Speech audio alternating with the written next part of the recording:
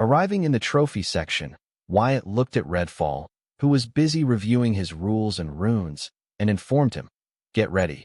We will be leaving for the card world soon." "Yes, my liege," Redfall answered before returning to his practice. Wyatt then checked on Lois, who was busy working on her divinity. She was his hidden ace against the masters of the central government.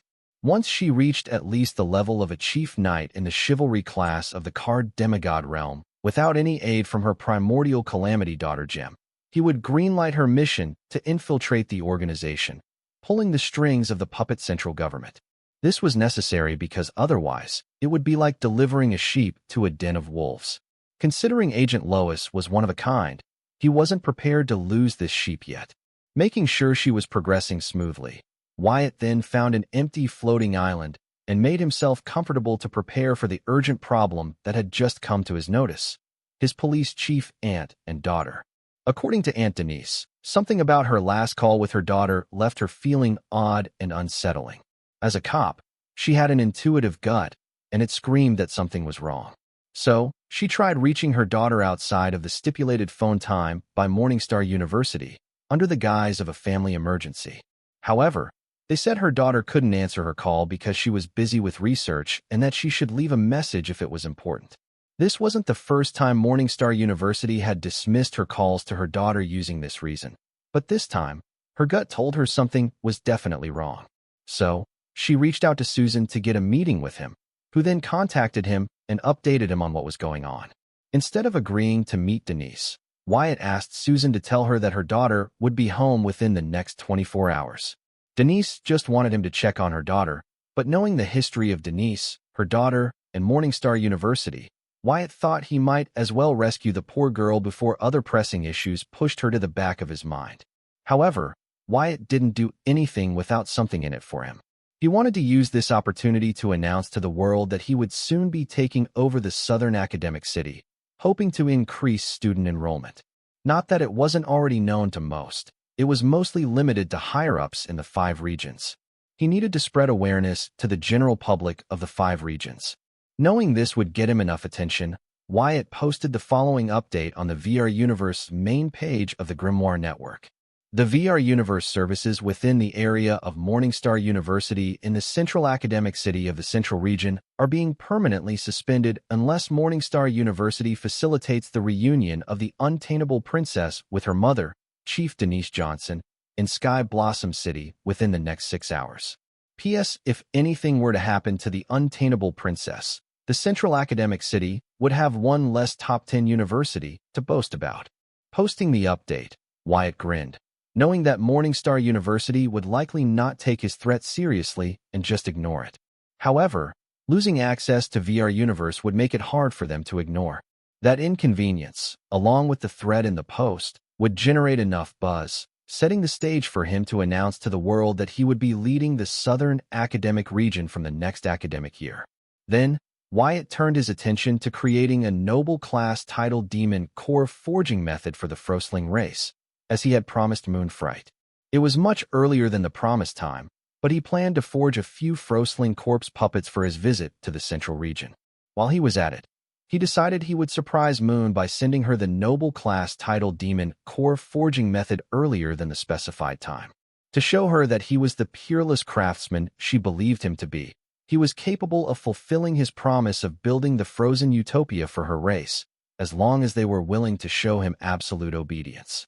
With the help of the Hive Spirit, his design for Frostling Corpse Puppet, and using the Frostling's traditional title demon core forging method, Frocell, Wyatt was able to create both a noble class title demon curse core forging art and upgrade his design to create curse puppets using Frostling corpses.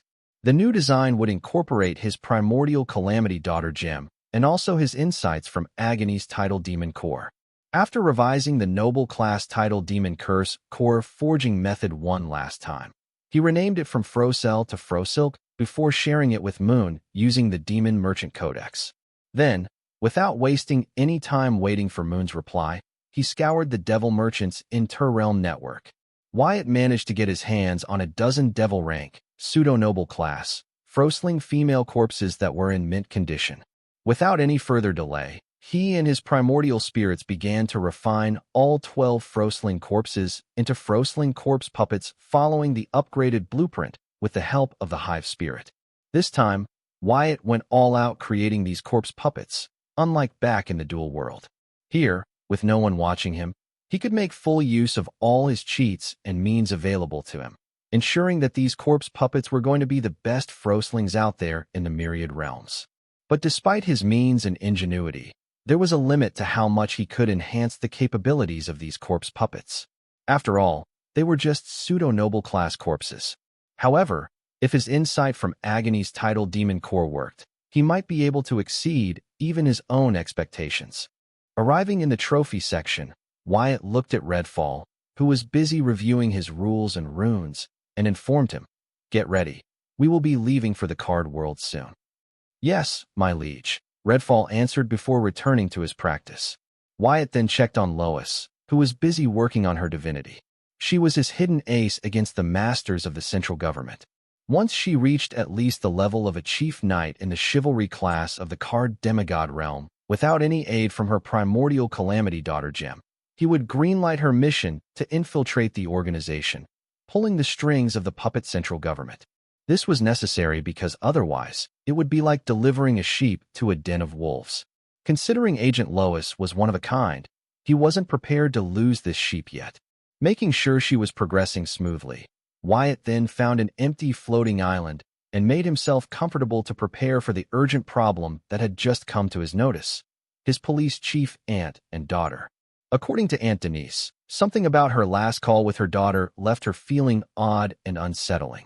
As a cop, she had an intuitive gut, and it screamed that something was wrong.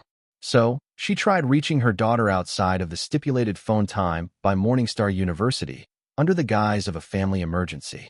However, they said her daughter couldn't answer her call because she was busy with research and that she should leave a message if it was important. This wasn't the first time Morningstar University had dismissed her calls to her daughter using this reason, but this time, her gut told her something was definitely wrong. So, she reached out to Susan to get a meeting with him, who then contacted him and updated him on what was going on. Instead of agreeing to meet Denise, Wyatt asked Susan to tell her that her daughter would be home within the next 24 hours. Denise just wanted him to check on her daughter, but knowing the history of Denise, her daughter, and Morningstar University, Wyatt thought he might as well rescue the poor girl before other pressing issues pushed her to the back of his mind. However, Wyatt didn't do anything without something in it for him. He wanted to use this opportunity to announce to the world that he would soon be taking over the Southern Academic City, hoping to increase student enrollment. Not that it wasn't already known to most, it was mostly limited to higher-ups in the 5 regions. He needed to spread awareness to the general public of the 5 regions. Knowing this would get him enough attention, Wyatt posted the following update on the VR Universe main page of the Grimoire Network. The VR Universe services within the area of Morningstar University in the central academic city of the Central Region are being permanently suspended unless Morningstar University facilitates the reunion of the untameable princess with her mother, Chief Denise Johnson, in Sky Blossom City within the next 6 hours. P.S. If anything were to happen to the untameable princess, the central academic city would have one less top 10 university to boast about. Posting the update, Wyatt grinned, knowing that Morningstar University would likely not take his threat seriously and just ignore it. However, losing access to VR Universe would make it hard for them to ignore. That inconvenience, along with the threat in the post, would generate enough buzz, setting the stage for him to announce to the world that he would be leading the Southern Academic Region from the next academic year. Then, Wyatt turned his attention to creating a noble class tidal demon core forging method for the Frostling race, as he had promised Moonfright. It was much earlier than the promised time, but he planned to forge a few Frostling corpse puppets for his visit to the Central Region. While he was at it, he decided he would surprise Moon by sending her the noble class tidal demon core forging method earlier than the specified time. To show her that he was the peerless craftsman she believed him to be, he was capable of fulfilling his promise of building the frozen utopia for her race, as long as they were willing to show him absolute obedience. With the help of the Hive Spirit, his design for Frostling Corpse Puppet, and using the Frostling's traditional tidal demon core forging method, Frocell, Wyatt was able to create both a noble-class title demon curse core forging art and upgrade his design to create curse puppets using frostling corpses. The new design would incorporate his primordial calamity daughter gem and also his insights from Agony's title demon core. After revising the noble class title demon curse core forging method one last time, he renamed it from Frocell to Frosilk before sharing it with Moon using the Demon Merchant Codex. Then, without wasting any time waiting for Moon's reply, he scoured the Devil Merchant's Interrealm network. Wyatt managed to get his hands on a dozen Devil rank, pseudo-noble class, Frostling female corpses that were in mint condition. Without any further delay, he and his primordial spirits began to refine all 12 Frostling corpses into Frostling corpse puppets following the upgraded blueprint with the help of the Hive Spirit. This time, Wyatt went all out creating these corpse puppets, unlike back in the dual world. Here, with no one watching him, he could make full use of all his cheats and means available to him, ensuring that these corpse puppets were going to be the best Frostlings out there in the myriad realms. But despite his means and ingenuity, there was a limit to how much he could enhance the capabilities of these corpse puppets. After all, they were just pseudo-noble class corpses. However, if his insight from Agony's title demon core worked, he might be able to exceed even his own expectations. Wyatt and his primordial spirits used the breath of erosion to refine a dozen semi-noble class Forsling corpses, following the guidance of his primordial soul pupils, unlike during his duel against Big Old in the dual world. Thanks to the unique properties of the breath of erosion, Wyatt found the refinement process far more profound, almost like witnessing the corpses being reborn in his vision. Since acquiring the breath of erosion, Wyatt hadn't had many opportunities to incorporate it into card crafting. And when he did, the materials typically weren't up to standard. But this time was different. Though the corpses of semi-noble class Forslings didn't fall under the unranked ingredient category, they were the highest quality ingredients in mythical grade. According to the realm limitations of the card world, only the devil realms of the upper noble class realm and above were qualified as unranked grade ingredients. As such, the semi-noble class Forsling corpses were of the highest quality one could get in mythical grade. For a card crafter of Wyatt's caliber, crafting noble class Forsling corpse puppets, or rather, unranked grade corpse puppet cards using these semi-noble class corpses, was a realistic challenge, especially since he intended to nourish the corpse puppets and their cores using primordial energy and pixie dust. Seeing the impressive results of refining the Forsling corpses with the breath of erosion, Wyatt grew increasingly optimistic about the crafting process. He eagerly anticipated applying the vast knowledge he had gleaned from the undead devil Agony's title demon core. The anticipation of how many of the Forsling corpse puppets' cores would develop spirits made him restless. After all, considering the ingredients he used, a corpse puppet shy of a spirit, regardless of its grade, would be a failure and a huge disappointment. With the breath of erosion, primordial energy, and pixie dust at his disposal, it would be shocking if these corpse puppets failed to develop spirits. If they didn't, it would call into question Wyatt's skills as a card crafter. These three forces were responsible for the very existence of life across the myriad realms at various stages: breath of erosion as rebirth, pixie dust as nourishment, and primordial energy as the origin. They were powers so immense and elusive that even ruler-class entities could only dream of wielding them. Yet here was Wyatt, a mortal card master, in command of them. With such profound forces at his fingertips, if Wyatt failed to recreate the miracle of the undead devil Agony using these dozen Forsling corpses, especially with the guidance of his primordial soul pupils and the vast knowledge from the Infinity Library, then he wasn't the genius card crafter he believed himself to be.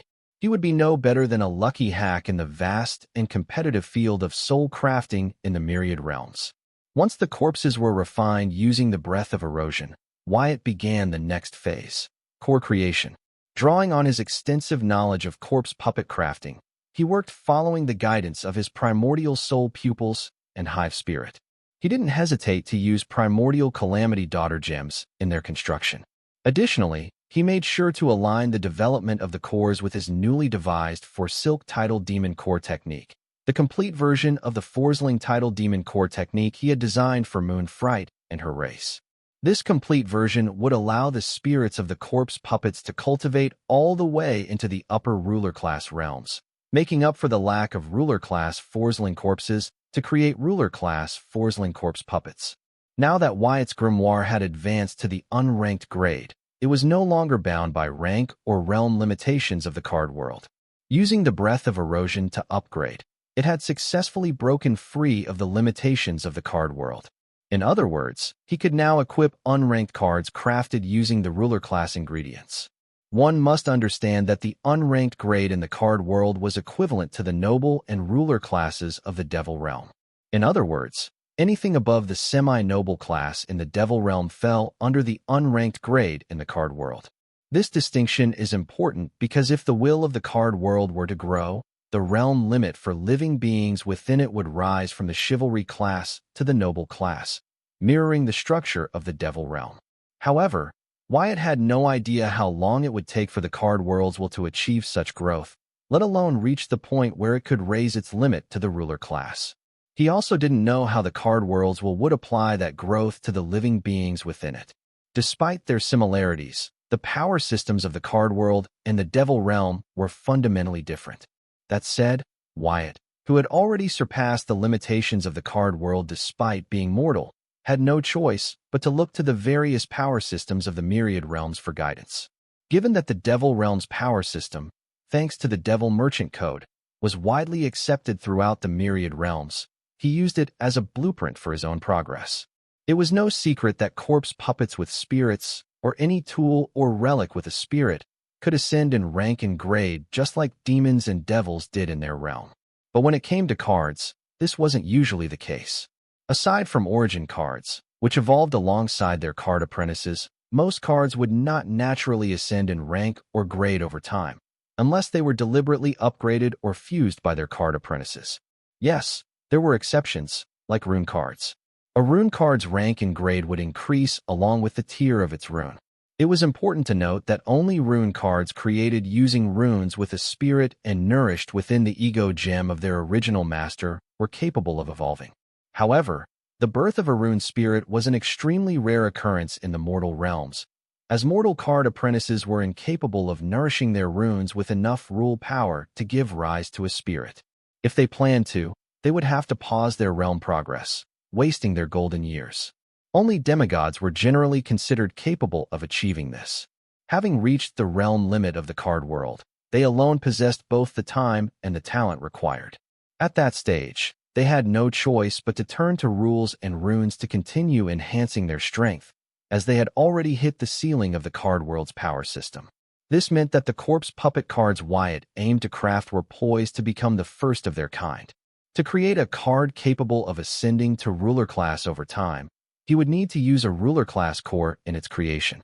Otherwise, despite having the potential to reach ruler class within the unranked grade, the card would always be limited by the grade of the ingredients used in its crafting, which would be a shame, considering the incredible prowess used in the crafting process of these dozen Forsling corpse puppet cards. Wyatt knew this even before he began the creation of a dozen Forsling corpse puppet cards. Yet, he did not make arrangements to acquire a dozen ruler class cores to serve as the common core to house all the modified and edited soul pathways and arrangements that would later be morphed into a card, because he couldn't afford even the lower ruler class cores being sold or auctioned in the Devil Merchant Code. The demand for ruler class cores was very high, while the supply was very low. Therefore, even the lower ruler class cores were priced or auctioned at an exorbitant rate that woke Wyatt, the richest card apprentice, up to the bitter reality that in the myriad realms, he was poor. Wyatt had even planned to pool all his net worth together to buy at least one ruler class core to use to create a single unranked card capable of summoning a dozen unranked Forsling corpse puppets. However, he learned that doing so would mean he would have to halt all his side ventures and return to being a poor card creationist offering his services to the highest bidder. Wyatt felt a pang of nostalgia for those days, but not enough to relive them. Despite not having a ruler class core to perform the final card transformation in the card creation process, Wyatt decided to start the creation process anyway. He believed that with the help of his soul pupils, and depending on the effect of pixie dust and primordial energy on the soul pathways of the Forsling corpse puppets, he could use semi-ruler class cores to achieve a similar effect. If not, he could abandon card creation and switch to soul crafting to gain a dozen semi-noble class Forsling corpse puppets with awakened spirits instead of a dozen unranked Forsling corpse puppet cards. However, now that he was almost at the climax of the card creation process, he knew that, forget semi-ruler class cores, even lower ruler class cores wouldn't suffice. They would increase the star rating of the cards significantly, potentially reaching 3 digits. He needed upper ruler class cores to contain the entire potential of the dozen Forsling corpse puppets he was crafting and to create the unranked cards with the lowest star rating. Otherwise, his only option would be to switch to soul crafting to gain items with awakened spirits instead of unranked cards of these items. Before starting the card creation process, Wyatt had thought he would decisively switch to soul crafting if card creation wasn't feasible. But now, seeing the potential of these dozen Forsling corpse puppets he was creating, Wyatt hesitated. He felt it would be a waste if he didn't turn them into unranked item cards and instead allowed them to be born as items with awakened spirits. There were only 6 item card slots in a grimoire, regardless of its grade. The same was true for Wyatt's unranked grimoire. Yet, he was refining 12 unranked item cards. Why? Because he only planned to keep one for himself and give the rest to his friends and subordinates. Yes, he was the only card apprentice alive with an unranked grimoire capable of equipping unranked cards, but he planned to address that during his next visit to the card world. One might ask, why go through all that trouble? Couldn't he just hand them the item instead of the item card? Aren't the two one and the same? That would be a huge misunderstanding. In the hands of a card apprentice, an item card is far more efficient than the item itself. When a card apprentice equips an item card, they can not only summon the item in physical form, but also gain a basic understanding of the item. For example, what was the item? What was the purpose of the item? What was the item capable of? How to safely use the item? How to use the item so it would not lose its durability quickly with every use. This understanding came to the card apprentice along with the card creator's own knowledge, if any were added to the card, such as in the case of the Field Marshal's combat training card.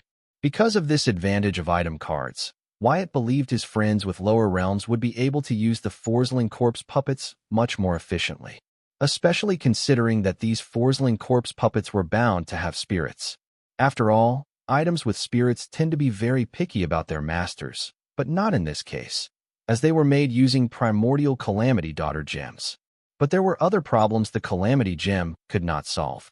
So, if he could, he would want to give his friends the unranked item cards, which they could use instead of the items themselves, which might prove to be a burden due to their lacking realm. All this aside, the real reason for Wyatt's hesitation was that he knew a place where he could acquire upper ruler class cores as easily as picking up fallen apples during a leisurely walk in an apple orchard. Wyatt, who had always strived to give the best to his customers, would not settle for subpar for himself and his friends when he knew he could obtain the best. However, this time, giving his best might end up costing Wyatt his life, because the location where he could get upper ruler class cores was temporarily being used by the strongest being he had ever faced in the myriad realms, the deviant devil Prince Mulius. That was to say, the place he was thinking of was the origin of the blood rule in the entire myriad realms, the blood rule source. To be accurate, the battlefield in the blood rule source was where Wyatt and dream assassin Rockall Mar had escaped the blood regression, meaning blood rule domain of deviant devil Mulius, while he prepared to fight the incoming celestial blood rule slave. Now, that place was littered with the ruler class cores of the blood rule slaves that Mamas had killed in his attempt to capture Rockall and fight the celestial blood rule slave. Wyatt had always planned to return to that battlefield in the blood rule source to collect the cores of the slain blood rule slaves. But to his surprise, the last time he checked, Mamas was still fighting the celestial blood rule slave. No, Wyatt did not return to the battlefield to witness it. He wouldn't dare, as the aftershock from the battle alone was enough to trigger his various super survival arrangements in case of instant death. Instead, it was feedback from the pseudo-calamity soul gems he had buried deep within the blood rule source under the battlefield. The clones of hive spirits within these gems were constantly monitoring their surroundings, and reporting to Wyatt on the progress of the battle based on the tremors generated in that part of the blood rule source by the aftershock of the exchange between Mamas and the celestial blood rule slave. The hive spirit had deduced a lot from the tremors, that Mamas wasn't just fighting the celestial blood rule slave, but was also constantly being besieged by other blood rule slaves. The ruler class cores on the battlefield were just piling up, some even being crushed to powder by the fight. The only problem was whether anyone dared to go and clean the battlefield of all that waste. Previously, Wyatt had not given this much thought because he did not have any particular need for ruler class cores significant enough to risk his life. But now that he did, he was pondering various unconventional ways he could fetch a dozen upper ruler class cores from the battlefield in the blood rule source without dying. Wyatt pondered for a while, only to conclude that even at his strongest, he wouldn't be powerful enough to withstand the shockwaves from the deviant devil's battle within the blood rule source. The difference in their power levels was simply too vast. However, he thought of two individuals who might survive in that environment and fetch a dozen cores for him. One was his captive, the elder anesthesia dragon, and the other was his elder sister, the newborn celestial, Daily. As for Seed, she was simply too young and inexperienced. The elder dragon would rather see its entire race exterminated than risk encountering the deviant devil. No offer from Wyatt, including its freedom, could convince it to help. It preferred the safety of Wyatt's prison over the possibility of being caught by Mamas. That left Wyatt with Daily. The more he thought about it, the more convinced he became that she was the best fit for the task. As a celestial, she would not be targeted by the blood rule source. The blood rule slaves focused on attacking Mamas wouldn't bother her while she harvested the cores of their fallen comrades, slaughtered by the deviant devil. In fact, if the situation allowed, they might be able to collect more than just a dozen cores. With this in mind, Wyatt settled on Daily. He even began to imagine future possibilities, venturing deeper into the blood rule source, or perhaps locating other rule sources. If they could do so, they might be able to harvest the cores of rule slaves sent to eliminate him. It was an idea worth considering, though everything would depend on how events unfolded from here. Having decided to take the risk of entering the blood rule source, Wyatt instructed his clones to continue crafting cards while he and Daily retrieved the final ingredient needed, a dozen ruler class cores.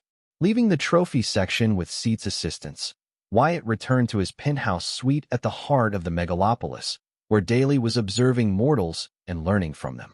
Sensing a fluctuation in space, Daily paused her lessons.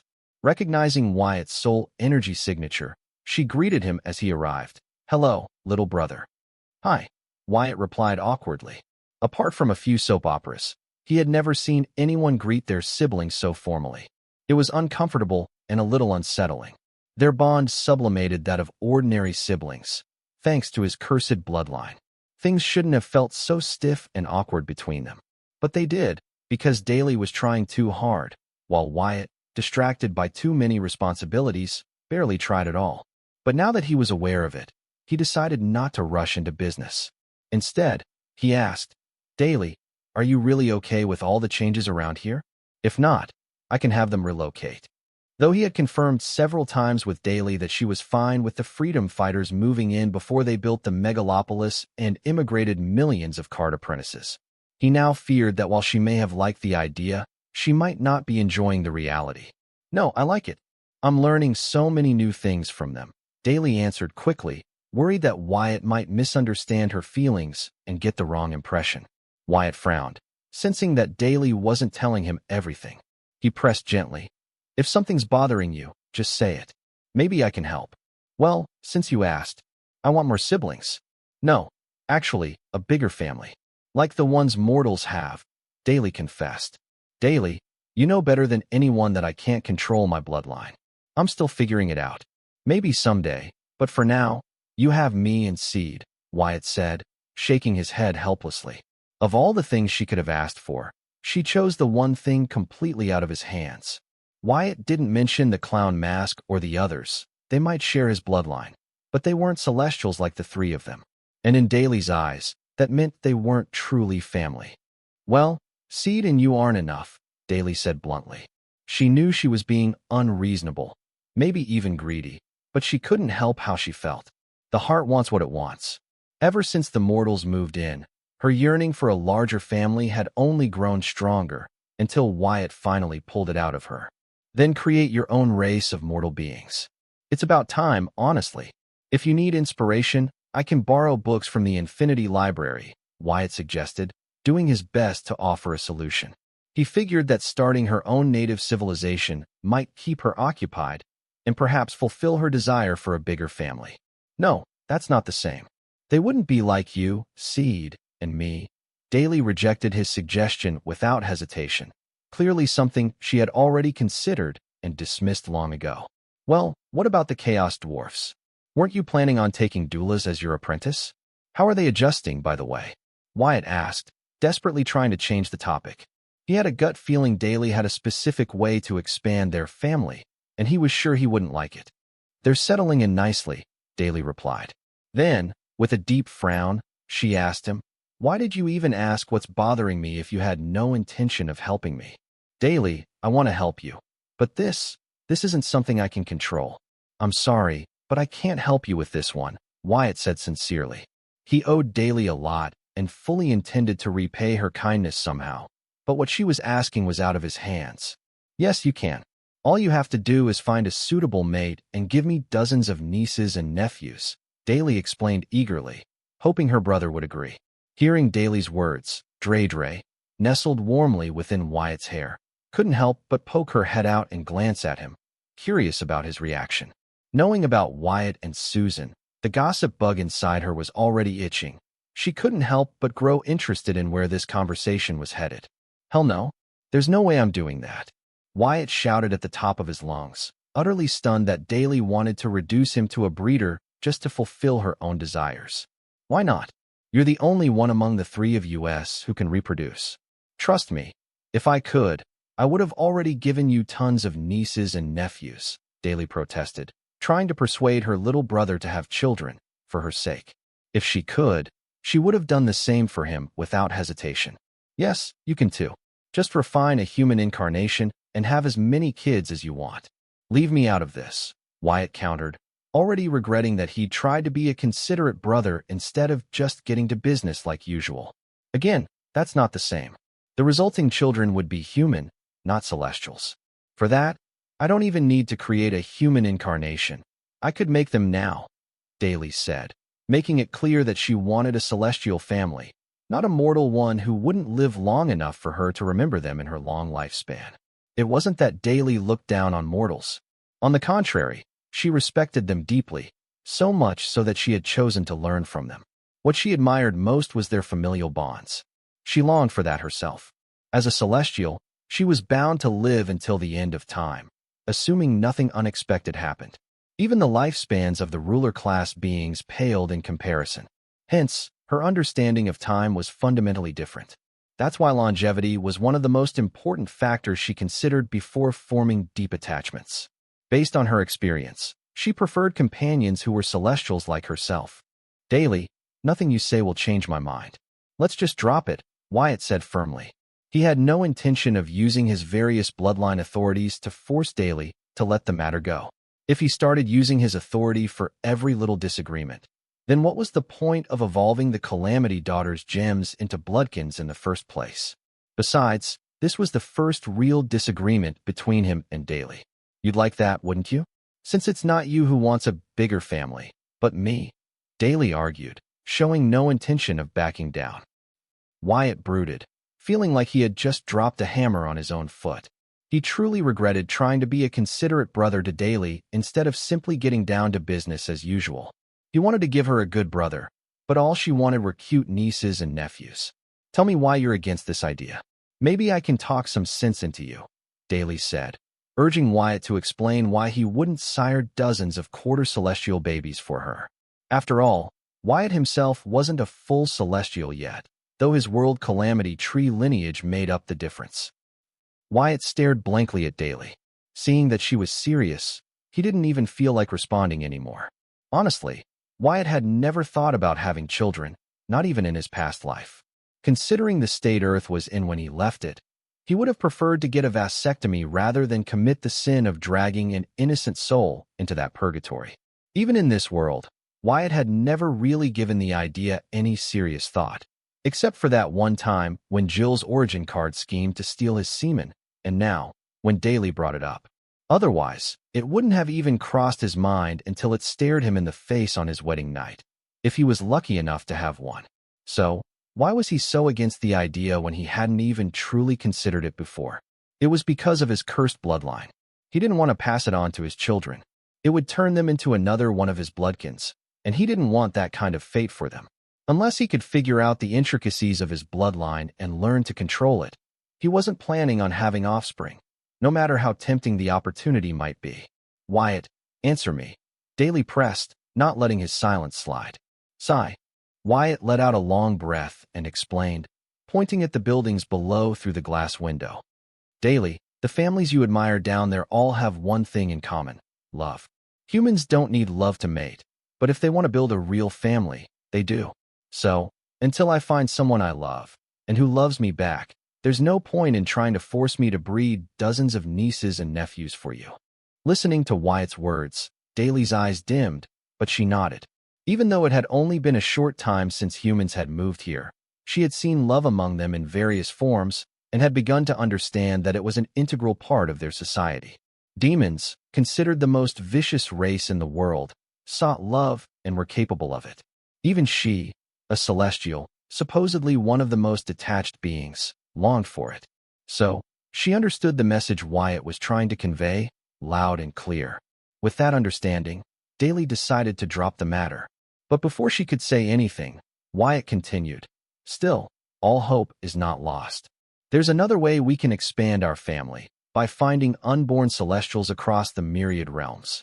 That way, we can greet them when they're born and invite them to join us, like we did with Seed." It was a great idea, but there was one tiny problem. Finding an unborn celestial in the myriad realms was like finding a needle in a haystack. Wyatt, Seed is a forest spirit, not a celestial, Dre corrected, to which Wyatt rolled his eyes and subtly signaled Daly not to correct Dre. Then he replied, "What I meant was that we could throw a birthday party like we did for Seed's birth." "Oh, Seed's party was amazing," Dre said, reminiscing fondly. Though her pixie friends had been absent, it was still a wonderful experience. After all, she had longed to see the world beyond her tribal forest and library, and this was it. Meanwhile, Daly stared intensely at Dre, causing the latter to retreat into Wyatt's hair. Before Daly could call out to her, Wyatt stopped her, saying, "Don't even think about it. Just stick to finding unborn celestials in the void, and I'll help you recruit them into our family." "Why?" Daly started to protest, but Wyatt cut her off. "This isn't up for debate. Dre is off limits. Just focus on finding unborn celestials in the myriad realms. That's your best shot at expanding the family." Wyatt knew exactly what Daly wanted to say.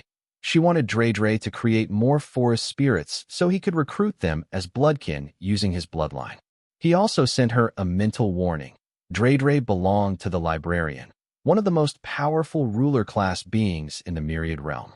If anything happened to Dre, he and everyone he cared about would be as good as dead. Wyatt prayed that this would be enough to scare Daly from ever having designs on Dre. But only time could tell. He had no plans of using his bloodline authority here either. He trusted Daly and truly meant it when he said he didn't want to use his bloodline authority on Daly or any of his bloodkin. Besides, the reason he didn't want Dre to create more so-called forest spirits was because he didn't think she would appreciate what he was doing to her babies. But if he didn't, they would leech off her for eternity. Seed's case was special. By the time Wyatt knew that the being Dre referred to as a forest spirit turned out to be a celestial, it was too late. If he hadn't turned Seed, she would have done everything in her power to make Dre hers, regardless of Dredra's wishes. Since Dre was too weak to resist Seed, the choice was obvious. "Are you mad at me?" Daly asked me while I was wondering if it was okay to bring a pixie to the blood rule source. "Yes, I will be asking for Dredra's opinion too, but I needed to make sure it was safe for her first, since I was pretty sure that if asked, Dre would want to go. But, considering the circumstances of the location, I planned to visit in blood rule source. Let's pin it for next time." "No, I am not," I lied. Thanks to the invasive connection between us bloodkins, Daly knew it too. So, I added, "But if you want to make it up to me, I need your help opening a passage to the Blood Rule source and collecting some Blood Rule slave cores. Say no more. Do you have the coordinates of the location in the Blood Rule source? Or are we doing some good old exploring and gathering? Daly cut in, agreeing to my request without a second thought. Great. Hive Spirit will guide you to the location in the Blood Rule source. I exclaimed to assure Daly that I wasn't mad at her anymore through my fake excitement, and then informed Dre. My pixie guide, you are in charge while we two are gone. Can you handle it? Yes, I can, Dre said confidently, flying out of her cozy little nest in my hair. I nodded with a gentle smile, instructing her. Seed is your number 2. So don't try to solve everything by yourself, got it? Goodbye. Using the cursed bloodline and Hive Spirit, it wasn't hard for Daly to sense my pseudo-calamity soul gem in the Blood Rule source and open a passage a little further away from it to avoid the deviant devil's fight. All the best, Dre wished Wyatt as he vanished with Daly into the portal. Then she slowly turned to look at the skyline of the Freedom Megalopolis, a concrete and glass jungle, and her eyes twinkled. Nobody knew what was going on in the tiny little head of hers. As soon as we stepped into the Blood Rule source, we did not have the time to explore its blood-themed habitat, as we felt the dying shockwaves from the deviant devil's battle blowing our hair. What is that entity? It's so powerful. It's able to resist the intent of the Blood Rule source with just its bizarre thumping sound. Daly asked in shock as it glanced at a silver moon-like entity up ahead in this scarlet world. The entity was too big. She did not even have to make use of her celestial vision to notice it. It emitted a thumping sound like a bizarre but powerful heartbeat, making her wonder if something was within the silver moon.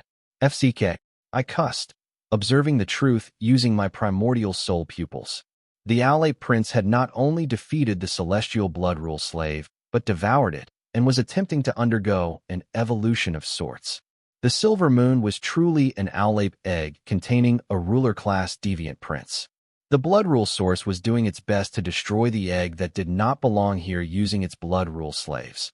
But they all were reduced to ash by the thumping sound produced by the egg, even before they could reach a couple of 100 yards of it. As the thumping sound was a mixture of various rules, a hybrid rune, a powerful one at that.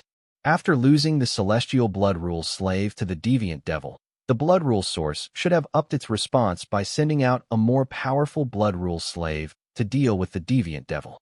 Instead, it was sending out these semi-ruler and low-level ruler-class Blood Rule slaves. That was because it believed both its celestial Blood Rule slave and the deviant devil were dead, leaving behind this anomaly, a ruler-class egg. So, its response was within its own rules. I speculated if the deviant devil recklessly attempted to undergo this unknown evolution and risked everything to trick the Blood Rule source. After all, it couldn't have come out unscathed from the fight. But the only hole in this speculation was what was keeping the deviant devil in here. Why did it not just escape licking its wounds, but recklessly risk everything? The first thing that came to my mind was that it wasn't capable of entering and leaving the Blood Rule source. It made use of a strange method to track and teleport to where the Elder Anesthesia Dragon was. Now that the Elder Anesthesia Dragon was locked away, it had no idea how to leave the Blood Rule source and was stuck in here. After all, in here, even the entity which was believed to be closest to achieving transcendence in all of the myriad realms, the Devil Merchant Code, could not enter or leave as it pleased. If not for my demon merchant privilege of soul transfer, the Devil Merchant Code would have abandoned me here regardless of how much I was willing to pay. Then, I, too, would be stuck here. I believe my speculation and assumptions held merit, but I am sure the deviant devil would not have just rushed over to where Elder Anesthesia Dragon was without any sort of preparation or plan. Well, the more I gave it a thought, the more I felt maybe my guess held more merit than I believed it to. Daily, hurry, and collect as many Blood Rule cores as you can. We're not staying here a second more than we have to, I informed, not wanting to be targeted by the Blood Rule source's intent. After all, I wasn't a true celestial like Daly yet. I could be considered a hybrid at best. If the history of hybrids of any race has taught me anything, it's that I should leave this place as quickly as possible once my job here gets done. Got it. Daly agreed in a heartbeat and made use of her celestial array formation origin to gather all the Blood Rule slave cores within her range. There weren't many, as it appeared that some of the cores had turned into dust with their users or were swallowed by the blood rule source to revive the blood rule slaves. However, Daly had collected enough cores for my use and some more. So, I signaled her to take us home, but just then we heard a desperate plea. "Young Celestial, please, take me with you." Wyatt, did the egg just talk to us?" Daly asked in doubt, turning around to face the humongous silver egg. "Daly, get us out of here. Now," I yelled in panic, having confirmed my speculation that the deviant devil was stuck in the blood rule source. Now, we were its only way out of here. I had no problem with Daly giving it a lift, but who was to say it wouldn't eat her to aid its recovery and evolution afterwards? My panic stemmed from the fact that none of the dark races could be trusted, especially those belonging to the ruler class, and especially not when a celestial was involved. Alerted by the urgency in her sibling's tone, Daly wasted no time taking them home, but to her dismay, she found an oppressive force locked onto them, restraining their abilities as a blood rule domain locked them in it. "SHD," I exclaimed as the blood rule domain trapped us. It was no regular domain. It contained the blood regression meaning of the blood rule, meaning the longer we stayed in it, the weaker we would grow by slowly regressing to our younger selves, both physically and spiritually. The deviant devil used it to defeat the elder anesthesia dragon, and now it was using it to trap Daly, knowing she was surprisingly very young for a celestial.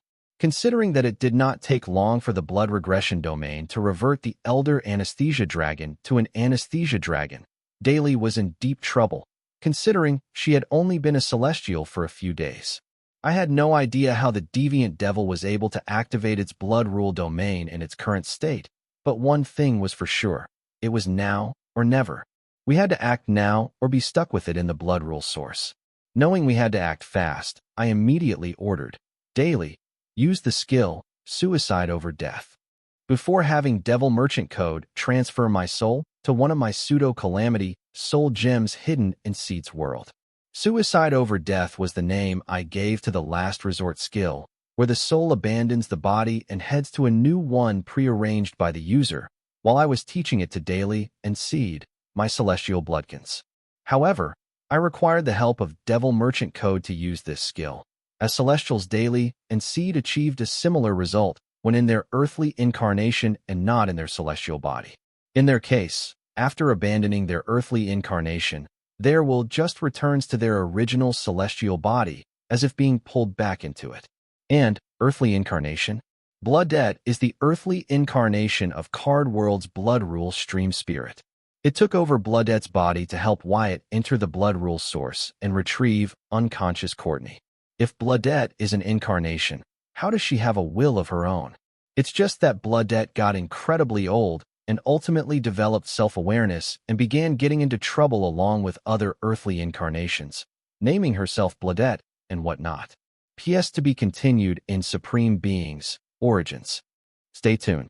Seeing Wyatt's body disintegrate without leaving his primordial calamity soul gem behind, Daly suppressed all her doubts about whether the situation was grave enough to warrant such a response from them and executed the last resort skill her little brother taught her, suicide over death, as he asked her to.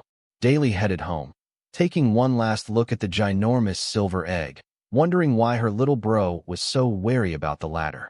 It was strong, but her little brother wasn't the type to cower before the strong, especially with her right by his side. Returning to her celestial body, Daly immediately reconstructed a new earthly incarnation using the ability of her primordial calamity daughter gem and headed into Seed's world in search of her little brother to check on him and get a few answers. As I got myself clothed in one of the empty islands of the trophy section, Daly arrived and asked, "Dalton, are you all right?" Even though her celestial vision told her little brother couldn't be healthier physically, mentally, and spiritually. Still, only after hearing her little brother say, "I am fine," did she calm down. "What about you? This was your first time after all." I was genuinely concerned, having no idea about how a celestial's psyche would react to an experience quite similar to death. After all, they were the beings with the longest lifespan of all in the myriad realms. "I am fine too. But what was that, and why were you so scared of it?" Daly immediately asked, as she did not like the fact that her little brother ran with his tail between his legs despite her being next to him. She wanted to fight, if it came to it. That's the infamous deviant devil Mama's Mulius. The Mulius family's Owlate bloodline is known for its miraculous adaptability. Fighting them on their terms is nothing short of foolishness. Besides, you are nowhere strong enough to take on him on a regular basis, let alone after he activated his blood regression domain. You would have died if you had stayed in it any longer, I informed without holding back any details. Daly became a celestial just recently, so she had very little worldly experience.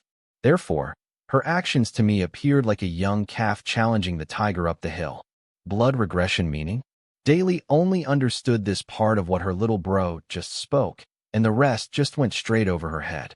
What if I master blood regression meaning of the blood rule to the ultimate tier? Then will you believe that I can defeat him? Did you not hear what I just said? I asked my elder sister in disbelief. I didn't understand her weird fixation over this. I did. You think I'm weaker than that thing? Well, I will prove you wrong. We are heading back after I am done mastering blood rule's blood regression meaning, Daly declared, preparing to connect to the blood rule source and comprehend the blood regression meaning. Being a true celestial, comprehending rules and their meanings wasn't a challenge for her, but natural, just like breathing was to humans and swimming was to a fish. No, are you not hearing me? Ruler class are way stronger than a newborn celestial who still hasn't condensed more than a single rule stream. Even I can defeat you.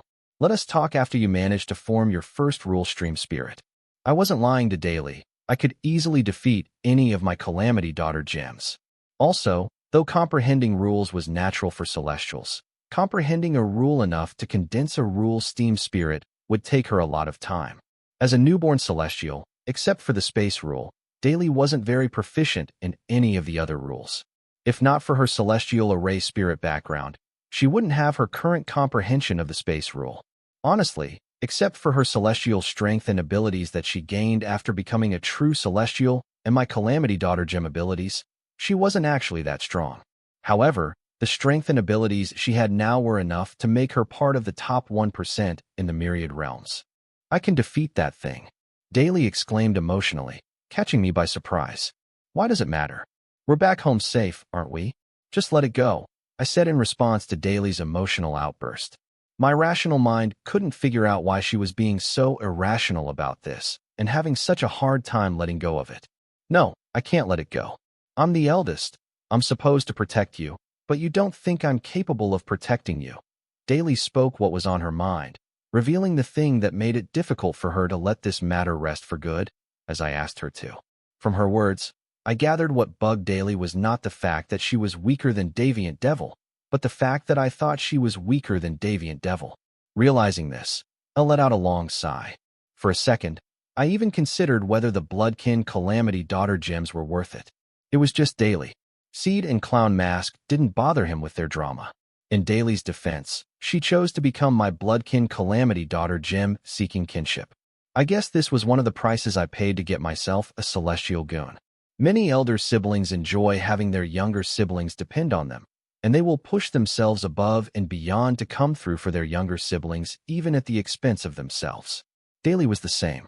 She wasn't hurt by the fact that she was weak, but by the fact that she felt I thought I couldn't depend on her.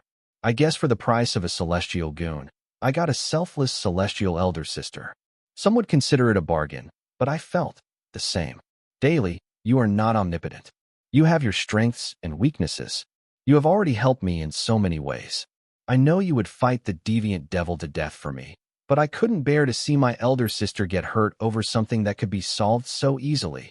I explained to Daly that my actions in the blood rule source were in no reflection of her being an undependable elder sister, but just a tactical decision I made as her younger brother. Really? Daly asked skeptically, but soon eagerly added, because I would have really fought with it, and also won. I know. Come on. You are a true celestial. A mere egg is no match for my elder sister, I said, eyeing Daly's expressions, wondering if I was too obvious with my choice of words. So, I hurriedly continued. Now help me with the card creation. All right, what do I need to do? Daly enthusiastically asked, forgetting about the rest. Take out dozen ruler-class blood slave cores and revert them to their soul pathways.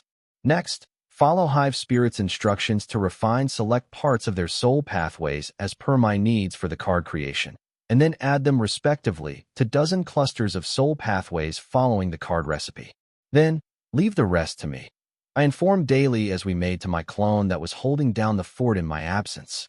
Taking over, I said. If you have any doubts, don't hesitate to ask me or Hive Spirit.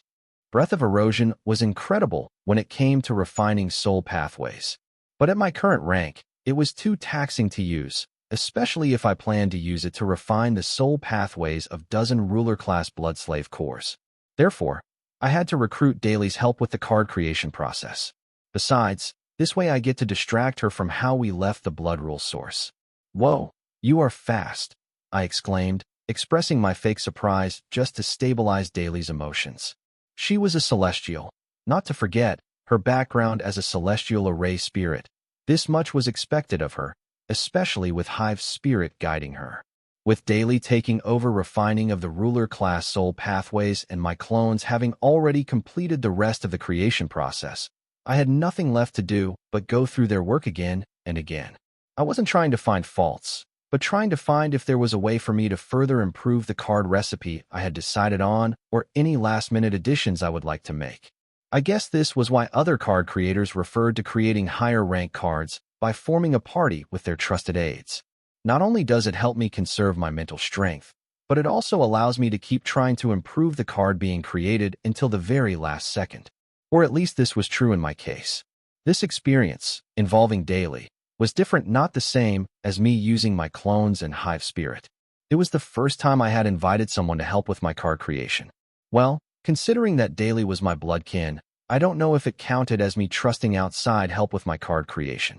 It doesn't matter, as it was a pretty big deal for me. I said I was doing this to distract and stabilize Daly's emotions, but turns out I was beginning to see Daly as my trusted and dependable elder sister. What can I say? She fought for it. My only regret was that I had seen her earthly incarnation naked when she first formed it. Just as my thoughts wandered, instead of doing what I said I planned to do, Seed contacted me using Hive Spirit, reporting that Corey was out and kicking up a fuzz, demanding that I meet her this instant. I frowned, wondering if Corey failed to defeat and subdue the darkness in her tidal demon core with the pills I prescribed to her. Because had she succeeded, the Corey I know and consider as a friend should be back, and she would never be this demanding or act unreasonably. Keep her busy. I will be out soon, I replied and returned my focus to the card creation process.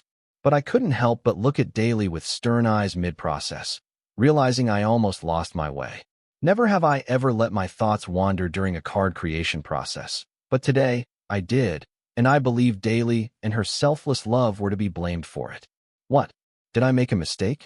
I can fix it, Daly said, feeling her little brother's gaze turn stern. No, you are doing better than me. It's just that I'm needed back in the city. So, let us finish this, I said, shaking my head, understanding that it wasn't Daly but me. I can't let a moment of tender familial bond hold me back. Instead, I need to be a lot stricter with myself to protect what I have managed to gain in my second chance. I am done, Daly announced once she had finished adding the refined soul pathways of the dozen ruler-class bloodslave cores to their respective Frosling corpse puppet soul pathways. Then I used the Breath of Erosion to exorcise all 12 clusters of soul pathway arrangement to ensure that the influence of the darkness in demonic cores and blood rule source in the bloodslave cores used were thoroughly purged and erased for good. I didn't want these remnant wills to downgrade the rank of the Forsling corpse puppet cards I was about to create or erase any chance of them becoming self-aware by giving birth to their spirits. Simultaneously, together with my primordial spirits and Hive Spirit, we added the artificial wills with complete mastery of the tidal demon core method, Frosilk, 3D printing AI software with a collection of 3D blueprints for various cold and magical weapons. All while we triple-checked the soul pathway arrangements, making sure none of the soul pathways were out of place and every soul pathway was where it should be. There was a reason why I was being so meticulous about this card creation. It was because I wanted each of the Frosling corpse puppets to give birth to their spirit when I finally crafted their cards into being. Considering all the profound, extensive knowledge I applied, not to mention the amount of time and expensive resources I have invested in them. These cards would only be worth it if they were to gain self-awareness. Ultimately, recreating the miracle of the undead devil agony. Now all that was left for me to do was to turn each soul pathway arrangement into cores, and then into cards. Suppressing the nervousness and my anticipation, I turned each cluster of soul pathway arrangement into a blood-red core with an ice-cold blue star at the center. A typical Frosilk titled demon core would be pearl blue with a bright blue star at the center. This was especially true in the case of the Froslings that practiced the Frosilk titled demon core method. Except for the ice-cold blue star at their center, these dozen cores I crafted did not look like typical Frosilk titled demon cores despite being designed using the Frosilk titled demon core method, but appeared more like mutated blood slave cores, which wasn't surprising as the blood slave cores were the most dominant ingredients in the entire card crafting with ruler class rank. Before proceeding to the final step, I paused and turned to Daly, asking, "Do you want to do the honors?" Crafting cries during soul crafting and card crafting were different. During soul crafting, I had to time everything properly while animating the Frosling corpse puppets to achieve the thunderous crafting cries. But in card crafting, I had more wiggle room, as the animation of the Frosling corpse puppet was secondary, as turning its core and soul pathways into a card was the most important defining moment. Because if it failed to turn into a card, all of this was a waste.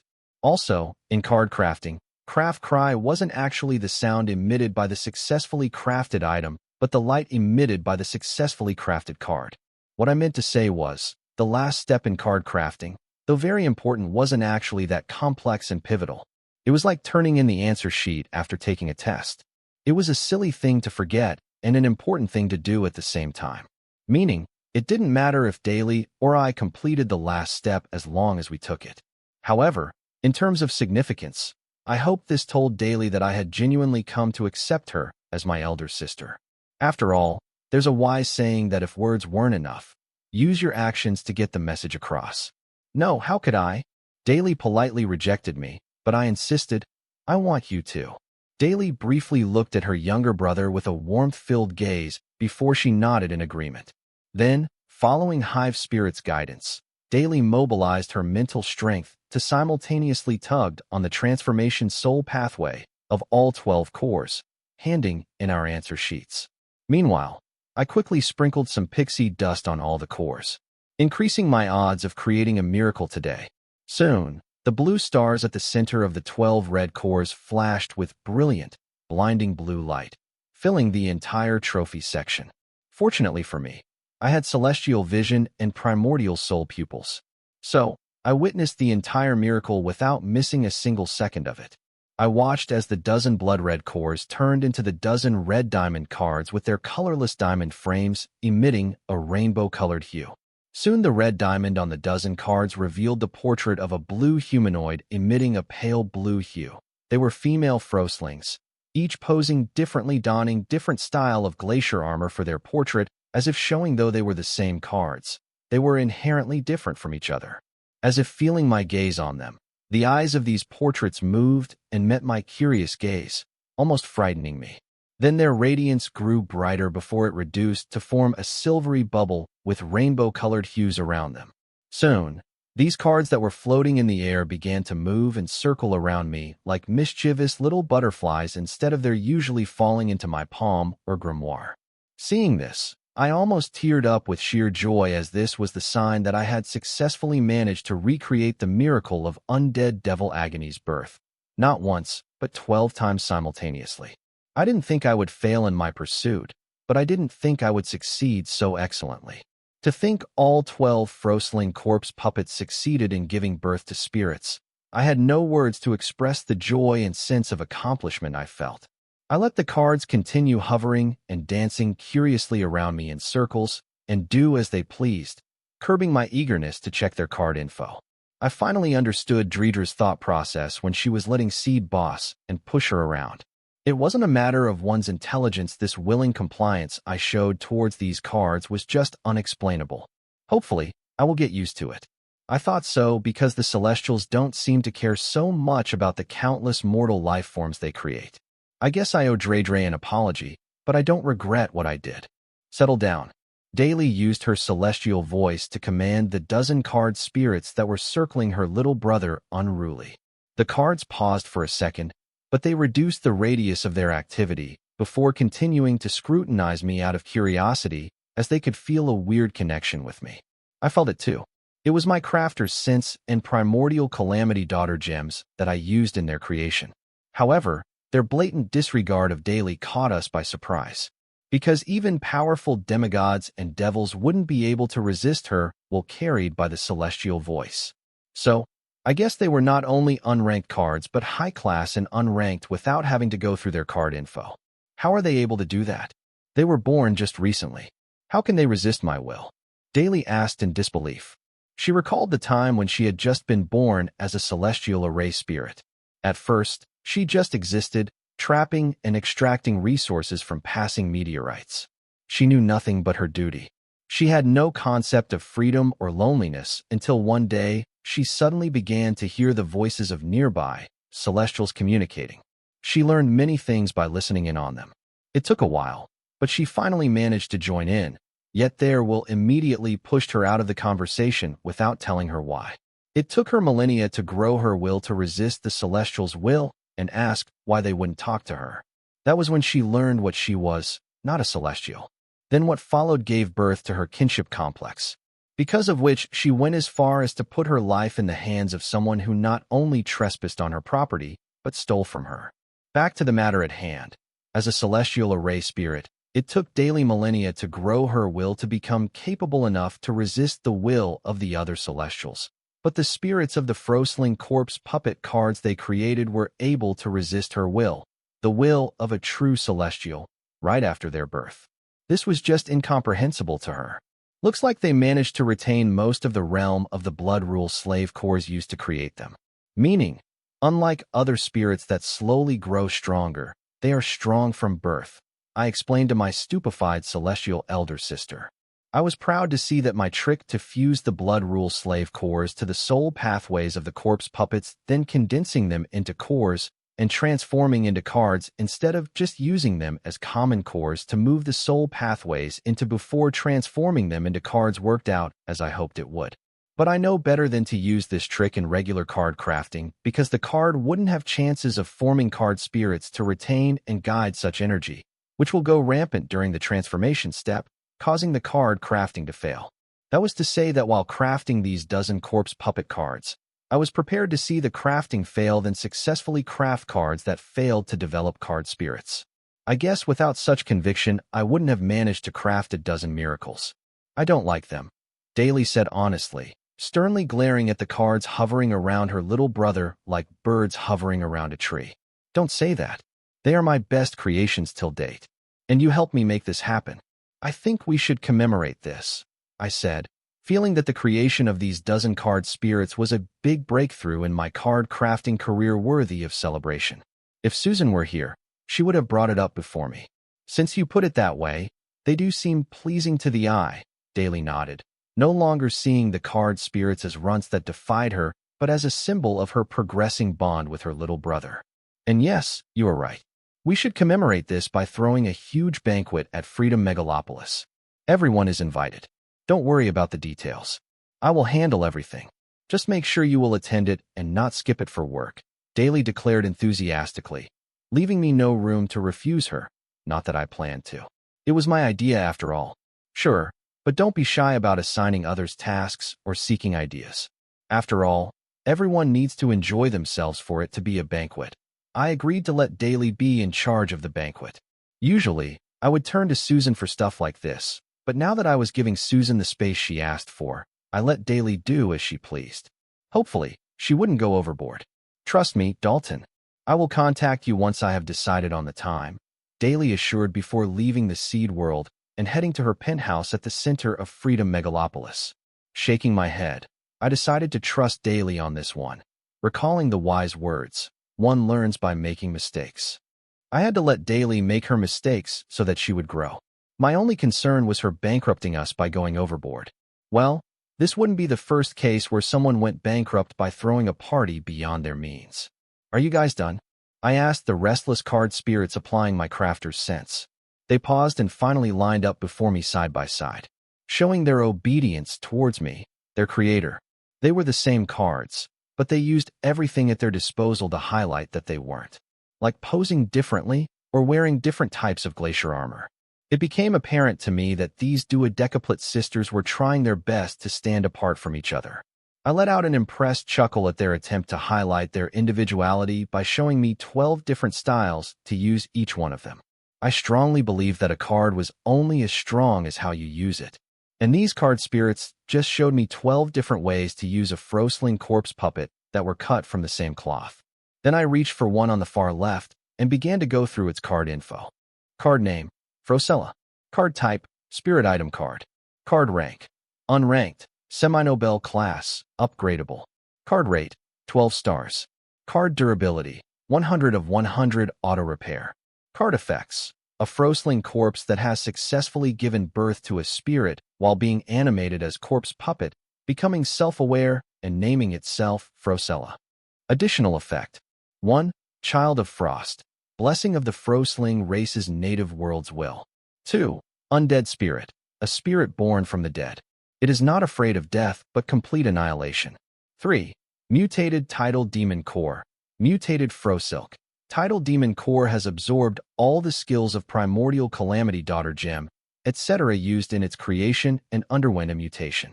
Note: 1. Frosella adores her card creator for choosing her first over her sister cards. That was short. I uttered, going through the card info. Seeing how the card name did not read Frosling Corpse Puppet, but read Frosella, I understood the card info had been altered. It only showed me what the card spirit, Frosella, wanted me to see. The cards note section was a dead giveaway that Frosella could alter the card info. However, the altered card info did summarize everything I needed to know about the spirit item card. This was my first seeing an unranked card, and I believe Frosella did a pretty good job of highlighting her info and abilities. From it, I understood that not only had she inherited all the skills I added to her soul pathway arrangements, but also managed to retain her native world's blessing and gained a new racial talent. What impressed me most was how she highlighted the advantages of a card becoming self-aware using the remarks upgradable and auto-repair in the card rank and durability columns. But it was a little disappointing to learn that the card only retained the realm of the corpse it was born from, and not the blood rule slave core used in its creation. Honestly, I preferred this over cluttered card info with every damn little detail, but I needed to go through it all to ensure nothing was amiss. Not that I planned to do anything about it now, but as the card's creator, it was my job. Using my primordial soul pupils, I observed the original card info and confirmed that Frosella had everything I added to her and more. Frosella, that's a nice name. I tried using my curse sense to communicate and bond with the card spirit, but was interrupted by Seed's urgent call for help. Apparently, Daly has gone berserk and was out for Dreedra's blood. She wouldn't listen to reason. So, Seed had no choice but to call for my help. Girls, it appears we'll have to cut short our introductions. Duty calls. I informed the card spirits that were eagerly waiting their turn to get to know me and stored them in my grimoire's card holder with a swift motion of my hand without leaving them room to refuse. Collecting the card, I immediately appeared at Daly's penthouse with Seed's help only to find it a complete mess as Daly tried to catch Dre, who kept escaping her attacks by turning into pixie dust while giggling to taunt the latter. Thanks to her pixie dust escape skill, Dre seemed to be capable of avoiding all kinds of attacks thrown her way, including celestial force attacks, space rule attacks, etc., rendering all of Daly's attempts to catch her useless. I was astounded to see Dre fighting back and not cowering in fear. Also, I was surprised to learn that pixies could use their golden dust this way to evade their attackers. In my shock, I ignored Corey, who was the only other person in the room to notice my arrival while being protected by Seed. Ignoring Corey's gaze, I used my primordial soul pupils to see what was going on, only to find that Dre was not turning into pixie dust, but using it as an entrance to travel between the physical plane and the river of reincarnation. Honestly, even with all my means, I couldn't think of a way to catch Dre. It was given, considering Daly failed to do so in her home turf. However, though delayed, Daly seemed to have also figured out the trick to Dre evading all of her attacks was teleporting to another plane which she couldn't sense even with her mastery of space rule. Still, she tried to use control attacks to stop Dre from using her golden dust from traveling to another dimension to evade her attack. But all her means to stop Dre failed as the pixie dust surrounding Dredra's wings teleported her to another dimension, regardless. As such, Dre continued to evade Daly's attack by traveling between the planes of the living and the dead. I was both proud of Dre and curious about her new ability. Dre was enjoying herself so much that she did not notice my presence. It was rare for Dre to have such fun ever since she left her tribe, so I let them be as long as they kept the ruckus within the penthouse. Also, I wouldn't be surprised to learn that Dre misunderstood the situation as Daly playing a game of tag with her. Meanwhile, I wondered if the changes in Dre were because of the visualization method I made to help her learn to control her newfound connection to the river of reincarnation. No, I wasn't trying to seek credit for Dredra's growth, but just seeking an explanation. Knowing speculating without getting my facts straight would get me nowhere near as asking Dre herself. I reluctantly ordered aloud. Okay, Daly, stop it. Now, Wyatt. Dalton. Dre and Daly exclaimed together in surprise. They were so engrossed in their supposed game of tag that they forgot their surroundings. Dre immediately took her spot atop my head, snuggling in my hair, while a fuming Daly complained, pointing at the glass walls facing the city. Dalton, look what she did to my beautiful city. Today, I am going to make her pay for what she did. I don't care if she is protected by the librarian or not. Enough is enough. It's not that bad. It looks more nature-friendly, I defended, seeing that Dre had grown trees and various plants atop the Daly's buildings. The city now literally looked like a concrete jungle. I left Dre in charge for a few hours, and she covered the entire Freedom Megalopolis with a freaking jungle. Can't blame her. I did say she could do as she pleased. Dalton, you always take her side. Daly complained that I was biased toward Dre, but I begged to differ. Do I, though? Immediately, I heard 4 resounding yes from Daly, Corey, Seed, and Dre, the defendant herself. Dre, honey, you are making it hard for me to defend you. I mentally urged Dre as I fake coughed to hide my embarrassment and said, it was a rhetorical question. Dalton, since you can't be impartial about this, let me take over. I say we send this little menace packing back to her little corner in the Infinity Library, Daly proposed, taking my moment of embarrassment as an opportunity to speak her mind. Come to think of it, Daly and Dre never seemed to have gotten along. It wasn't Daly being petty, but Dre too. These two hated each other's guts. Daly hated Dre because she felt I was closer to the latter, while Dre hated the former because she took Seed without her permission. I was certain Dre didn't just thoughtlessly blurt out that I can't help but be biased when things related to her. She did it to rub it in Daly's face, showing just how much I favored her compared to others, including his dearest elder sister. Also, Dre growing an entire jungle on Daly's megalopolis was her passive-aggressively asking the latter. How do you feel when someone takes something of yours without considering your feelings? My eyes couldn't help but widen, realizing how scheming Dre can be if she chooses to. In contrast, Daly, a newborn celestial, had a lot to learn from her. It wasn't surprising considering Dre had the knowledge she gathered over millennia as one of the Infinity Library's keepers. It was hard to tell who between Dre and Daly was older, but if I had to put my money, I would choose Dre. Mostly because I believe the pixies were the mythical primordial pixies. I believe the changes in Dre were most likely related to her connection to the river of reincarnation and my visualization method that she was practicing. She felt more and more like an elder pixie, but she showed no other signs of developing into one. Honestly, I can't wait to talk with Dre about the changes in her and understand what was happening to her, and if I should be prepared for her to evolve into an elder pixie. Despite knowing what Dre was doing, I chose to defend. No, we can't do that, Daly. She is family. How is she part of our family? She is just a help assigned to you. Just request a new one, Daly said, after using her cursed bloodline to check if Dre was their bloodkin, but she got nothing. Though she was happy, at the same time, she was a little confused knowing her little brother wouldn't lie to her. She is Seed's creator. In my culture, she is basically Seed's parent. So, she is part of our family. Have you two ever considered how your petty squabble will affect Seed's young well? I used the oldest trick in the book of parenting, guilt tripping and emotional blackmail.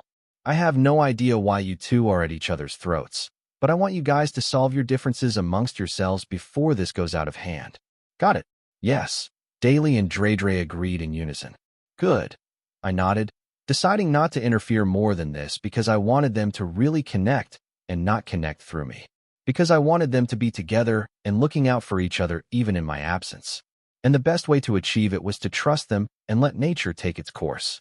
Daly, the damage to your city is not big considering your abilities.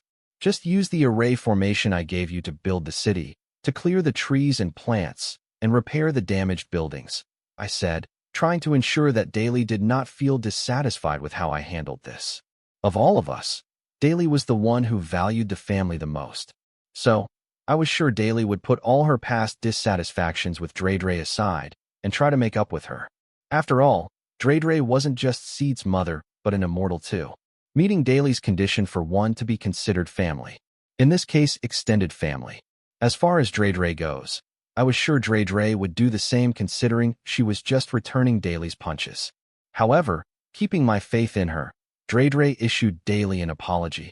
I am sorry, Daly. I shouldn't have changed the city design without your permission. I never meant to hurt you. I honestly believed the city would look better with more trees. Of course you would, Daly thought. But maintaining a calm expression and with a gentle smile she said, No, there is no need for you to apologize. Regardless of your actions, I know your heart was in the right place. That's all that matters. Also, I don't plan to clear all the trees and plants. I will keep a few that I feel are doing justice to the city's aesthetic appeal. Great. I knew I could trust you guys on this one, I shamelessly said, ignoring the obvious signs indicating just how difficult it was for them to try to look from another's perspective or pretend to be getting along. Dre grew up among trees with her tribe, while Daly grew up on a mining planet alone and shunned by the Celestials. These two had a totally different concept of home. It wasn't just their ideas that differed, even by nature they were different. Dre, as a wood pixie, was the guardian of the woods, while Daly, as a celestial spirit of a celestial scale mining array, was the guardian of the mining planet. These two were just too different. Asking them to get along was actually too much to ask for, but then they were also family, so it wasn't, really. They just needed time, or just a foreign enemy, to bring them closer despite their differences. I would take either as long as it wasn't me. My entire enterprise was built with me at the center. I didn't want my family to also be centered around me. It was hypocritical of me considering the cursed bloodline most of my family members carried within them. Well, I was working on it. I did plan to solve the mystery around my cursed bloodline, even if it meant cutting a deal with demigod Redfall. Seeing Daly get busy returning the Freedom Megalopolis back to its original state, and Dre resting in my hair, I turned to Corey and eyed her, waiting for her to state what it was that couldn't wait and needed my attention urgently. Wyatt, I want you to help the Southern royal family with their smuggling problem at the Way Beyond, Corey demanded, gathering her courage the moment she felt my gaze on her. Took you so long. First, congratulations on becoming one with your darkness. Good to see that the medication I prescribed to you worked fabulously. And secondly, I think you should talk to the Southern royal family about this first. If they are willing to agree to my fee, I have no problem getting started today. I happily congratulated and answered Corey in relief. I was relieved to see that she had successfully made her darkness a part of her. Turns out, the reason for her impatience was that she was done being on the fence about asking for my help with her parents' issue. Knowing enough about all four versions of her, Corey Bright, Earth Corey, Corey Park, and Agony, I knew that the topic of her parents was a very sensitive one for her. No wonder she acted the way she did earlier. I bet she cannot wait to meet them, but wouldn't, not wanting to waste the decades of time her parents poured into this single mission instead of being with their daughter. If she left things to take their natural course, Corey didn't know if she would ever get to meet her parents again, so she turned to her trusted boss, me, for help. Thank you. I can see and understand things a lot clearly now. Especially, it's a lot easier for me to let go of things now. Thank you for tolerating all my antics these past few months and not giving up on me despite me making it easier to do so. Wyatt, you have been a true friend to me even when I wasn't. I honestly have no idea how to repay you, but if there is anything, just say the word. Corey gratefully expressed the gratitude she felt towards me for being there for her at her lowest, especially considering there were too many reasons for me to dump her. Really, I said as the gap between my brow grew narrow. You honestly expect me to believe that you have no idea how to repay me? What are you getting at? Corey asked in confusion, though the glint in her eyes told a different story. You know what I am getting at, I remarked emotionally, causing my voice to raise. Oh my God. I can't believe you are bringing this up now. You promised me, Wyatt. So, let's just drop it here, Corey exclaimed, no longer feigning ignorance about what I was talking about. I know what I promised. I only brought it up because you said you had no idea how you could ever repay me. I defended my non-existent honor by showing Corey what she actually was, a hypocrite. You can keep your fake gratitude to yourself. Don't tell me you only tolerated me, stuck around, and helped me because you wanted this all along. Corey uttered in shock, wondering if her friendship with Wyatt was ever true. You really think so little of me? I asked, a little appalled, taking offense at Corey's accusation that I only became friends with her because I had a crush on her mom. For your information, if I only befriended you for that, I would never have made such an asinine promise to you. Regardless of what you say, if your past is any indication, I wouldn't put it past you, Corey argued, knowing that her friend was way smarter than all versions of her put together. How dare you? I thought you were my friend and sacrificed my love for you, I yelled, stepping toward Corey threateningly, who didn't back down, instead smirked. Stop calling your hormonal accumulation love. That's downright disgusting, Wyatt. Also, you sacrificed nothing. My mother never loved you. She thought you would take the hint, but your creepy ass forced her to actually say she needs her space. Wasn't she obvious enough, Wyatt? Stop being a psycho. It's pathetic. I'm not the psycho, you are. You are the one calling someone a decade older than you your mom. I think the pills I prescribed you to become one with your darkness didn't work. Come here, I will fix you for good, I said, trying to grab Corey and give her a good whooping, but she yelled, Wyatt, touch me and I will tell her that you tried to assault me. Like she will believe your ungrateful lying ass, I said, grabbing Corey's wrist only to hear her confidently say, maybe not the old me, but how sure are you that the current me can't convince her? Screw you, I said, not wanting to take that risk, only for Corey to put her arm around my shoulder and try to persuade me. Forget about her. I will introduce you to my godmother. She is a looker. I have a feeling you two will hit it off. You are crossing the line now, I warned, knowing she was actually using Anna, her godmother, to tell me that maybe what I felt towards Susan wasn't love if I felt the same way toward Anna. I'm crossing the line? No, you are. You are breaking the rules of monogamy. You can't catch two fish with one hook, Wyatt. You have to let one of them go. And as far as I know, my godmother is very stubborn and always gets what she wants. In the end, I am just looking out for my mom, Corey explained calmly, pointing out to me, I was playing a dangerous game, and she didn't want Susan to get hurt because of it.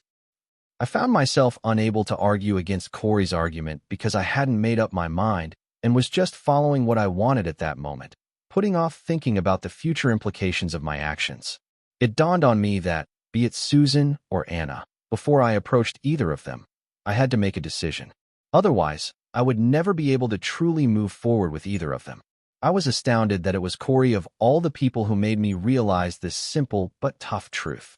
It seems the pills I prescribed to Corey not only helped her become one with her darkness, but better use the memories she gained from her origin card. Because this Corey was a lot wiser than the one I befriended. Far better than the one who guilted me into promising that I wouldn't date her mother ever. I promised, thinking Susan wasn't actually Corey's mother, but now my non-existent honor was getting in the way. Seeing me glance at her in astonishment along with the impressed look, Corey proudly rubbed her nose with her finger and mocked.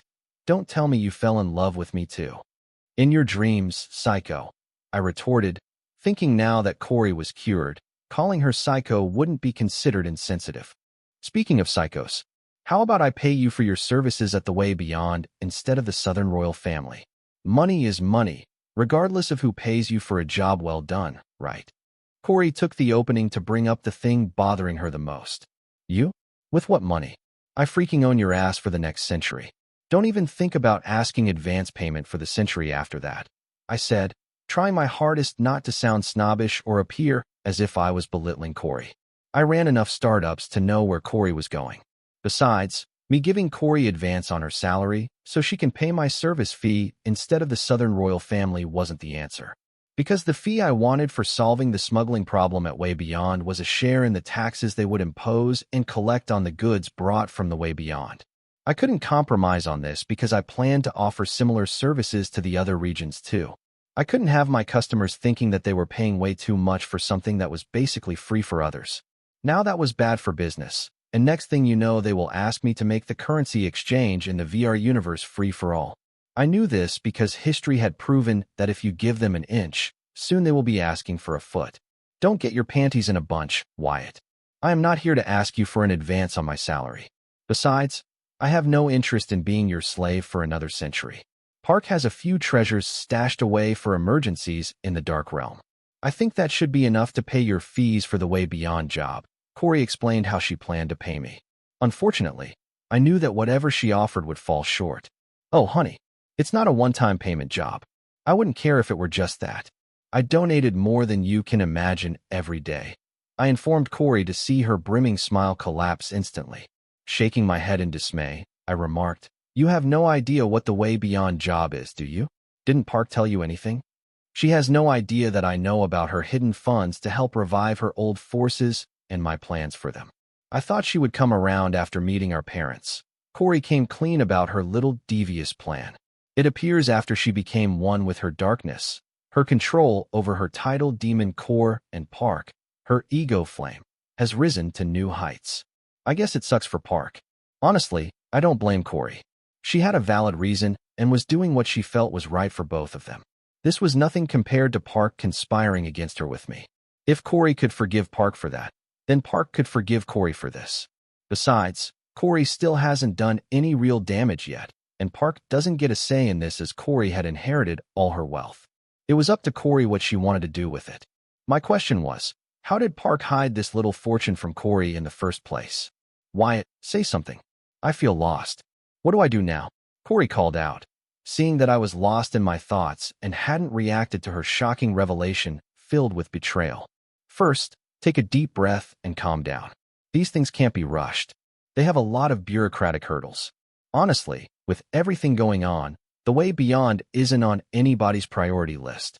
Especially not the Southern royal family, who are preparing to launch the silver milk powder that they don't have in all 5 regions. But don't worry. I will talk with Field Marshal Lorenzo Colin and see how I can nudge the Southern royal family to make the Way Beyond a priority. As for you, if you feel like this is not enough, you can find Luna and discuss it with her. Yes, she is a psycho, but she has been groomed to be Anna's minister most of her life. Nobody knows the Southern region's laws better than her. She might be able to help you dodge all the army procedures and meet your parents and persuade them to come home. And lastly, don't worry, I won't talk about this with Park, I assured Corey, showing her that she doesn't need to worry about me spilling what we talked about here. Besides, I didn't believe Corey could keep her thoughts from Park for long. The latter might have already noticed that Corey was up to something. Thank you, but no need. I will come clean about my plans to her and honestly ask for her help to save myself from making a fool of myself again. Corey replied, knowing that lying and hiding won't solve anything. But it's just that. It's her parents. After seeing what happened to her past selves, she was getting the feeling that the universe was against her having a regular family. Great. Then I will see you later, I said, preparing to take my leave only to be stopped by Corey, who brought up my other promise to her. What about the soul trait or physique you promised to help me acquire? That will have to wait for later. Something urgent in the card world needs my presence. I need to show a bunch of snobs their place. I am already late and still not completely prepared for my visit there. I informed Corey, without going into details about my appointment with Morningstar University. How about first thing after you return? Corey nodded without doubting my words for a sloppy excuse. The old one wouldn't have believed me and pestered me to tag along just to confirm it. Sure thing, I said with a nod. Great. Hurry back. If you take too long, I will come find you. Having dealt with Daly and Corey, I returned to the trophy section to deal with Dreedra's new abilities and the other 11 card spirits besides Frosette before heading to the card world with Redfall and Agent Forger. Dreydre, Did you grow the jungle on the Freedom City on purpose, to get back at Daly for taking seed as her sibling without your permission? I asked, knowing full well she did exactly that. There was no need for resorting to the third degree. This was Dre we were talking to. The kindest soul of us all, until I tricked and forced her to resurrect someone who wasn't actually dead, almost killing her. Now she has an unexplainable connection with the river of reincarnation, which was growing stronger by day, allowing her to actually resurrect the dead. I don't know, but I do think the city does look better with the green garden atop it, Dre answered after thinking, and wondered if her beef with Daly stemmed from seed, or because the latter wanted to force her to produce more forest spirit to join her family. Actually, she was happy to see Seed go independent and start her life, even if it was under Daly and Wyatt. Also, she loves to produce forest spirits. The more, the merrier. Therefore, that wasn't it. Well, it is not up to us to decide that. It is Daly's city. All we can do is suggest our ideas to her. Next time, just talk to her. Daly is more open-minded for a celestial, I said, believing Dredra's every word. When I say Daly was open-minded for a celestial, I don't mean that celestials were a narrow-minded bunch, unwilling to consider new ideas or opinions. They were selective about where these new ideas or opinions come from. This could be seen when the celestials excluded Daly from their conversations because she was a celestial spirit and not a true celestial. This wasn't an issue with Daly. She willingly offered her life to an unknown sentient organism with unclear intentions just to experience kinship when the opportunity presented itself, though she was very selective of whom she considered as family. Listening to Dre, I had begun to think Dre didn't really know the reason behind her actions. Also, it wasn't news that she preferred lush woods over the concrete jungle. My guess was that these changes in her were the effect of her connection to the river of reincarnation growing stronger. There was also a little possibility that the visualization method I created for Dre using my primordial soul pupils might be working beyond my estimation of it when I created it. However, I couldn't be sure until I had more test subjects, which was impossible. I could reach out to May, but the thought of meeting her after a long time scared me because of all that accumulated withdrawal. I wouldn't be surprised if she ate me the moment she laid her eyes on me. Just imagining the numerous possibilities of what meeting May could lead to gave me shivers and, oddly, a little excited. Either way, I had stumbled upon a way to help pixies gain new abilities. It could have been a potential goldmine if not for the entire pixies race being an enslaved race belonging solely to one powerful entity, the librarian. Therefore, for now I had to be satisfied with seeing Dre growing stronger using it without showing any concerning side effects. I couldn't wait to see what Dre would develop it into. Dre, since when were you able to move between the planes of the living and the dead? I asked, as I knew how and why, but not when her connection to the river of reincarnation grew strong enough for her to travel between two planes. After I achieved Grandmaster Mastery of the visualization method. I have a feeling that I will soon be able to achieve Sage Mastery as long as I piece together the missing links. Do you think I will transition to an Elder Pixie then? Dre answered to the best of her knowledge and eagerly asked if her accession to Elder Pixie was just around the corner. I wasn't surprised that Dre mastered the visualization method to the Grandmaster Mastery and was even preparing to advance it to Sage Mastery. It was too fast by standards, but not the Pixie race's standards. I am sorry, Dre. I no longer think that the changes in you, though similar to an Elder Pixie's traits, are signs of you developing into one. I will need to consult an expert on this, as I am beginning to think it is something entirely different. I apologized, recanting my previous speculation that changes in Dre were signs of her developing into an Elder Pixie. I did so because these changes came with new abilities that weren't heard of in their race. As much as I was heartbroken about disappointing her, I couldn't lead her on, as I had no idea what it took for a pixie to develop into an Elder Pixie. All I could do was make assumptions, and they weren't always correct. That was what happened here. I thought so. Becoming an Elder Pixie wouldn't be easy, Dre sighed. A little disappointed, but not enough to lose sleep over it. Easy? You do know that I almost lost you and had to resort to extreme methods to bring you back. I said in disbelief, recalling how Dre lost consciousness reviving Redfall. Yes, Redfall had already made it to the living plane and found a suitable vessel, my calamity daughter gem, but he was still tainted by the breath of erosion, slowly eroding what was left of his soul. So he wasn't truly alive until Dreadray stripped his soul of the breath of erosion, eroding it, giving Redfall a new lease on life. That was why it took so much toll on Dreadray, threatening her existence. Well, I was unconscious throughout that ordeal, so I don't think it counts, Dreadray remarked nonchalantly. I couldn't help but chuckle because that statement made Dreadray a daredevil by the pixie race's standards, excluding the elder pixies, of course. From getting scared by a passing wind to casually brushing off a near-death experience, Dreadray had grown a lot. That's my girl. Noticing the growth in Dreadray, all my misgiving about bringing her with me on my next visit to the card world vanished. Shaking my head, I summoned my grimoire and released the dozen Frosling corpse puppet spirit cards. I noticed that, unlike last time, Frosella was the only card that seemed happy to see me. So, I went through the card info for the other 11 Frosling corpse puppet cards one by one. There, in the notes section, I found that they all resented not being picked first instead of their sister.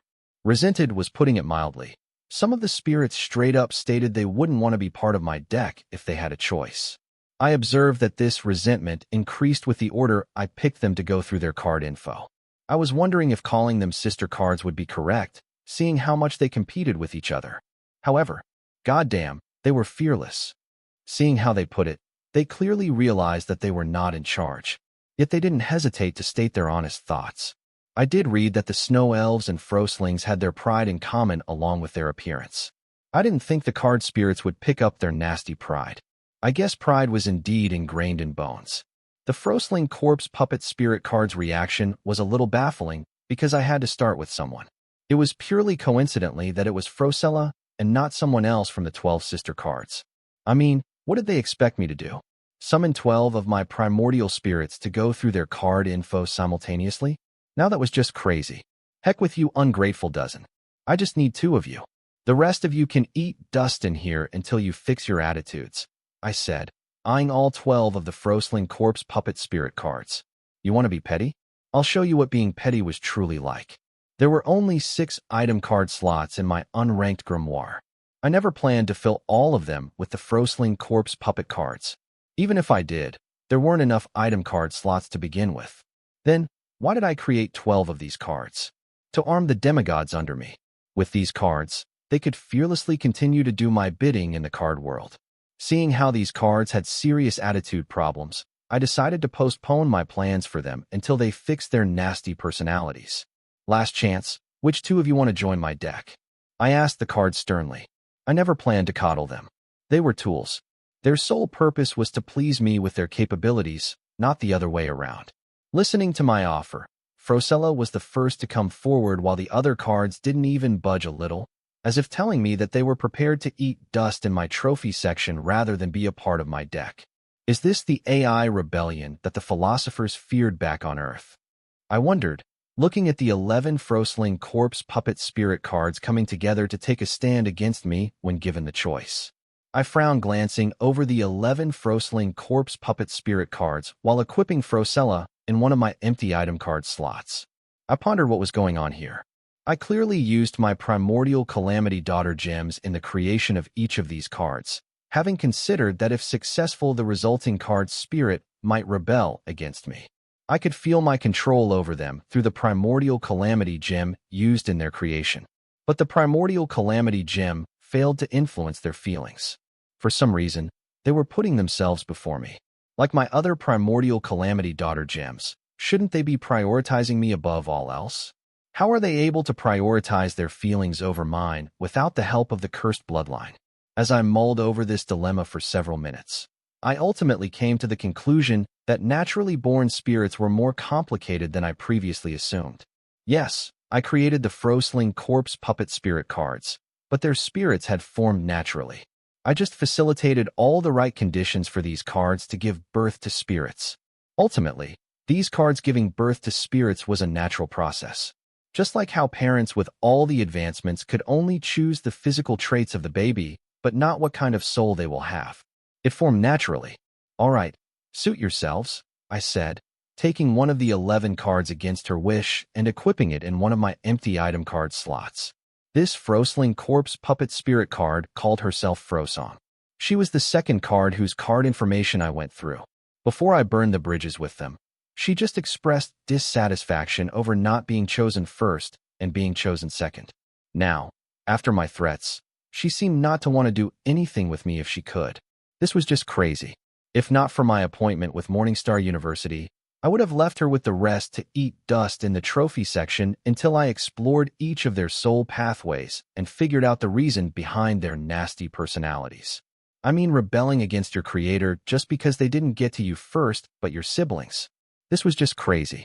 The first time I saw them, I did notice that they wanted to be different from each other, but then I didn't know that these sisters' rivalry was so cutthroat. Had I known, I wouldn't have done anything about it because this was the first time the parent-daughter gem ability had failed me. It's pretty difficult to prepare for something that you didn't know was a possibility.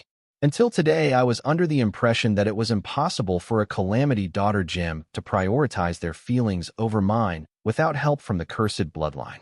Continue to eat dust in here until you guys fix your nasty personalities.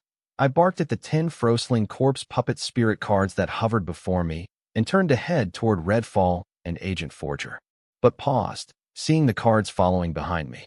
I couldn't help but sneer as I turned around to face them and hear them out. But to my dismay, they flew past me and headed towards the floating island Redfall was practicing on. I stood erect, frozen at the spot. If not for the resources and effort I poured into their creation, I would have destroyed all 10 of that ungrateful bunch. Yes, I was that mad at them.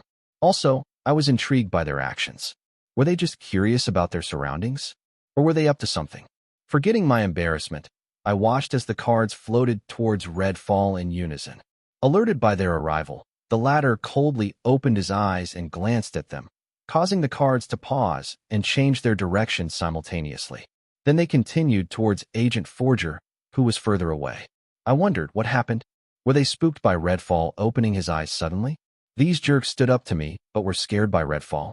He was a mere Calamity Daughter gem whom I had given the highest degree of freedom under a bloodkin. This is insulting. As the cards reached Agent Forger, I watched earnestly, trying to figure out what these jerks were up to.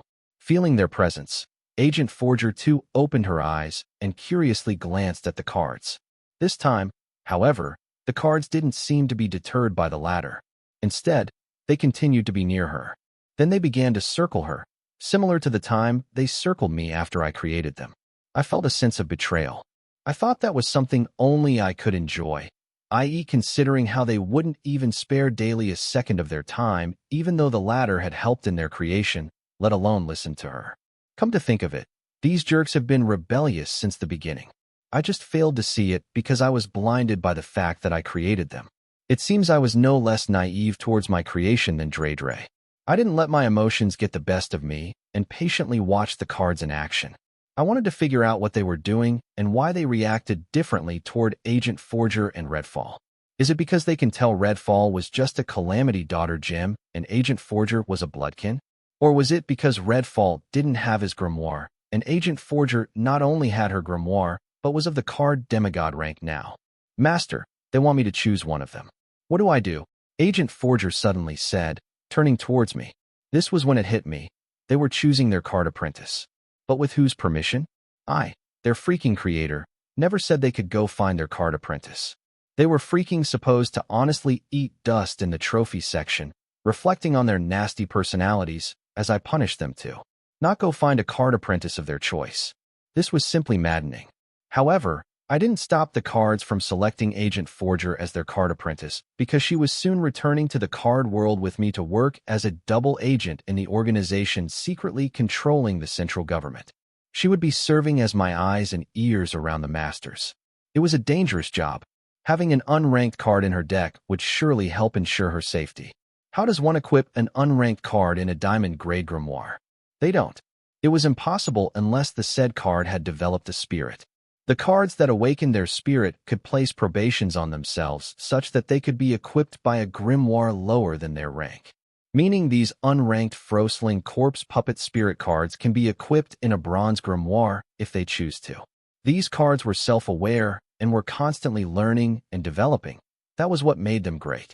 Back to the matter at hand. As soon as Agent Forger sought my input on this, 4 of the 10 cards left the circle and moved away from Agent Forger. It didn't take a genius to guess what this meant. These guys freaking withdrew their offer to Agent Forger because they didn't like the fact that she sought my opinion. Just one of them? Why not 2 of them? I asked, wondering if Lewis could choose 2 cards.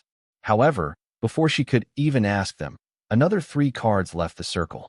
Fearing these jerks would collectively boycott Lewis too, I hurriedly signaled her to choose one already, as she needed them to ensure her safety among the masters in case our plan for her to act double agent failed.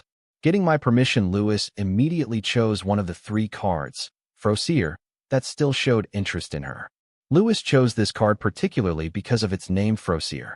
She liked how it was a clever word play on the words frost and seer, as in frost vision or something of sorts. It sounded much like her title, The Right Eye of the Card World's Will. It felt like destiny. After Lewis was done choosing, the other 2 cards joined the remaining 7, and together they flew to my side and began to circle around me. I could feel these ungrateful jerks asking me to find more card apprentice candidates for them. It was as if they had forgotten about my punishment altogether. Shaking my head, I pointed at Redfall and asked, "What's wrong with him? He is strong."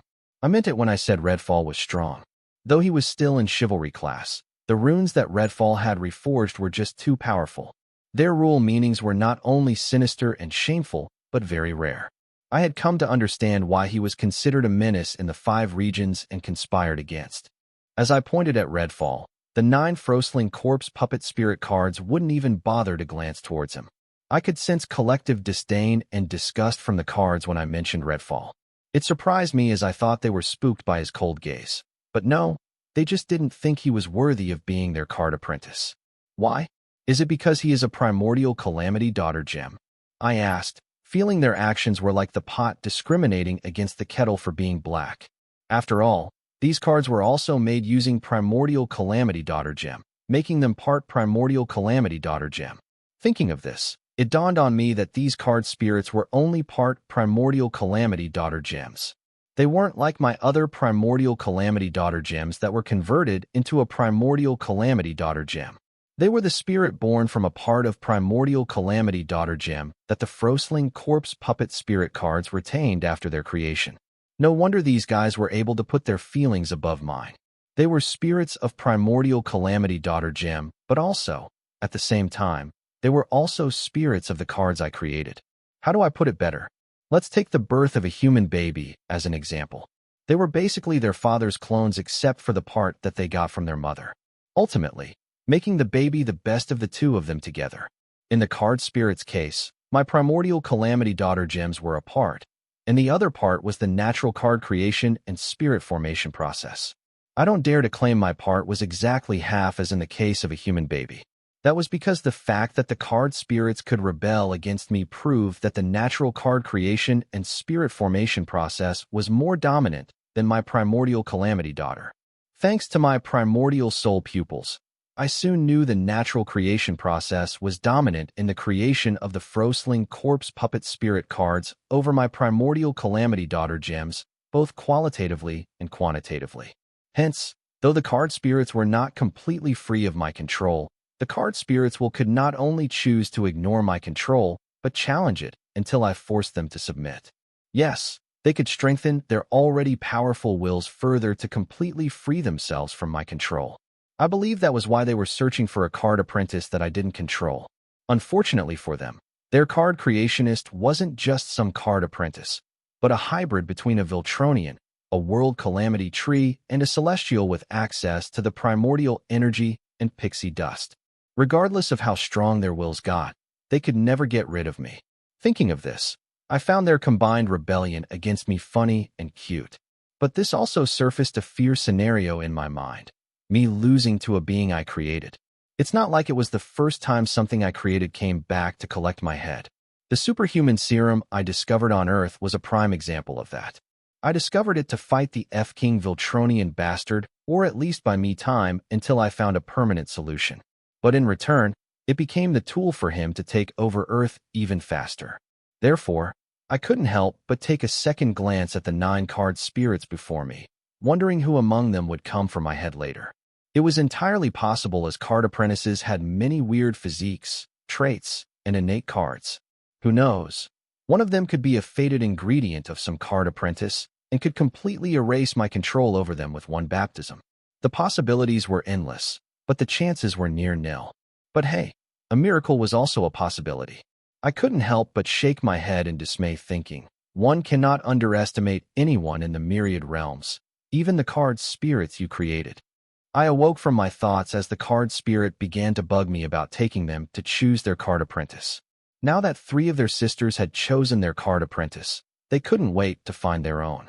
Their extreme competitive relationship didn't allow them to be outdone, but at the same time they were relieved that their card apprentice wasn't their narcissistic creator or one of his bloodkins. Yes, wait here. When I return, I will bring a bunch of powerful card apprentices you can choose from, I assured, hoping they would stop spamming my mind by sharing their feelings and thoughts about how they couldn't wait to choose their card apprentice with me. Even though I couldn't tell them whom to choose as their card apprentice, I can make sure who they could choose from. I know the card spirits could be stubborn, but I'm stubborn too. Now it was the question of who could hold on longer. I was in no rush, but the card spirits were. Their competitive nature forced them to at least keep up with their sisters as soon as possible if they can't outdo them. However, the card spirits protested my arrangements, saying they wanted to go out with me and choose their card apprentice based on kismet instead of arranged meetings. Are you kidding me? What do you take me for, your card pimp? I'm your card creator, damn it. Besides, what if you guys ended up choosing some stranger or my enemy? Do you take me for a fool or just ignorantly believe you are the smartest ones around here? Damn it, girls, I am too mad to even look at you. You better behave till I come back. I lost it listening to card spirits demanding me to take them to find card apprentices worthy of them. Actually, I wasn't even that mad. I expected such a reaction from them. I just wanted to see how these card spirits would react to my outburst. To get the maximum effect, I decided to storm off the trophy section with Lewis and Redfall. Arriving out of the trophy section, as I spied on them, I found that the card spirits had long forgotten about my outburst and were wandering in it. Shaking my head in disappointment, I decided to head to the card world without any more delay. Just as their master stopped peeping and headed his way, one of the card spirits found the floating island covered in array formations sealing the storage card containing the Elder Anesthesia Dragon. It immediately called its sisters, and together they began to circle the island, and only they knew what was going on each of their minds. With Seed's assistance, I brought Lewis and Redfall to the Freedom Megalopolis's teleportation hub, planning to use the city's teleportation array system, still under construction, instead of spending a fortune on Devil Merchant Code to teleport the 3 of us to the card world. The Freedom Fighters had already finished connecting the city to Sky Blossom City, the southern capital, and the southern academic city, mostly because I had secure bases in these cities thanks to Southern Family. The Freedom Fighters were working with the officials of the southern region to extend the teleportation channels to all its cities and establish an efficient transportation and trading route throughout the south. However, there was a delay. It was because the Southern royal family was too cheap. They weren't willing to pay their share, so I can help them establish a teleportation system connecting all their cities in Freedom City. Therefore, the captains of the Freedom Fighters were discussing an arrangement with the officials of the southern region, like allotting free land in all its cities and relaxing taxes on both the resources and labor used to build these teleportation hubs, along with other incentives, of course. Though I will own this teleportation array system, it wasn't like I alone would be using it. I plan to let people use it at a reasonable price, of course. After all, operating a teleportation array uses a lot of soul energy. Now imagine how much soul energy one would require to operate and maintain a teleportation array system connecting all the cities within the southern region. It wasn't going to be cheap. Not to forget the economic boom the construction and operation of a teleportation array system connecting all of southern cities would bring to the southern region.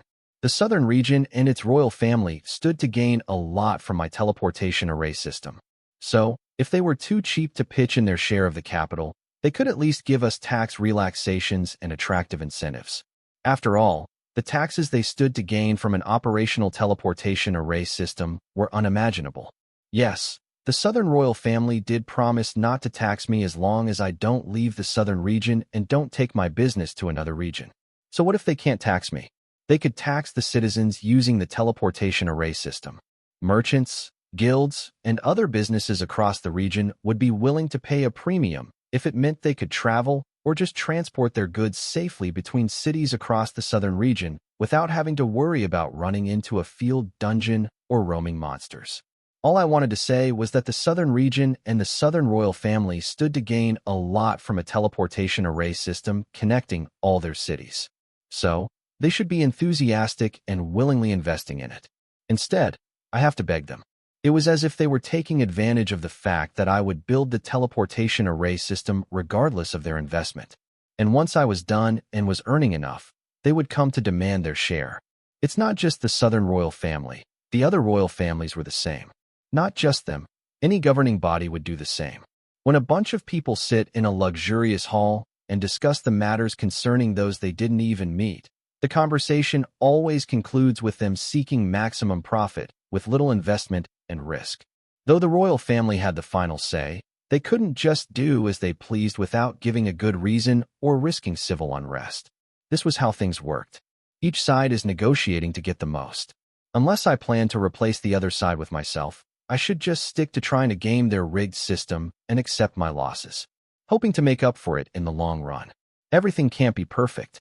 You have to make them work for you. Besides, the main reason I was building this teleportation array system was to help connect the Freedom Megalopolis to the card world.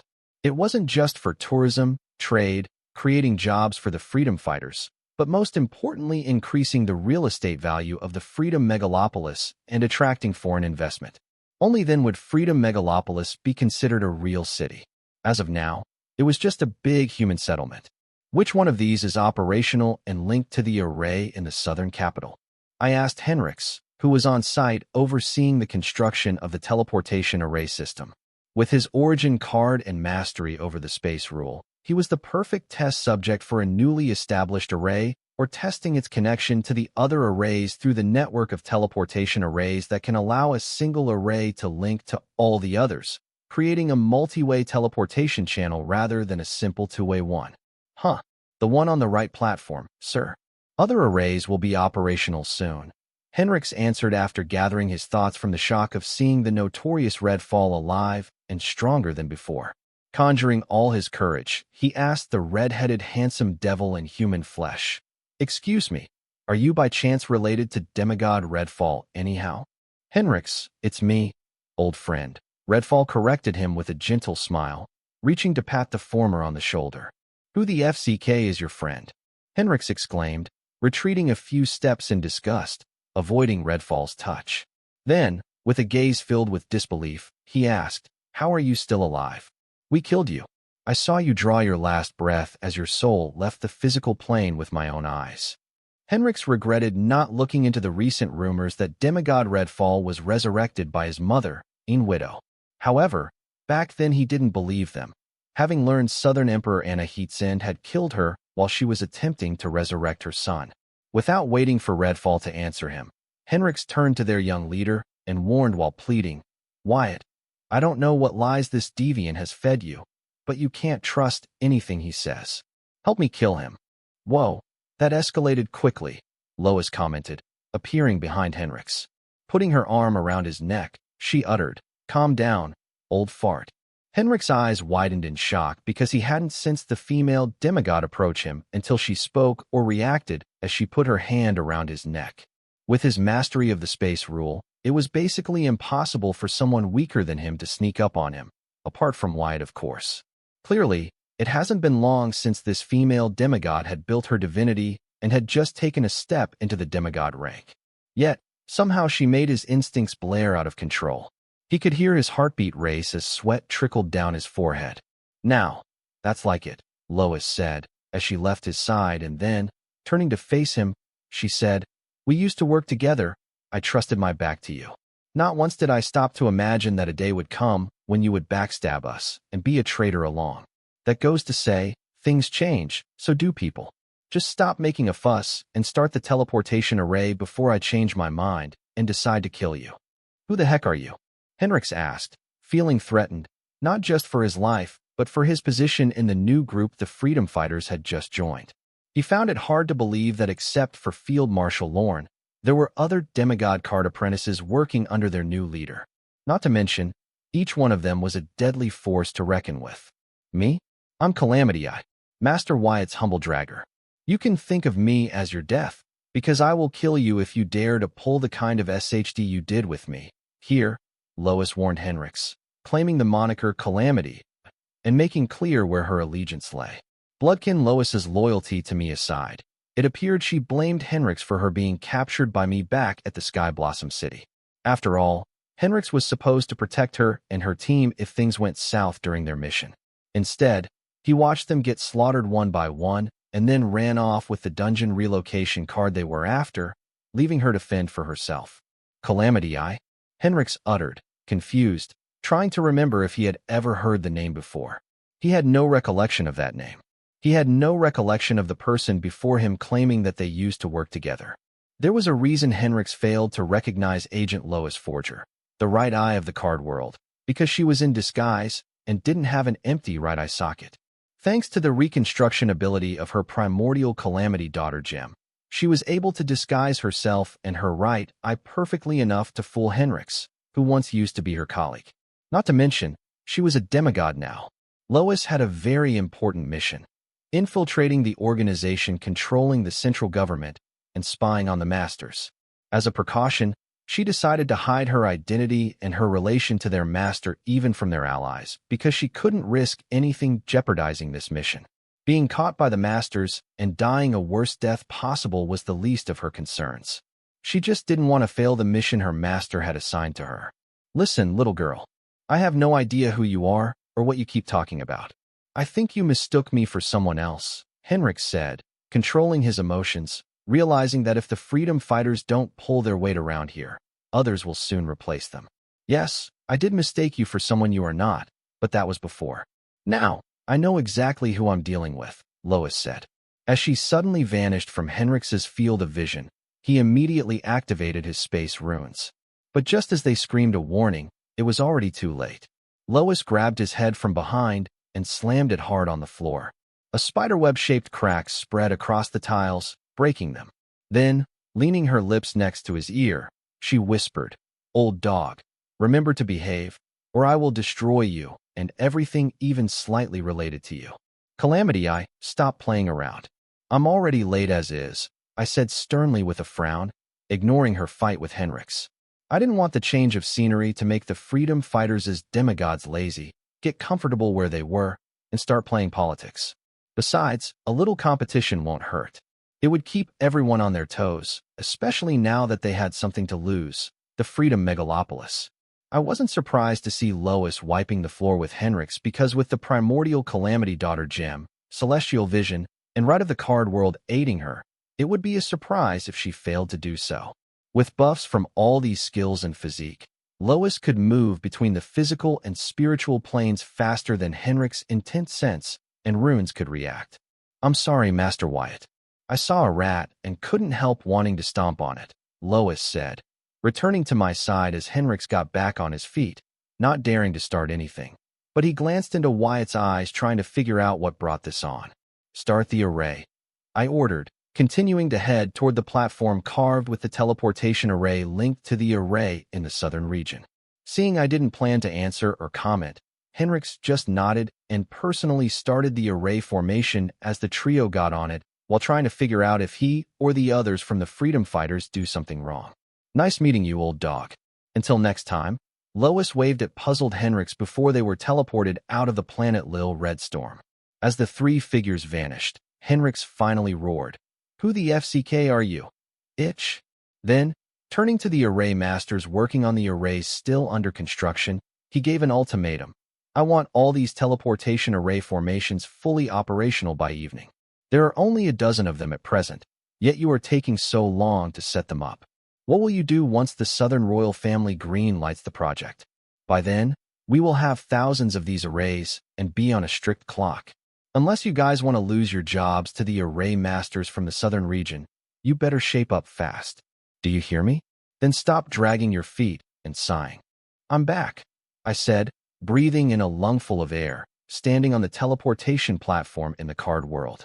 Breathing the air out, I couldn't help but agree that our predecessors were right about one thing. There is no place like home.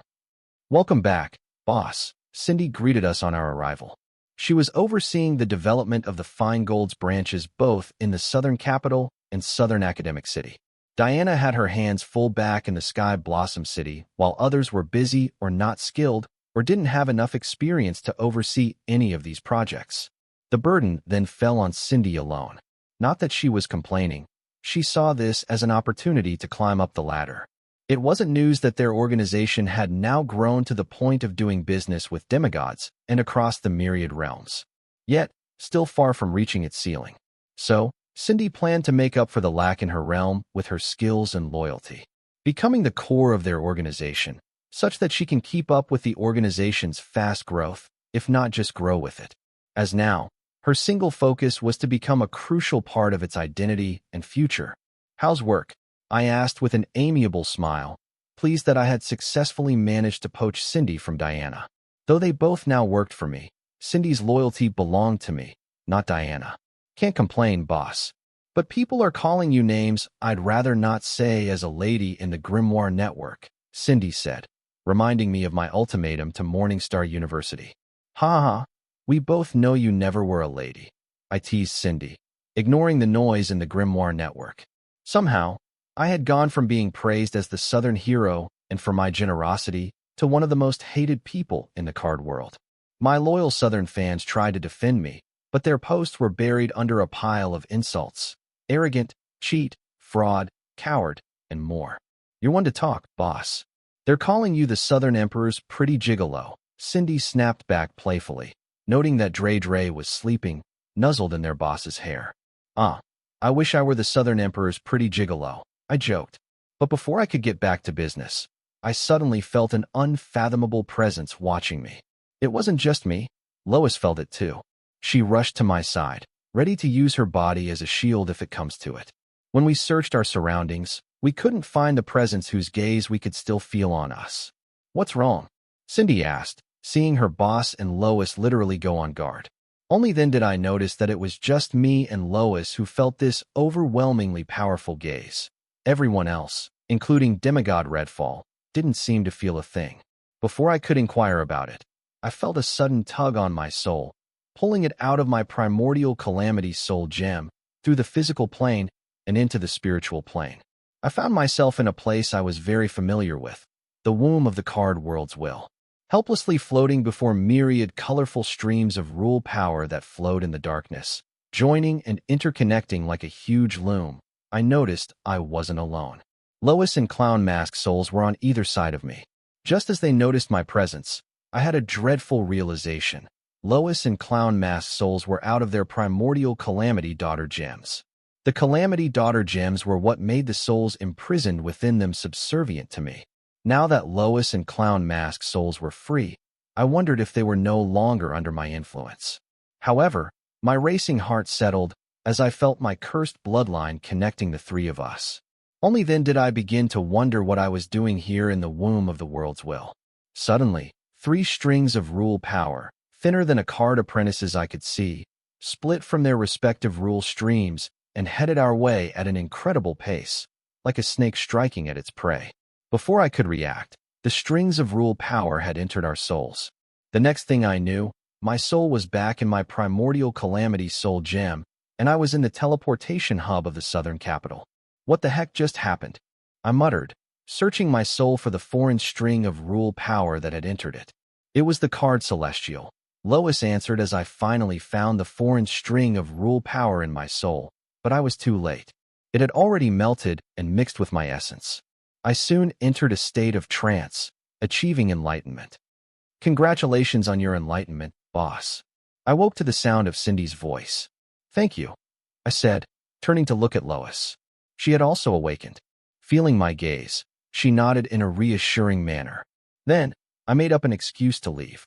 "Cindy, we'll have to catch up later. I need to digest this enlightenment ASAP." "Oh yes, boss. You do. I'll share the progress on both projects directly to your grimoire," Cindy nodded, making sure I knew the back-breaking work she was putting in to keep our organization operational. Watching the 3 figures vanish, Cindy sighed, realizing the immense gap between her and these so-called geniuses. She didn't dare to compare herself to her boss, but his female aide. She had also gained enlightenment, and simultaneously with him. What was that about? It was as if the world was reminding her not to slack off, or she would be left behind. Honestly, she didn't mind being left behind, but she had already invested too much. The one thing she hated more than anything was taking a loss. She would rather die trying to get her share than just accept it. She hadn't clawed her way out of the slums of Sky Blossom City to the top of its underground to give up now. Wyatt, you don't plan to leave without saying hello, do you? Colleen asked, lounging on a sofa-shaped cloud. The cloud twisted as she reclined on it with the grace of a queen on her throne as her gaze fixed on a familiar, repulsive figure beside her future grandson-in-law. Your Highness, it has been a while. I returned the greetings, coming to a halt, finding the soldier queen blocking our path. I only had the patience to entertain her because the foreign string of rule power that mixed with my soul was a boon from the card celestial. Actually a choice, to be exact. It has been a while. I see your present company has turned for the worse. It seems N's guess was right. You did provide sanctuary to this deviant, Colleen remarked, glancing over the three of us.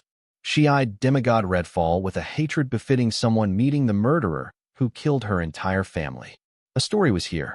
At his peak, Redfall ruined the lives of many card apprentices, regardless of their gender or alliance. Some of those unfortunate card apprentices were Colleen's own army comrades. To make it worse, he even targeted members of the Southern royal family and their vassal families. Everyone knew one thing about the Soldier Queen for sure. She was fiercely loyal. When her old regiment was trapped at the northern border by the Northern Army, Colleen learned of it and immediately headed north. Leveraging her position as the queen of the southern region, she offered herself to the Northerners in exchange for her old regiment, ignoring all the warnings and threats of the Southern royal family and court. Unsurprisingly, the Northern Field Marshal Morgan did not agree, not wanting to offend the Southern ruler, who went against his entire family to marry the Soldier Queen. Instead, he proposed a devious wager. For every card emperor she defeated from his army, he would let one of her comrades go. Obviously, the Soldier Queen accepted the wager. However, her chilling reply still echoed in those mountains. You don't have enough card emperors in your field army. Provoked, the Northern Field Marshal, Morgan, modified the wager. He claimed that if the Soldier Queen could defeat every card emperor in his field army, he would let her entire regiment go. He was certain she would die of exhaustion long before she could defeat all 1,435 of them. However, Morgan soon learned that he had seriously underestimated the Soldier Queen and would come to see what the Southern rulers saw in her. The Soldier Queen defeated all her opponents efficiently and swiftly. Still, 1,435 was a huge number, but she proceeded with the wager anyway because she had a plan. She took advantage of the fact that a Northerner would choose death over surrendering to a Southerner and vice versa. She would put them in a submission hold. While the stubborn Northerner struggled between surrendering or helping the enemy, she got ample time to recover her strength. It appeared that if things continued this way, she would win the wager and prove Morgan wrong. However, to everyone's surprise, by the last week of the 4th month of the wager, after the Soldier Queen defeated her 1,000th opponent, the Northern Field Marshal, Morgan, offered a compromise. Impressed by her loyalty, commitment, and sheer will, he not only released her regiment with the utmost respect, but also crowned her with the title Unparalleled Soldier, commending her unparalleled loyalty to her old regiment and her unparalleled display of willpower by defeating 1,000 card emperors in a row. So, explaining why I sheltered demigod Redfall, who ruined the lives of Colleen's comrades and relatives, to her wasn't going to be easy. I was fully prepared for this to get messy. Hopefully, the Southern royal family wouldn't force me. I take it he's one of the first members of your criminal rehabilitation and reintegration program, Colleen remarked, jumping the gun and thinking of a reason why her brilliant grandson-in-law would bother with the likes of Redfall. However, her glare at Redfall intensified with every word, and her hands balled into fists. Only she knew how much control it took on her part not to attack him. I nodded, but felt an urgent need to explain myself. Making a mental note to get to the source of these feelings later, I began, I have plans for him. With the second demon invasion on the brink, I need all the talent I can get to stop it from happening. Also, by then, if he fails to prove himself with his actions, I will leave it to you to decide his fate. As Colleen listened, A subtle smile appeared on her face along with a brief twinkle in her eyes, seeing I bothered to explain without her having to press me for it. Clearly, she saw this as a sign of progress in our relationship. Instead of feeling cringe, a sudden sense of relief washed over me. I didn't understand why I felt this guilt or this need for her validation. If I had to guess, aside from Anna and Anne, she was the only person in the royal Heatsend family who treated me genuinely. I found her presence was both warm and reassuring, similar to Field Marshal Lawrence. I guess it was the soldier in them that made me feel safe around them. Young man, you have big ambitions, Colleen encouraged. I hope you succeed and prolong the peace our predecessors and friends had fought and sacrificed for. She didn't take her grandson-in-law's words lightly. She had seen him pull off enough miracles to truly believe in him. If anyone could think of a way to stop the impending demon invasion, it would be him. As for Redfall, if death had given him a second chance, she figured she could, too. But she would be watching him closely. One wrong move, and her generosity would end, even if it meant offending her grandson-in-law. Anyway, where's my sister-in-law? I haven't been able to reach her. You didn't get her killed, did you? Colleen asked, making it sound like a casual inquiry, but she seemed genuinely concerned about the field marshal's whereabouts and well-being, even though the latter had indeed switched her allegiance from her daughter to her grandson-in-law. But Colleen didn't see the point in being hung up on details and dwelling on grudges. Circumstances change, and so do people. They'd all lived long enough to know that much. Not to mention, they were all one family. She is fine and busy polishing her skills in seclusion. I'm sure she will reach out when she's out, I assured Colleen calmly. Not surprised that she would try to contact Field Marshal using the Grimoire network even though she knew the latter was in Lil Red Storm. Now that I owned Lil Red Storm, and it had enough card apprentice population, I hosted the Grimoire network and VR universe in the Demon Merchant's personal realm network of Lil Red Storm. Meaning now one could use the Grimoire network and VR universe in the Lil Red Storm and Seed world. Otherwise, no matter how advanced and beautiful the Freedom Megalopolis was, the freedom fighters and their families would be bored out of their minds. Also, it would be impossible for the Freedom Megalopolis to become a trade and tourist hub if card apprentices couldn't use the Grimoire network and VR universe in Lil Red Storm. This made the hefty fortune I spent to register Lil Red Storm as mine with the Devil Merchant Code worth it. These incredible perks of the Devil Merchant Code made its insane pricing reasonable. No wonder it has been dominating the entire Myriad realms. I guess she finally got the vacation days she was applying for through you. Hopefully, she achieves the breakthrough she was seeking. Colleen prayed for her sister-in-law's breakthrough and then got to the point. Wyatt, you know that I can't allow you to go to the Central Academic City, right? Before I could reply, Lois appeared right behind the cloud Colleen was sitting on and warned, Your Highness, it's not up to you. The surrounding temperature dropped to dangerous levels, to the point where the time seemed to have slowed down. No, the vibration of the soul energy and pathways in the surrounding and our bodies seemed to have decreased drastically, causing us to perceive time slower than we usually would, messing with our responses and reactions. One had to know that the perception of time of a card demigod was different from that of a card emperor or a card student or a mortal. Our perception of time was one of the factors highly influencing our body's response and reactive time. Compared to the time rule, this rule of Colleen's was more like a party trick. But Colleen's rule wasn't just about messing with enemies' perception of time. Its strength lay in slowing the soul energy and pathways in the surrounding, effectively decreasing the attack speed of all soul energy and rule power-based cards and abilities. In a card combat, every fraction of a second was important. A slight delay in casting their cards or abilities could cost them their lives. Also, it was highly effective against array formations, rule domains, and other soul energy and rule power-based defense abilities, especially like barriers. After all, when the soul energy and rule power were slowed, all these mentioned measures would collapse by themselves or be riddled with flaws. Honestly, for a party trick, this rule of Colleen's was deadly, especially in her hands, who happened to be a close combat expert. Not to mention, if Colleen were to use this rule meaning of hers to deploy a pseudo-celestial rule domain, I don't think there are many demigods in the card world that could be her match. There were too many similarities between Colleen and Anna's fighting styles.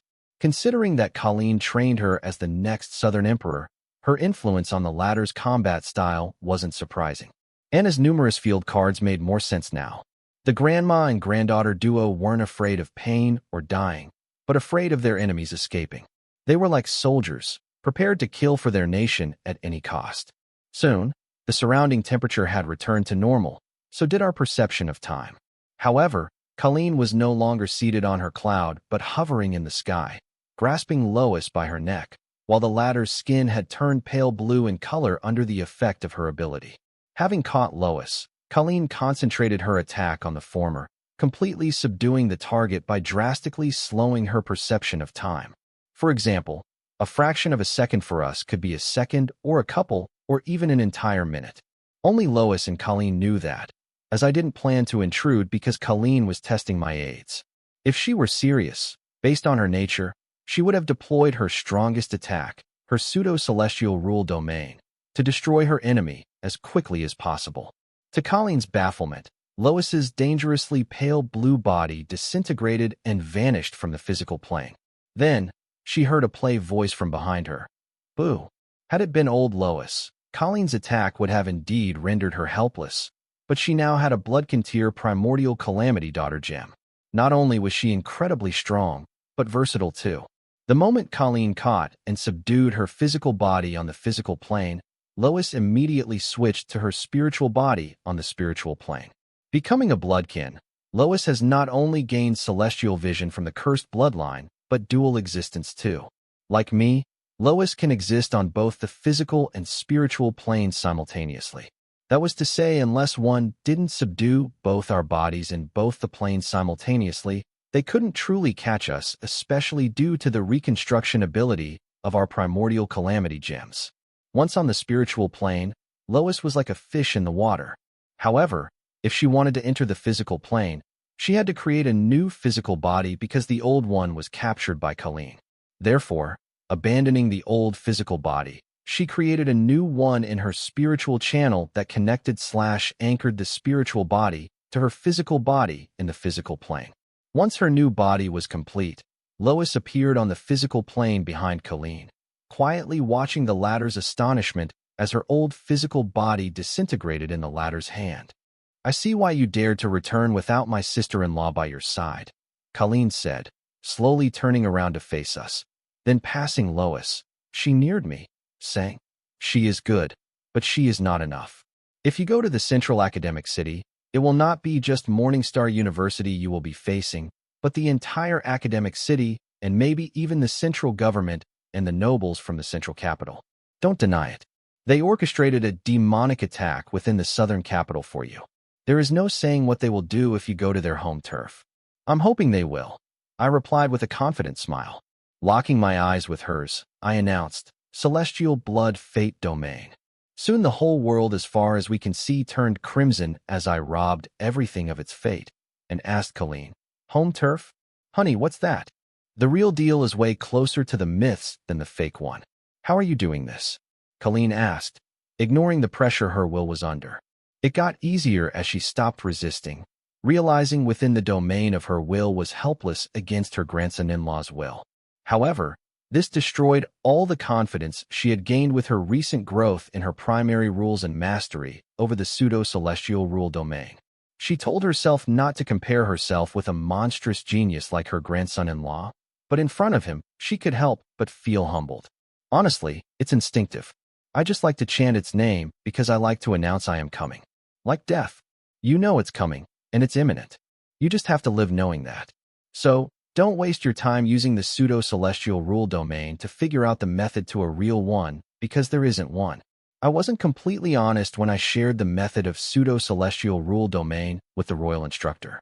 Not that I was trying to deceive him, but just protecting him from the fact that the past few centuries of his life were a total waste of time. A card apprentice, regardless of their realm, cannot deploy a celestial rule domain unless they meet a certain threshold. That's one of the reasons there aren't many records of the celestial rule domain.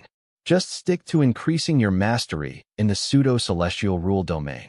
When the time is right, I will share what I have with you all, I advised Colleen, not wanting her to waste her precious time on something impossible. Listening to her grandson-in-law, Colleen's eyes widened in lament for his staggering narcissism. He had dared to fancy himself the same as death, inevitable.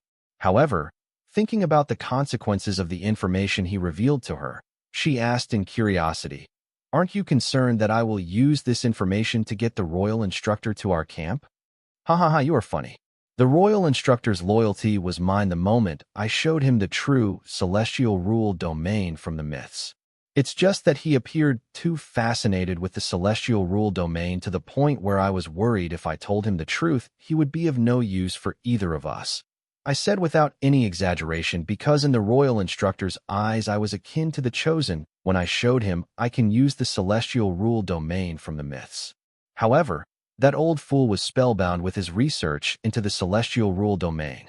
Telling him the secret to it would be akin to feeding him poison. I wouldn't bother with him, but he was one of the cornerstones of the southern region. With a war upon us, it wouldn't be wise to lose him now. So I decided to keep him busy with the celestial rule domain. Colleen's eyes widened learning grandson-in-law's measures towards the royal instructor and his reasons for them. What impressed her most was that the royal instructor had no idea. That old fool was going around bragging about how much the southern hero values him and chose to share the method to the pseudo-celestial domain, giving him the full right to teach it to others. "My daughter is going to love you," Colleen said out of nowhere. Listening to Colleen bring up her daughter, my expression turned indifferent as I asked, "Are you sure? I know her plans for Anna and me. I hate being used the most. Look at the time. The royal court is about to start. Good luck on your visit to the central academic city." Colleen excused herself, regretting bringing up her daughter. But what can she do?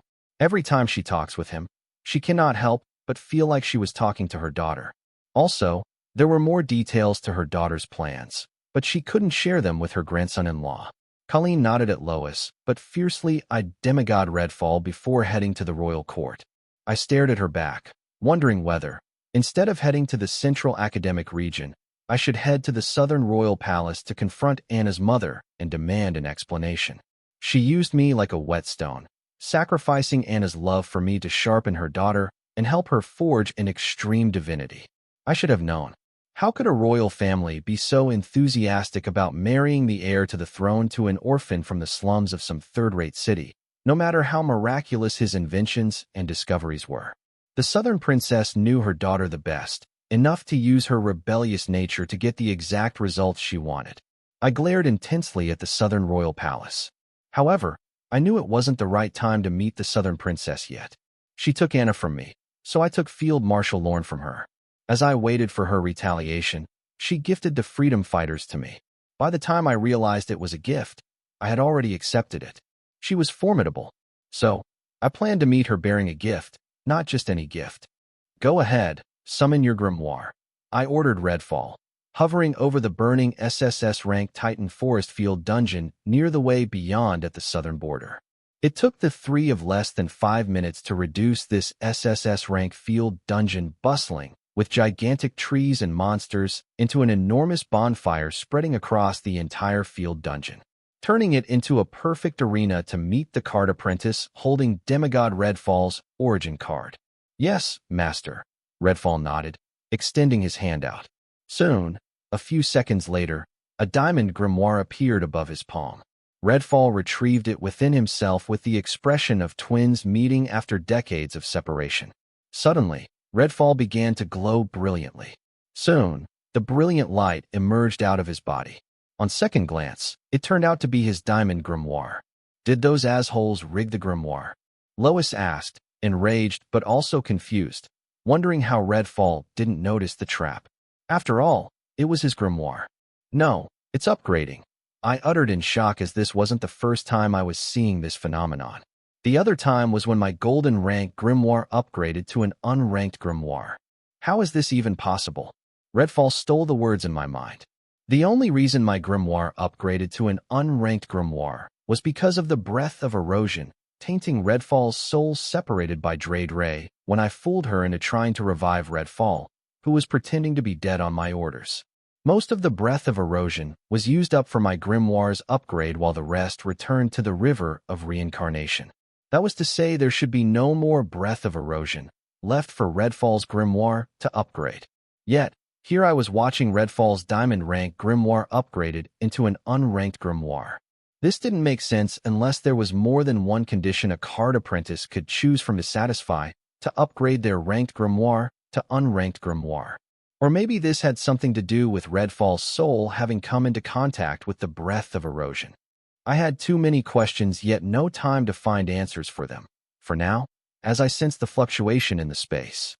Getting my signal, Redfall retrieved the third unranked grimoire this world has seen and welcomed his murderers. Chiron, if he ran away. I'm sleeping at your place tonight.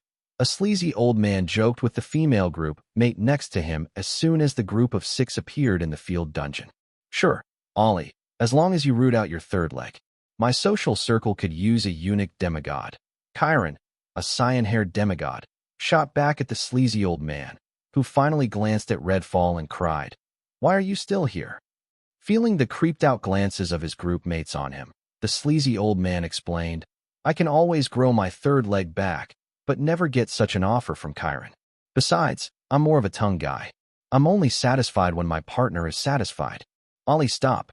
We all know you are still a virgin. The man standing at the center of the group and on the other side of Chiron said, unable to help but take a cheap shot at his sleazy friend. And now you guys know why, Ollie remarked, without denying that he was still a virgin. Then, leaning toward Chiron, standing next to him, he whispered, "I lied. Actually, I'm saving it for you." "Motherfucker, step away from my wife," the man on the other side of Chiron screamed, having enough of sleazy Ollie hitting on his wife. He tried to let it slide out of consideration of their reunion and, of course, Redfall. But the asshole didn't know to quit when he was ahead. "Cam, calm down. We can deal with him after we complete our objective," Chiron reminded her husband of their priorities.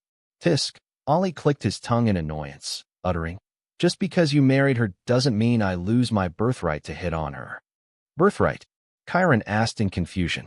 "It's every man's birthright, nay, divine mission to hit on beautiful women," Ollie seriously explained with a holy undertone, and for a second it felt like he had achieved sainthood.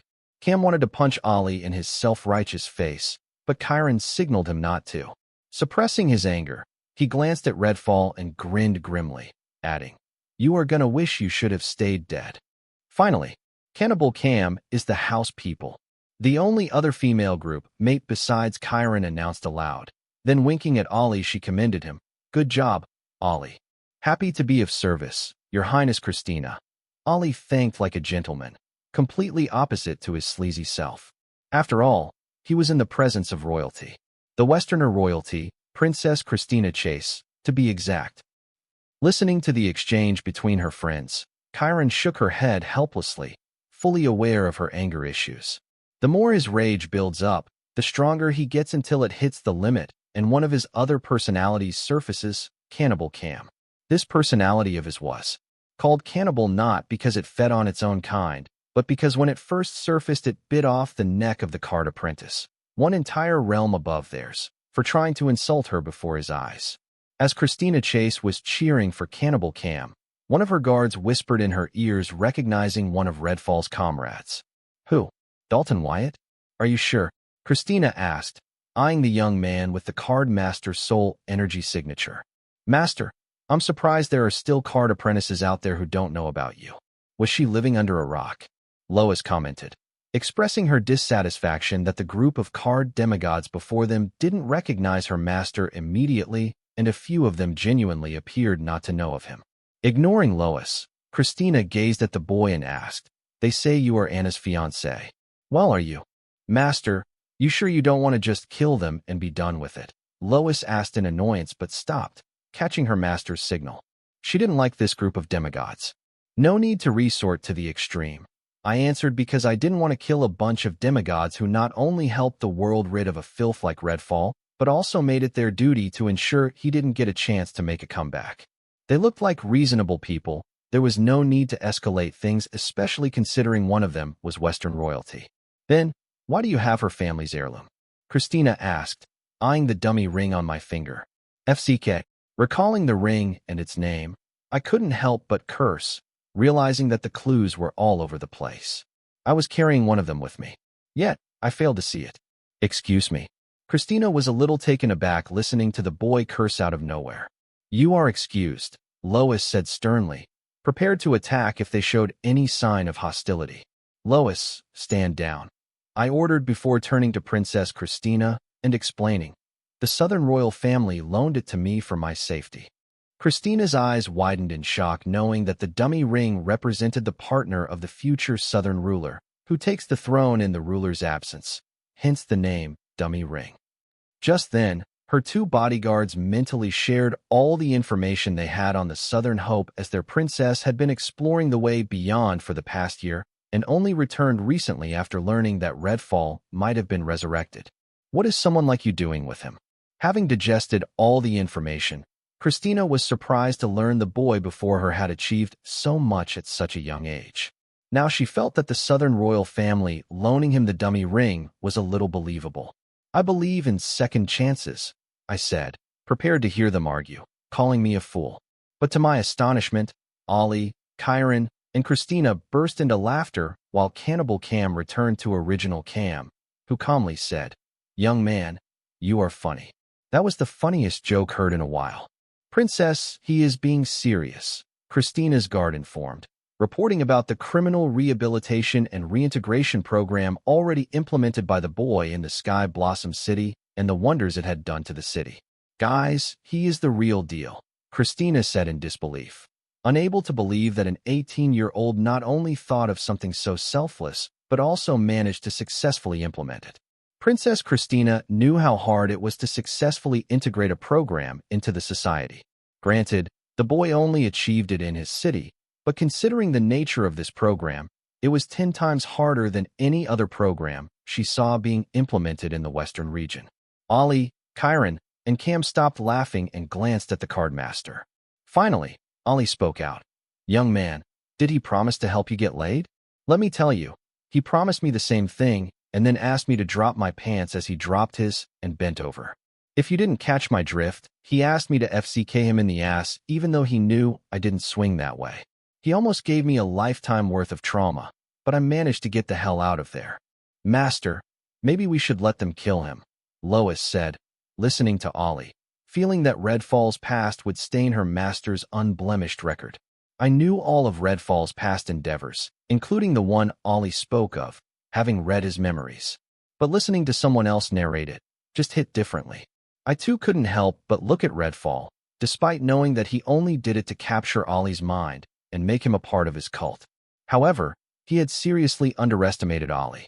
"Old man, I am sure you two might have tried the same with a few lesbians. It doesn't mean you don't deserve a second chance." I controlled my expressions and defended my choice to give Redfall a second chance. "You are right, but something about the way you say it is," Ollie agreed, but felt something about the statement wasn't right until Cam cut in, exclaiming, "Ollie, you offered a lesbian to plow your ass." "Hell no. Cam, if you want to die, then just say so. Don't spread lies about me." Ollie almost pounced on Cam, but then realized he was mad at the wrong person. Then he fiercely glanced at the boy and asked, "Young man, are you picking a fight with me?"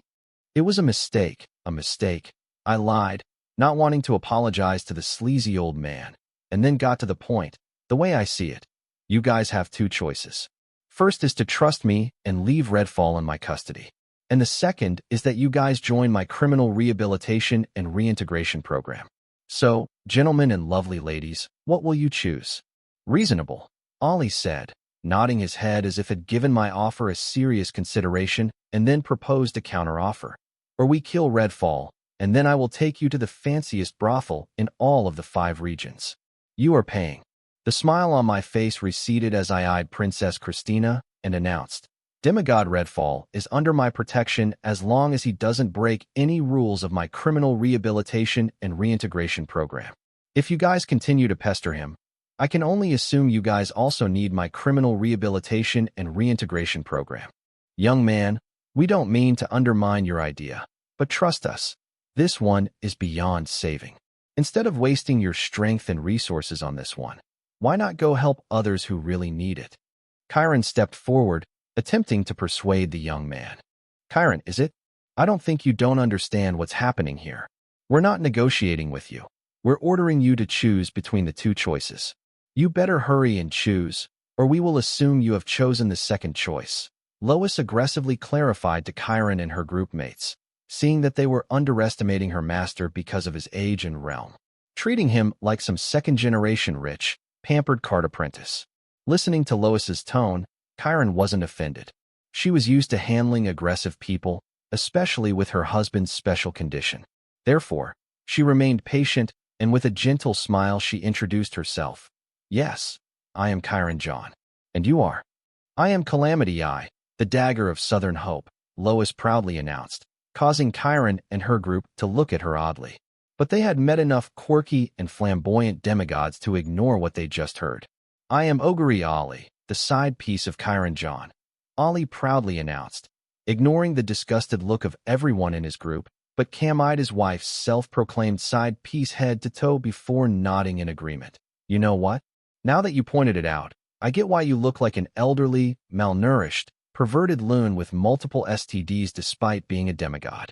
I have to say, orgy lifestyle hasn't been kind to you. Don't worry, I am clean now. If you have any doubts, I suggest you get yourself tested. Ollie didn't argue or deny, just built on what his friend said. Why should I get tested if you have, Mother of Kerr? I am going to kill you, Cam asked in confusion, but midway through his sentence, having figured out what Ollie was implying, the Cannibal Cam surfaced. Cannibal Cam. In the dungeon, people. Christina Chase called out aloud, as if she were a crazy fangirl of his. But to my surprise, I saw Cannibal Cam, who was about to attack Ollie, stop and begin to build his rage. I couldn't help but wonder if this was an ability of the Western Princess, some kind of control-type skill card. Damn girl, that was loud. Chiron complained, and the princess apologized. Sorry, I got excited. Enough of this, celestial blood. Having had enough of the Western Princess and her group of misfits, I prepared to recruit them into my criminal rehabilitation and reintegration program only to feel the overwhelming gaze I felt back in the Fine Gold's Southern Capital branch. It was the card world's will, card celestial, reminding me of its boon.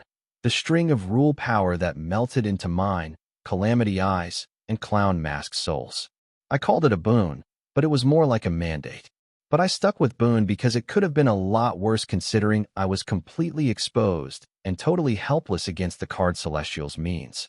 I have seen the deviant devil mamas fight a blood rule slave celestial and even defeat it, but having experienced the means of the card celestial firsthand, I felt like Devil Prince Mamas was a joke compared to the card celestial. However, what shocked me the most was the means of the librarian. Dre was asleep in my hair, yet the card celestial who could strip my soul out of the calamity gem made from the world calamity seed, also known as nemesis of celestials, like it was nothing, didn't seem to notice the pixie atop of my head. I don't know what librarian had done to the pixies, but it appeared as if the card celestial was oblivious of Dre's existence in its own domain. Dre was a pixie, the sole obsession of the celestials, yet card celestial failed to notice one right in front of it. This was just crazy.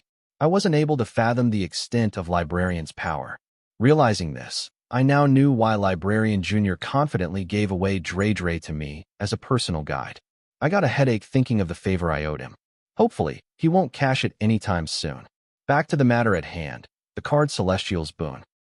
Card Celestial's boon to Clown Mask. She received an enlightenment on how to hide her Eye of Fortune from the tracking and peeking of the Eye of Prosperity, and, if she ever managed to get it back, how to fuse Eye of Prosperity and Eye of Fortune to create flawless Tau Eyes.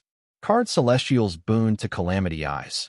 Her physique, right eye of the card world, was upgraded to Deliberation Eyes, enhancing its ability to communicate with the Card Celestial and help annual contracts made with Card World's will as witness. Now she could judge all the contracts made with the Card World's will as witness without involving the Card Celestial. Lois could now actively force the parties involved to uphold their side of the contract or hold them in contempt for not upholding it, or even annul the contracts herself as long as the reason behind her verdict was justifiable. Basically, she was the judge, jury, and executioner on everything related to contracts made with the Card World's will as witness. Card Celestial's boon to me. It offered me two of its eyes, the Tau Eye and the Deliberation Eye, basically Clown Mask and Lois, with two options to help me go further in my celestial hood. I could use the two eyes to step further in my celestial hood by becoming the true son of the card world, a vassal celestial of the card celestial. Then, rule over the card world as its representative. Or, I could borrow the two eyes for inspiration and create my own Tao eyes and deliberation eyes to step further in my celestial hood on my own and return the two eyes when I no longer need them. But this came with conditions. I ally with the card celestial if I ever manage to become a true celestial. And I stop stealing its favored ones, like I did with Lois and Clown Mask. I could kill them but not take them.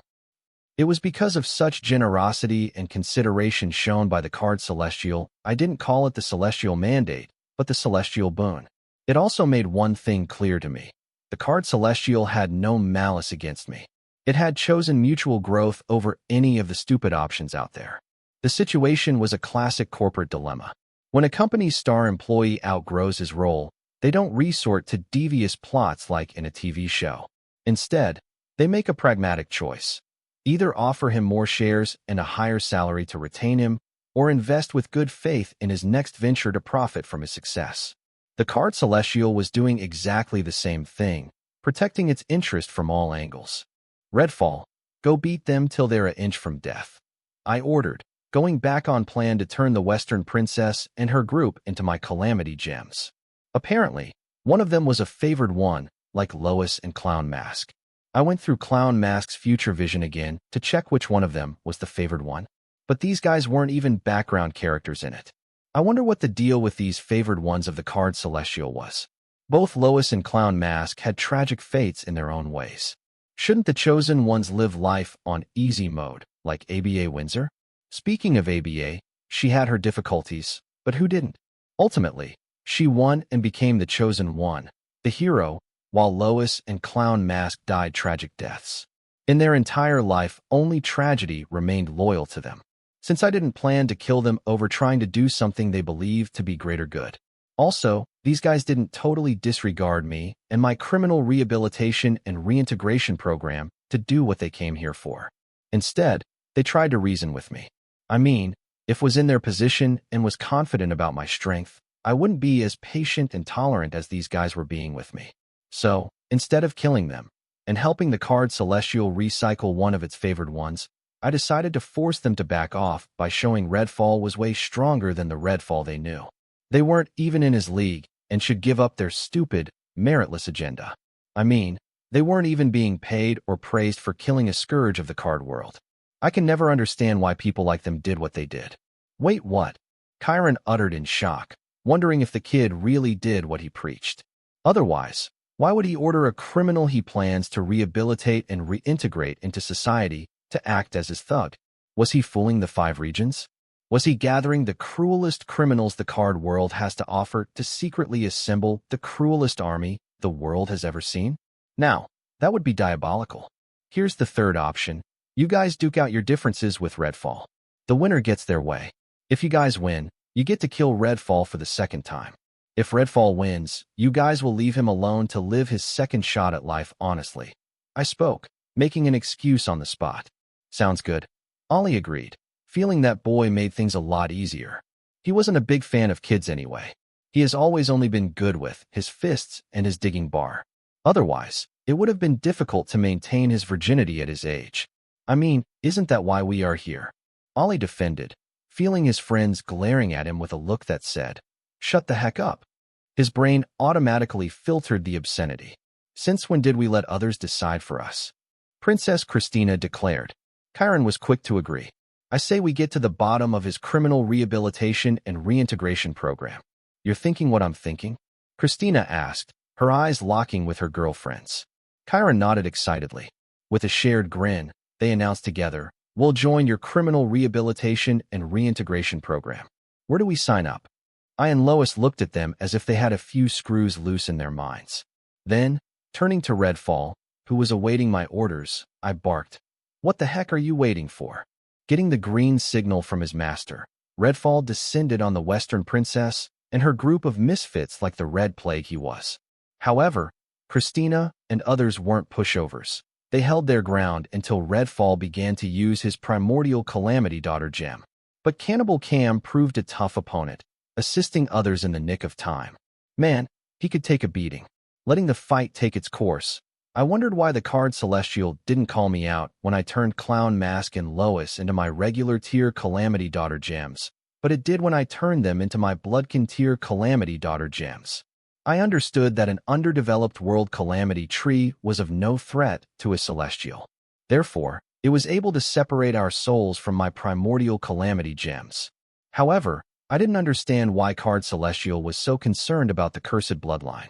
Now, I was beginning to wonder if there wasn't any proper info on my cursed bloodline in the grimoire, because the Card Celestial chose not to add it. Also, I couldn't help but wonder if the cursed bloodline played a crucial role in Card Celestial's generosity toward me. I would have asked the Card Celestial if it bothered to show itself to me, but it just summoned us to its womb and handed us our boons and sent us packing without showing itself. I even had Lois use her deliberation eye to contact it, but it flat out refused to answer, making me wonder if Lois's upgrade wasn't as good as I made it out to be in my head. Ultimately, the Card Celestial's actions only deepened my caution and curiosity towards the cursed bloodline. Only time would tell which among my caution and curiosity toward it would win. As for the Card Celestial's offer to me, obviously I chose to go further in my celestial hood on my own. As for allying with it, I have come to think of Card World as my home. So yeah, as long as it didn't restrict me, I didn't mind allying with it. However, what concerned me was the first option of True Son of Card World. That was the route the Emissary of Light seemed to have decided on to achieve Celestial Hood. I wondered if he had the Card Celestial's blessing. Was he one of the favored ones? That shouldn't be possible based on Clown Mask's future vision. Again, I would have directly asked the Card Celestial about it if I knew how I could communicate with it when it didn't bother to answer Lois's attempt to contact it. He's a lot stronger than we remember, Chiron said, retreating to tend to Ollie's deadly wounds. A large chunk of his torso's right side was missing, as if a wild beast had torn the flesh away. It has been a couple of decades since we killed him, Ollie replied, his voice strained. We're a lot stronger than we were back then. But we weren't a match for him then, and we aren't a match for him now. He watched his dear friend Cam hold off Redfall's attacks, even as chunks of his flesh flew with every blow. Fortunately, Cannibal Cam grew sturdier and stronger the angrier he gets. Chiron looked at her husband, his big back and wide shoulders drenched in blood, but still straight. Knowing his limits, she turned to her bestie, who kept dealing ranged damage to Redfall, trying to hinder him, but it didn't appear that effective. So, Chiron instructed, Christina, we can't continue like this. I'm sorry, but I don't think we can win like this. Let's notch it up to super time. Fine. Christina agreed, glaring at Redfall begrudgingly. Then, seeing Ollie nod in agreement, Chiron called her husband back. Cannibal, retreat. Christina's two royal bodyguards engaged Redfall, creating an opportunity for Ollie to retreat. As the four friends gathered, Chiron kissed Cannibal Cam, summoning the original Cam back. Just as Chiron was about to update her husband on the battle, Christina, knowing her bodyguards couldn't hold Redfall back for long, hurried them. Hurry. Activate super time in 3, 2, 1. With that, the four friends activated their super time cards simultaneously. Soon, the world around them came to a halt. Instead of checking their frozen surroundings, the four friends checked each other. Seeing everyone was safe and at the same wavelength, Ollie sighed. Phew, I was worried. After all, it has been a long time since we entered super time together. Let's hurry and finish him off fast. I don't want us to waste too much of our lifespan on killing this scum for the second time, Christina said, taking out a hand mirror to check her facial features. Do we destroy or seal his soul? Cam asked the group. After all, if Redfall could crawl out of the afterlife once, then he can do it again. He didn't want to repeat this all over again. Destroy, obviously. Though we don't have the resolve to kill all his descendants, the least we can do is destroy his soul so that he can't kill another one of those descendants so he can revive again. I don't know about you guys, but I don't have enough lifespan left to keep repeating this. Ollie honestly answered, knowing that unlike his friends, he didn't have the self-control not to use the super time card. It was really the reason why his friends looked younger than him, and he looked a lot older than his age. Their former allies, who helped them bring down Redfall the first time, wanted to erase his evil bloodline from the card world, but this group stopped them. The Misfits didn't agree to killing innocent toddlers and children just because they were afraid Redfall would revive again. These four intervened, and save the innocent descendants of demigod Redfall. If not for them, Sarah and the other leaders of the Tyrant Sunraven Guild would have never made it to the Sky Blossom City and long been killed by Redfall's enemies. This was the main reason why only these 4 misfits from the party that brought down Redfall showed up to confront him now, after he had retrieved his grimoire. There were some who would have chosen to help them despite their past differences, fearing Redfall's revenge, but these 4 came on their own without informing anyone, believing they could kill Redfall, who had just revived with their new prowess. Ollie, killing is one thing, but extinguishing his entire existence is different. We don't have the right to do that. Let's just seal his soul away. Chiron disagreed, preferring to seal Redfall's soul over destroying it. She believed that once the soul deteriorated in the seal with time and returned to the river of reincarnation, it wouldn't have the strength to revive itself using the blood memory rune. Also, once a soul was recycled by the river of reincarnation, there was no telling what it could achieve in its new life. So, why resort to the extreme when they had more humane methods to help the soul close the chapter called Redfall and start a new one? Just decide already. If I get a single wrinkle, you guys will never hear the end of it, Princess Christina yelled, abstaining from voting, her eyes glued to the mirror as she meticulously checked her skin. Cam glanced at his wife before casting the deciding vote. I'm sorry, babe, but I'm with Ollie on this one. We shouldn't take any chances with this scum. Ollie's right. We might not be around next time to stop him, and then all the atrocities he commits will be on us. We have to take care of this here and now, for the future generations. You don't have to participate in this, Ollie said, and with that, he stepped forward, prepared to erase Redfall from existence. As Ollie neared Redfall, he hit Redfall with his strongest blow, preparing to catch Redfall's soul before it was forced to leave the physical plane and destroy it for good. It took him a couple of punches to finally manage to destroy Redfall's physical body. However, in the pile of blood and gore paused in air, Redfall's divinity anchoring his soul in the physical plane didn't show even a single scratch. It also appeared to very slowly trying to regenerate Redfall's body in the super time, proving just how strong and fast Redfall's regenerative capabilities were. Hybrid divinity? Ollie muttered, looking at Redfall's divinity, finally knowing why the latter was stronger than 4 of them combined despite being dead for the last couple decades. Just as Ollie reached out to dig out the divinity from a pile of mashed flesh and bones, he observed the world suddenly turn red as he heard a loud chant. Celestial blood fate domain. Ollie, Chiron, Cam, and Christina were terrified to see the world turn red and hear another voice within the super time. However, to their horror, they were all suddenly forced out of the super time and into the regular time. Ollie hurriedly retreated next to his friends with the 2 clueless Western royal guards. Feeling as if they appeared to have skipped ahead a second or 2 in time, one of the royal guards couldn't help but ask, "What's going on?" "I have no idea, just regroup," Ollie replied, as they returned to the group's side. "Everyone, conserve your soul energy and rule power. We are in a rule domain of sorts that appears to be capable of cutting us off from the external soul energy and rule power. I believe that is why our super time cards were forcefully deactivated," Princess Christina hurriedly shared with the group, having surveyed their surroundings already. Christina, having heard the loud chant and surveyed the rule domain, had already guessed what kind of rule domain they were in, but she didn't think it was possible because the rule domain that came to her mind was only ever heard of in the legends and myths, the celestial rule domain.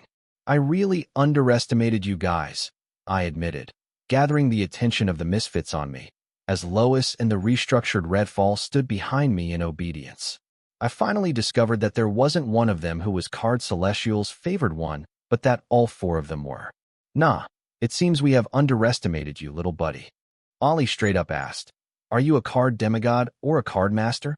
Realms, ranks, and power levels are just a concept," I began, posing a question.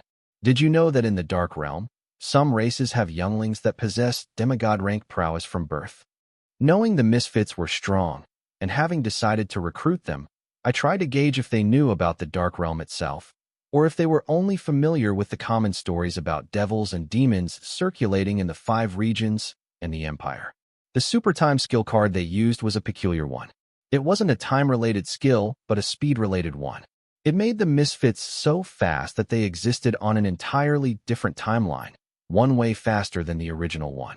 It was like they were living at the speed of microseconds, when we could only speed up to milliseconds at our best. I didn't even realize what was happening when they first activated the card. It was the hive spirit that saved Redfall today. Otherwise, I would have lost a demigod realm calamity daughter gem, and I wouldn't have even known what happened. As soon as Ollie's attack connected with Redfall, he triggered the hive spirit's safety protocols. Still, even with its super-fast processing speed, it took a moment for hive spirit to warn us and help me deploy the celestial blood fate domain in time. Are you saying you're a demon? Ollie asked, feigning ignorance.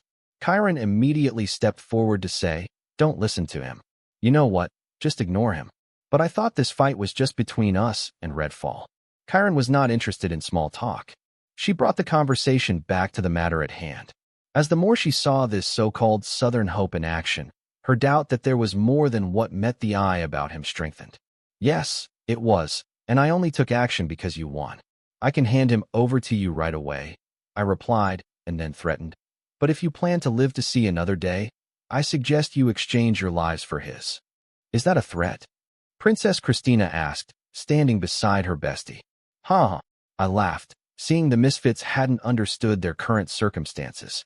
Then, breaking off my laughter abruptly, I menacingly ordered, kneel. Huh, Princess Christina uttered in confusion, a little stumped by the boy's arrogance. But soon she found her body was kneeling down without her commanding it to. She tried hard to stop, but found that she couldn't just fight it. It was as if she was strapped in her car's driving seat and forced to watch as a mysterious force drove it into the ditch. She looked around to find that her friends were also kneeling down before the boy against their wills. What is happening? I can't control my body. It is moving on its own as if it has a will of its own. How is this even possible? It's because of the rule domain. I believe it's no ordinary rule domain, but the celestial rule domain from the legends and the myths. Celestial rule domain? I heard of it. Wasn't it supposed to be just a myth? Yes, but everything points to it. Are you sure, Your Highness? You are not just making stuff, are you? Ollie, shut up if you don't have anything helpful to add. Your wish is my command, my love. Ollie, know the right time and place to joke around. Right time and place? Buddy, there is no right time and place that isn't right to pick up a beautiful woman. I will flirt with Chiron even if it's the last thing I do. Though I prefer making love to her to be the last thing I do. Motherfucker, I will kill you even if it's the last thing I do. Cannibal Cam has entered the dungeon. Princess, stop. I risked my life to rile him up. Let him go berserk. Maybe he can break free of whatever is restraining our wills. Oh, that's a smart idea. Sorry, Cam. This is going to hurt. Chiron has left the dungeon. Arf. Come on. Huddy, you can do it. You can do it. Let me give you a hand, buddy. Just imagine you return home after a rough night shift to find me and Chiron rolling under the sheets in your marital bed, naked. Yes, Chiron was having an affair with me behind your back all along. Why? What? She said it was because your sword is smaller than mine. Sword? You know the stick between your legs. Stick? Yes, motherfucker. Yes. She said your anus is small and couldn't satisfy her, so she came to me. So, bad friend helping Chiron? No, motherfucker, bad friend F-King Chiron. Roar. That's it, bubby. Imagine it. Come kick my head off. I'm right here. Looking at the misfits scared out of their wits and doing everything in their power, or just the first dumb thought that came to them to break the mysterious force controlling their bodies against their will, Lois lost her patience for these fools and prepared to shut them up, but I signaled her not to, wanting to see if Cannibal Cam could actually overcome his fate with anger alone. Could emotions ever be strong enough to help one overcome fate? Within the celestial blood fate domain, I was basically omnipotent. I could control the fate of everything, especially beings with blood coursing through their bodies. What I had in my hands was a rough experiment that could approximately answer the question if mortals can overcome their fate with powerful emotions alone. I observed Cannibal Cam monitoring his soul energy and soul pathways. However, I didn't dare to use my soul pupils or celestial vision to monitor his runes and divinity. With my unparalleled affinity and comprehension of rules, I feared I would comprehend the rules and rule meaning he was using just by perceiving the rule power in runes. I couldn't risk rule contamination. Some would think I am too overpowered when it comes to my hybrid ego gem synchronization rate, but I would like to think I am not overpowered enough. If I were truly overpowered, I could comprehend rules from any source without having to worry about rule contamination. With all these variables, I lost my interest in this experiment knowing that it was too restrictive and not adequate enough, especially when I noticed that all the rage Cannibal Cam gathered was taking a mental toll on him. Without the proper external supply of soul energy and rule power to support his natural soul energy and rule power recovery, he would soon become mentally exhausted, going to sleep, handing the control back to the original Cam. I'm sorry, guys. There isn't enough soul energy and rule power to power the cards that offset the Cannibal Cam's side effects. It's okay, honey. You gav. This proves it. I love Kieran more than you. What? Care to explain, buddy? Buddy. Clearly, you don't love Kieran enough. Otherwise, you would push through fueled by your love for her, instead of complaining about not having enough soul energy and rule power. I agree. You have a point there. But how does that prove that your love for Kieran is greater than mine? Damn it, you truly are out of juice, aren't you? Otherwise, you would be babbling and screaming like a Neanderthal, not making a reasonable argument. So what do we do now? We can try pooling our soul energy to help one of us activate super time and break this celestial rule domain. That could work. Your Highness, you proved you are smarter than all of us combined once again. Since I proposed this idea, I will let you guys handle the rest. No, the celestial rule domain is too strong for one of us. What we need now is brains, not brawn. Clearly, you are the only one who has knowledge about it. So it has to be you. No way. It takes more lifespan to enter super time alone than all of us entering together. I can't risk my natural beauty and resort to using cosmetic cards like those old whores from the capital. Christina, we don't have enough soul energy to enter super time together. Besides, if we die here, what's the use of beauty? No, I'm not going. I would rather die beautifully than live hideously. Princess, your priorities seem a bit twisted. I'm different from you guys. My funeral will be streamed to all 5 regions. I don't want people to scream in terror seeing my open casket. Then just have a closed casket funeral. Knowing my siblings, they would take any opportunity to humiliate me. Girl, you might be prepared to die, but I am not. I haven't even experienced motherhood yet. Cam, after this, you are putting a baby in my oven no matter how many times we have to do it. Master, they seem to have completely forgotten about us, Lois said, glancing over the misfits as they brainstormed and argued aloud. What pissed Lois the most was that these fools were telling their plans out loud. Were they mocking her master, or were they really that stupid? She didn't know what to make of it. No, they would rather embrace death than exchange their lives for red falls. I corrected, impressed by the resolve of the misfits. They talked so much nonsense, but none brought up begging or exchanging for their lives. Not to mention the Western Princess's guards. These guys didn't say one word and let the princess decide their fates. Such discipline and loyalty I can only expect from Field Marshal Lorne. Damn, they really hate you, Red. What did you do to them? Lois asked Redfall. She was aware of the infamous demigod Redfall's deeds and past, but seeing the misfits' determinations, she wondered if they might have personal scores to settle with him. Redfall shook his head, preparing to answer. Nothing actually. It all started with one little boy from the slums of Western Capital. His tears somehow set my demise in motion.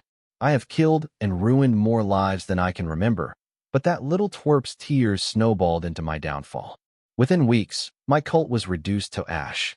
Within months, they hunted me down. Before they killed me, they made sure I knew that boy was the domino that started my downfall. He continued, a grim look on his face. But that single irrational act on their part also gave me a chance to find sanctuary in the river of reincarnation. How? Lois asked, eager to hear how a crying boy could have brought down one of the most notorious demigods.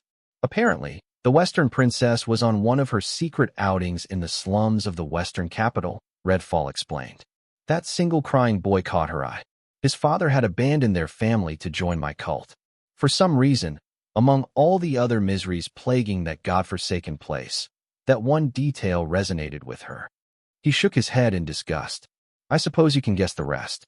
Honestly, I still cringe just thinking about it. That's how I died. Quite. I willed aloud, turning the misfits dumb. Unable to speak, their eyes almost popped out of their sockets in horror. Finally, they stopped arguing among themselves and gave me their undivided attention. However, I couldn't help wondering if these fools forgot that they could communicate mentally or through soul whispers. Soul whisper wasn't everyone's cup of tea, but as demigods, communicating mentally should come naturally to them. Young man, if you want to kill us, then get to it. Stop playing with us.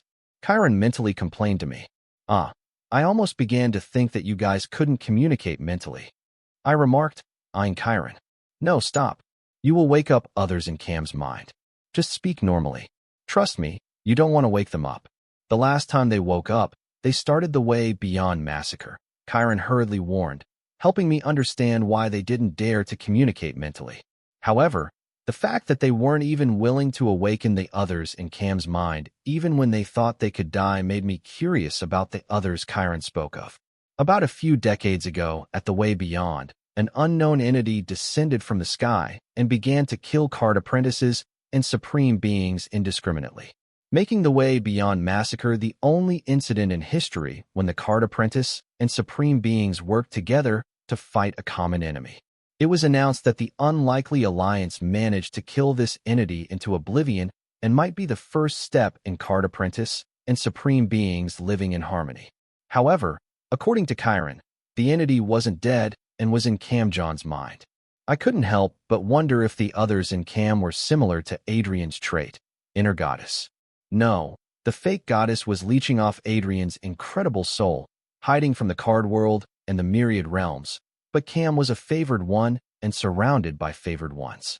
It was impossible for a foreign entity to hide in his mind without the card celestial knowing. Either the entity originated in card world or card celestial knew about the foreign entity and chose to do nothing about it. These two possibilities were more likely. Unmute. I willed, allowing the misfits to speak in the celestial blood fate domain. Chiron looked at me in astonishment and couldn't help but ask, "You believe me?" "Yes. You four are the most idiotically honest group of people I met in a while. That's why I have another proposal," I said, ready to get me four of the hardest working and honest mules for next to nothing. Wow. I don't know whether I should take offense or thank you. Anyway, we are out of ideas here, so let's hear it, Chiron said, glaring at her bestie grudgingly. However, the latter rolled her eyes at the former, summoning her hand mirror to fix her hair. "But first," I said, retrieving my celestial blood rule domain as a show of my sincerity. Honest and hardworking people were suckers for sincerity and respect. They will help even if it hurts their interests.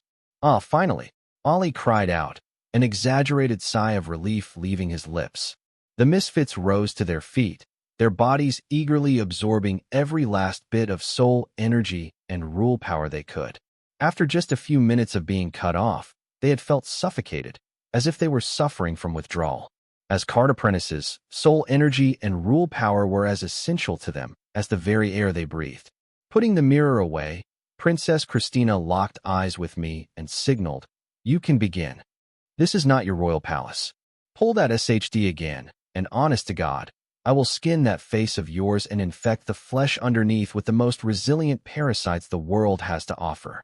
Good luck regrowing your face again," Lois threatened, appearing right before Christina in a blink of an eye, so close that they could feel each other's warm breath on their skin.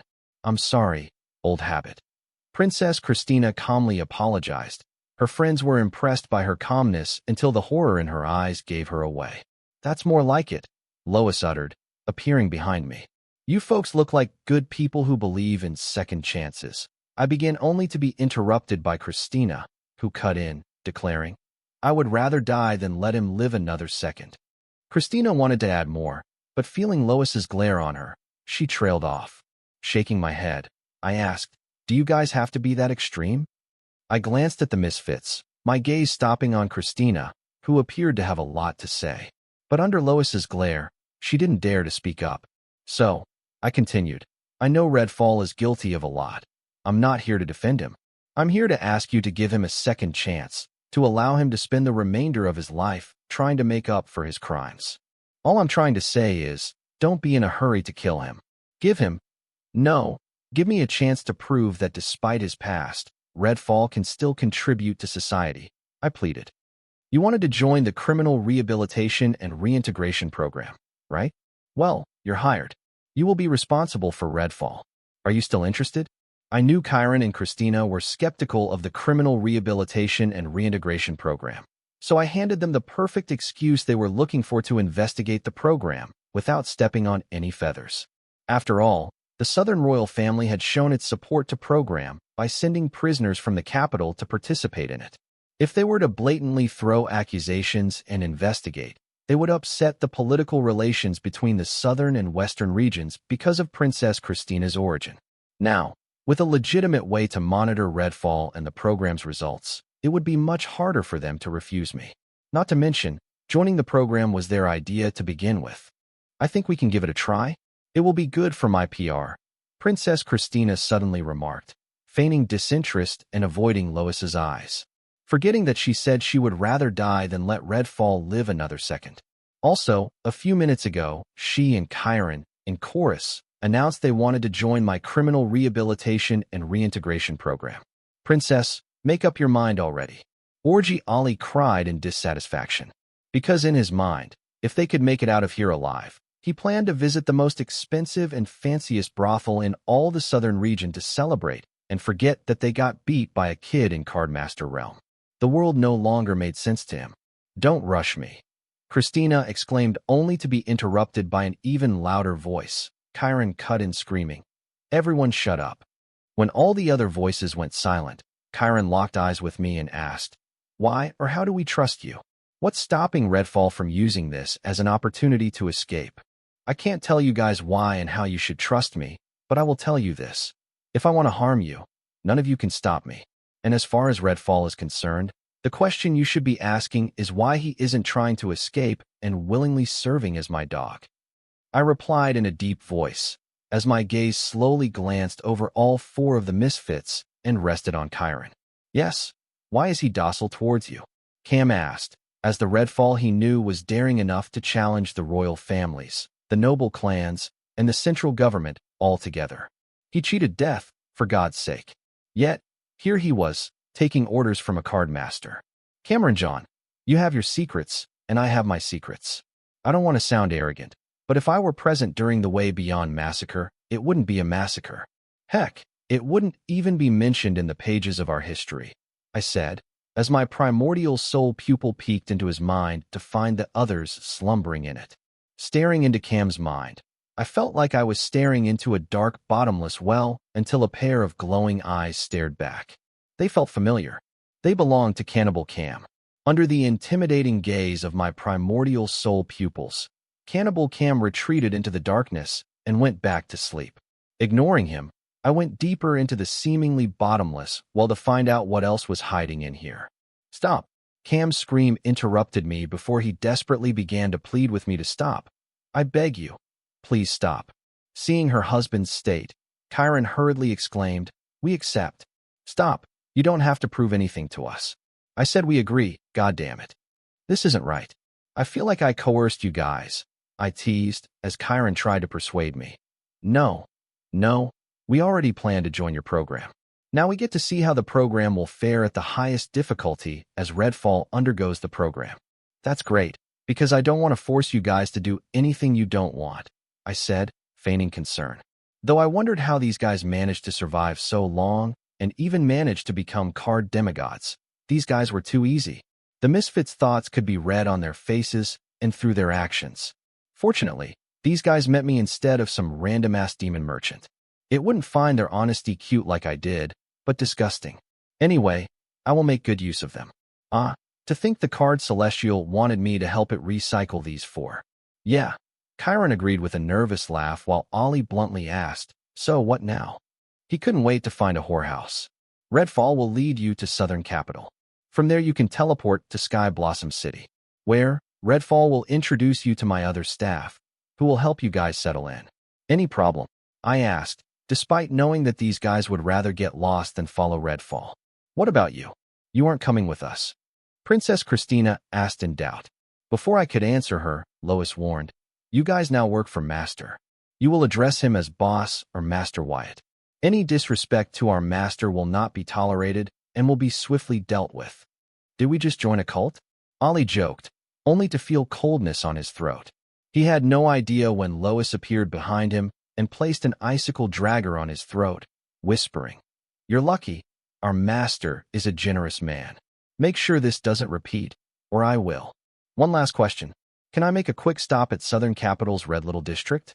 I'm turned on right now, Ollie said, unable to resist his urges. Lois's cold glare and voice with her warm breath on the back of his neck, he was genuinely turned on. If not for their policy not to masturbate in the open, he would have started already. Why waste money? You wouldn't do anything anyway, Cam remarked, knowing that Ollie, despite his vulgar template, was actually a genuine virgin. He has gotten a few blowjobs and eaten a few pussies/asses, but never gone all the way.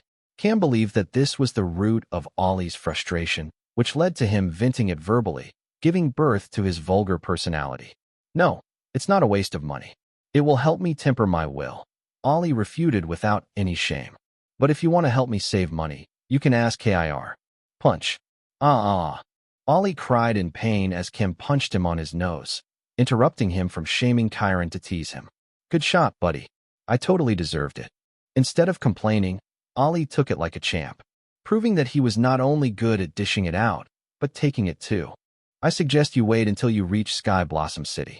Our slime fairy card project can use someone with your enthusiasm and expertise, I suggested to Ollie, wondering if sex with a slime fairy would count as sex or masturbation.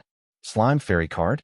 If it's anything like the dream nymph card being sold in the central capital, I will pass, Ollie replied, showing little interest in the slime fairy card due to his bad experience with the dream nymph card line produced by demigod Norley and being sold by Jill Norley. The father and daughter pair were fast. I thought it would at least take them like a month or so, but they proved me wrong. They not only designed the card recipe from scratch, but also started its mass production and also put the product on the market, all in a matter of weeks. And there were talks of him working on the Dream Nymph 2.0 card, promising to sell it at a discounted price to all the Dream Nymph card users. I guess demigod Norley wasn't respected by the masters for no reason. I just hope the father and daughter pair can expand to other 4 regions just as fast, with them paving the way for me. I can begin the sale of my slime fairy cards without any hiccups. Yes, by then the market will be dominated by Dream Nymph cards, but I believe with the quality of my slime fairy cards and a little help from competitive pricing, it wouldn't be long before my cards start to dominating the market in all 5 regions. After all, when it comes to quality mass-produced cards, no one can outdo me. My success with the VR Slime cards was the best example of this. With Daily, the former Celestial Array Spirit and current Array Celestial, by my side, I can produce these cards at a lot cheaper cost. Devil Marchant Code's price to arrange a custom SSS rank array was within reasonable rates, but free and quality labor will always beat cheap and quality labor. You have used the Dream Nymph card, that's better. This way you can try our product and give us an honest review and comparison. So, we can improve it. Unless you are not interested, I offered. After all, cultured card apprentices like Ollie were my target group. Of course I am interested. I will do my best to help you create the best mass-produced adult cards on the market for generations to come. Ollie agreed without hesitation, announcing his new goal. You know, you are my kind of boss. Back when I was still young and hungry, I always imagined that if I ever got a chance to earn an honest living, I should work under a cool boss like you. Boss Wyatt, thank you for this once-in-a-lifetime opportunity. I'd rather die than let you down. I have no idea why you guys are so eager to die, but that won't be necessary. Just give your best and trust the rest to me and the other staff. I informed awkwardly, because I didn't think Ollie would grow so sincere and emotional over something so simple. I mean, it was just a bunch of humanoid slime cards that can take any female form their user imagines and simulate them to climax with ultimate pleasure, figuring out their most intimate preferences. He was acting like we were going to solve the world hunger or peace problem. Boss, I have a few unused Dream Nymph cards on me. Here, take them. It will help you figure out our competition, Ollie said, taking out 4 Dream Nymph cards. Seeing they were all the same Dream Nymph cards but with different aesthetics like shape, size, color, hair, dress, etc. I just took one and said, thanks, one is enough. Under Ollie's eager eyes and the rest of the misfits' disgusted gaze, I used my primordial soul pupils to uncover the secrets of the dream nymph. Going through it, I finally knew why demigod Norley was able to create and release these cards on the market so quickly. Turns out the so-called Dream Nymph adult cards were actually modified succubus summon cards. The succubus monster core was modified to summon a succubus monster in the form of a beautiful human female with the monster's seduction abilities fully intact. These weren't even the renowned succubus demons from the Dark Realm, but the common trash succubus monsters found in the dungeons. If the card apprentices wanted to FCK monsters, they would go FCK 1 for free in the privacy of the dungeons, not pay a hefty price to buy a separate card for it. Also, these so-called dream nymphs were actually lifelike energy bodies, in a way similar to specters and wraiths. At least these specters and wraiths were considered undead. These dream nymphs, however, were inanimate, meaning F-king them wouldn't be considered as sex but masturbation. This was nothing like what they advertised, making this a scam. I was surprised that a great card crafter like demigod Norley, who took pride in his work, would be involved in a card scam. The demigod Norley I met and knew wouldn't do something like this, but his greedy daughter would. This card had Jill Norley written all over it. That woman would buy panties in bulk and spray them with her piss to sell them online if it meant funding her research and projects. So, it wouldn't come as a surprise to me that Jill stole one of her father's rejected card recipes to make a SHT ton of quick buck. I should have known she was behind this the moment I saw that the Dream Nymph cards didn't have a single extra feature. If you wanted a different hairstyle or color, you had to buy a new card entirely. With no competition on the market whatsoever, this scheme worked brilliantly. Ollie alone had bought a dozen of these cards and already used 8 of them. I couldn't imagine how much money that little money grubber had amassed by now. Also, as the daughter of one of the founding demigods of the current government, she didn't have to worry about the consequences for scamming the people of the Central Region. No wonder Nepa babies attract so much hate from the public. Here, I returned Ollie's E-Nymph card to him, adding, "Our slime fairy card is way better than this one. You are going to get addicted to it considering that you bought a dozen of these SHTTY cards." It wasn't often I judged a card, out of respect for the card creator. But the E-Nymph card deserved all the hate. It was a trash card capitalizing on a hole in the market. I can't wait to see the outrage when people realize what they were actually buying. "Boss, I only bought a dozen of these to support the hostess entertaining that night," Ollie hurriedly explained. A little embarrassed as the E-Nymph card made it to the top 5 in the worst place, he thrusted his meat stick in. "What do you mean?" I asked in confusion, and also a little curious about how Jill was managing to sell these trash cards in dozens. Yes, male card apprentices were hornier than the mortal male, but that didn't mean they would just mindlessly rub against anything with curves and a hole. You can't buy these cards in a regular card shop or malls. One could only get them in the red light district. The courtesan there sold these cards, modeled after themselves, to their patrons. The dozen I brought were all sold to me by my favorite courtesan. I only wanted to buy one, but I ended up with a dozen when I heard her brag that one of her guests bought half a dozen of her E-Nymph cards and how much they liked to spoil her. As a cultured man, I couldn't just hear that and do nothing. I had to show her that I was her #1 patron. So, I bought a dozen of her cards. Besides, these 12 cards were worth it. Though they are of the same courtesan, each of these is an iteration of her as a soldier, teacher, maid, etc. Also, they plan to help the courtesan set up a dedicated shop on the Grimoire network to sell their E-Nymph cards across the 5 regions. Ollie explained how he didn't plan on buying these E-Nymph cards, but ended up buying a dozen of them just to show his favorite courtesan that he spoiled her the most. "Wait," Lois said, her confusion evident. "How does you buying those filthy cards help her? Won't the money just go to the cards creators?" After all, he reasoned, they were courtesans, not card crafters.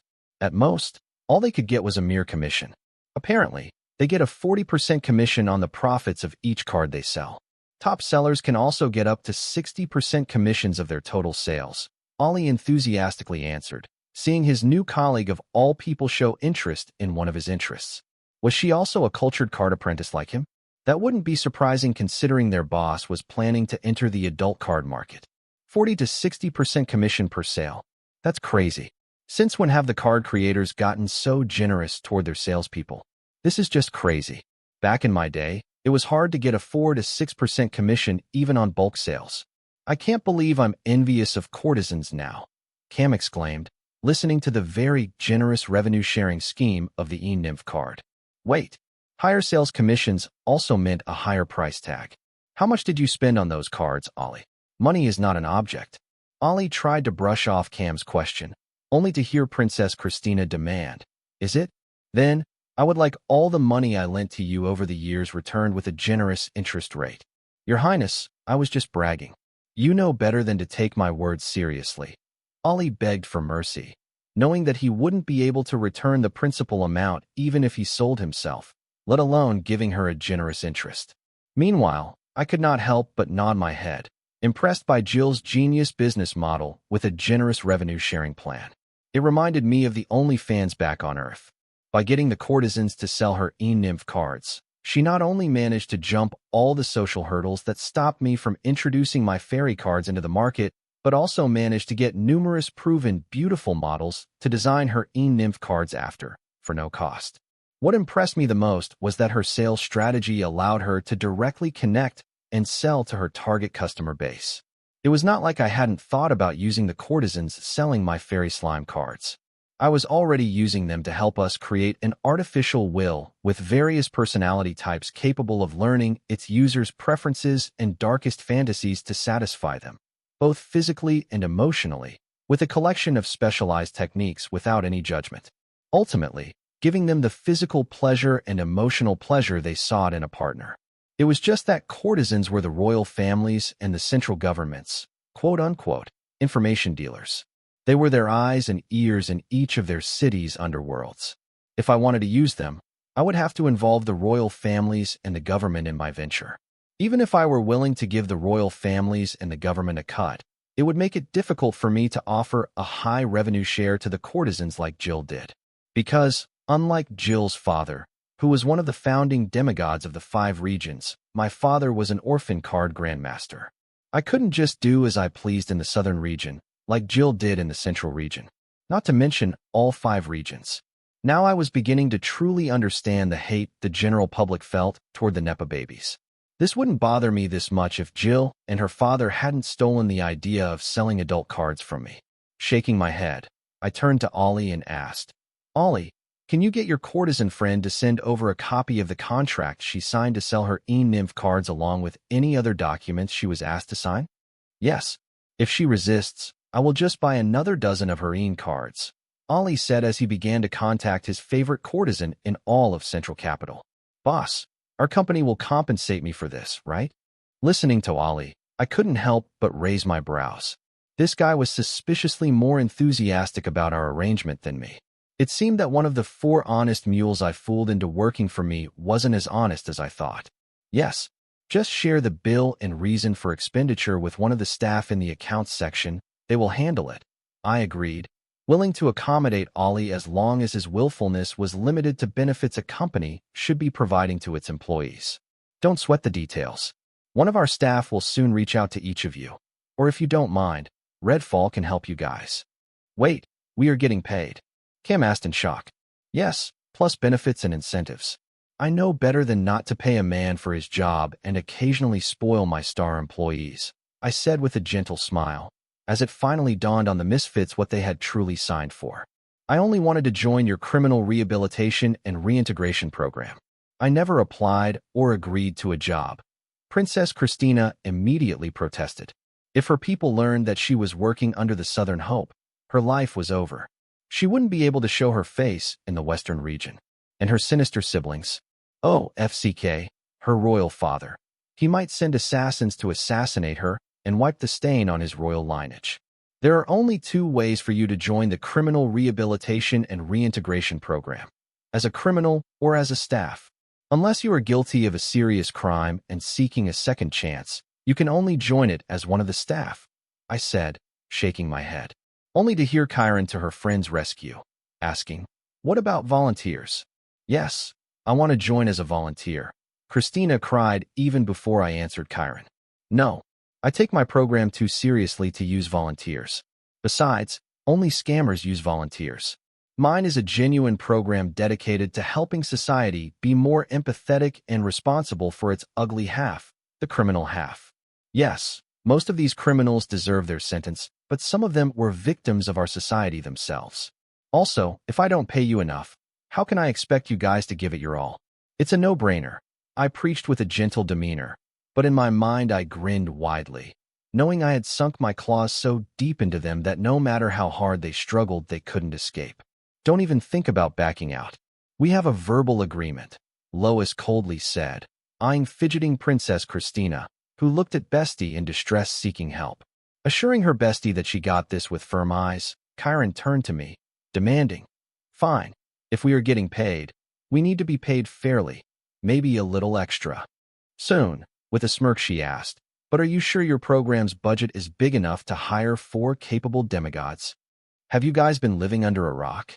Lois asked the misfits, as these guys did not seem to understand who they were dealing with despite the reverence shown by the princess's bodyguards when they introduced her boss to them. Kind of. We were in seclusion until the princess called, saying Redfall might have been resurrected. I wouldn't even have known that our 5 regions were now open-minded enough to sell adult cards if not for the courtesan trying to sell her cards to me. Ollie replied, while simultaneously texting with his favorite courtesan and mentally listening to Christina's bodyguards informed them, except Cam, that Dalton Wyatt is believed to be the unofficial richest card apprentice in the 5 regions. Their eyes widened in shock. They couldn't fathom how a teenage card apprentice could be hailed as the richest card apprentice in the 5 regions. They couldn't help but wonder if the boy had a mysterious background. For the first time, it occurred to the misfits that they should investigate the boy who was sheltering Redfall. Until now, they had been so focused on their target that they hadn't considered the person protecting him. It was as if they only used their brains for decoration, resorting to critical thinking only when they were absolutely forced to. I was finally beginning to understand why there was hardly any mention of these 4 in Clown Mask's future vision. The card Celestial, obviously, must have had someone else recycle their dumbass outside of the canon. Otherwise, they should have made a splash in the future vision, especially with the entities hiding in Cameron John's mind. Again, one of our staff will contact you guys to negotiate your salary. I'm sure you guys will not spare any effort to help our organization prosper, I said with a subtle grin, not wanting to provoke the misfits. It was hard to tell how they would react if I began to celebrate conning them openly. Organization? We only signed for the Criminal Reintegration and Rehabilitation Program. Chiron suspiciously corrected me, while I feigned an embarrassed smile and brushed it off saying, "Tomato, tomato. It's all the same." Just as Chiron wanted to demand a clarification, Ollie beat her to it, reporting, "Boss, I have shared the contracts and documents the courtesan signed with the Nymph card executives with your grimoire." "Great." I beamed, summoning my grimoire to go through the documents. However, as I read the contracts and documents the courtesans had signed, my smile vanished.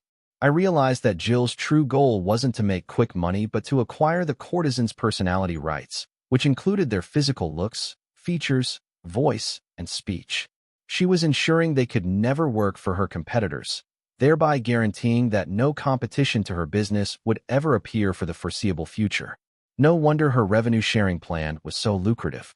I should have known this little money grubber would never be so generous unless she was up to something devious. She was playing the long game. FCK, I roared, understanding that Jill had just declared war in the adult card market while no one even knew about it. Not many yet knew the adult card market was possible, let alone know how big the adult card market could grow. By the time they knew it, it would be too late as Jill Norley would have already conquered and monopolized the adult card market. "Master, who do I kill?" Lois asked in concern, knowing that her master wouldn't easily lose his calm. The misfits stared at Lois, bewildered and speechless at her reaction to their boss's outburst. Recovering from her shock, Chiron asked, "Boss, is she also in the Criminal Rehabilitation and Reintegration Program? If not, I suggest we add her." "Nah, my schedule is full for the foreseeable future. Besides, my time is worth too much to waste it on helping dregs of the society get their lives together," Lois answered, misunderstanding that Chiron wanted her to join the program as a staff. The misfits just nodded and smiled, not bothering to correct Lois's misunderstanding, knowing her bad temper. Meanwhile, my mind was preoccupied with Jill and her e-nymph cards. Instead of helping remove the legal hurdles to selling adult cards in the 5 regions to sell her subpar cards like I had hoped for, it now appears that she was actually going to monopolize the entire adult card market using her advantage of being first in the adult card market. For a moment, Jill's action had me consider whether I should release my fairy slime cards on the market way ahead of the time than I previously planned on, especially with her buying the personality rights of every courtesan in the central region. I'm sure Jill wasn't done here and planned to do the same in the other regions. However, they were not her home turf and should be facing similar challenges I was. However, if she promised to share enough profits with them, the 4 royal families will not only greenlight her adult card sales, but also actively help her. Considering the steep price at which she was selling the e-nymph cards, she would have enough left to cover her investment and leave a good profit for herself after sharing most of the profits with the royal families and the courtesans. If a money grubber like Jill had no problem sharing most of the profits with royal families and the courtesan to get the right to the courtesan's personality right, why could I not do the same? That was because Jill and I might be trying to monopolize the same market, but we were taking totally opposite routes. I was trying to monopolize the adult card market by mass-producing quality adult cards and selling them at a reasonable price. However, Jill was trying to monopolize the adult card market by gaining sole control of one of the most important ingredients in creating quality adult cards, the personality rights of beautiful women and men who didn't mind giving up their intimate privacy for a lot of money. Why were the personality rights of courtesans important? It was because the human heart and mind were fickle. No matter how tasty a certain dish was, they couldn't eat it for every meal. They would grow bored with it in a few days, forget months or years. Card apprentices were human, and similar to humans, they preferred having choices in the cards they equipped. For example, take the Fireball skill card. It alone had about 709 iterations of it, and 57 of them were still actively being sold in the market. The same was true for the adult cards. At first, people would be excited about it as it was the new thing on the market. But once their hype was over, they would see it for what it was and return to their old routine. Even the courtesan knew this. That was why they not only did not protested the adult cards, worrying it would affect their business. Instead, they were selling the adult cards to their loyal guests. Because they knew that a card could never be the same as the real deal, no matter how lifelike they got with time. Their confidence didn't stem from ignorance, but from millennia of history and experience. Many of the courtesans' guests were capable people who were surely aware that the city's brothels served as intelligence hubs for the royal families and the central government. Yet, despite the risks, they continued to visit them. Whether out of confidence in their own abilities or a lack of self-control, they rolled the dice on their lives, ultimately influenced by the unforgettable skills of these courtesans. It played a detrimental role in swaying their will and decisions. It was a common belief among the card apprentices that a skilled courtesan could awaken impure thoughts in a rock and force it to speak. It wasn't literally possible, but it perfectly summed up just how proficient the courtesans were in the art of seduction and temptation. To borrow the wise words of our predecessors, no matter how beautiful one is on the outside, if they're ugly on the inside, that inner ugliness will eventually corrupt their outward beauty. This was true for the adult cards too. No matter how beautiful and lifelike a card creator made one, it would still be incomplete without a proper soul. This was where the courtesans and their personality rights came in. Through their perfected skills, from their looks and voice to their shyness and teasing, they could create a beautiful soul for the adult card. These techniques had been passed down and refined among the courtesans for millennia. Their skills were so good they could effortlessly get their on-guard guests to spill their darkest secrets, like master lock pickers unlocking any vault. Jill's goal was to index and control these courtesans' identity and skills. In the future, she would be able to charge a hefty fee to any card apprentice who wanted to use them to create an adult card. Her plan was a perfect example of what Microsoft, Android, and Apple had achieved back on Earth, a complete OS monopoly over PC and smartphone market.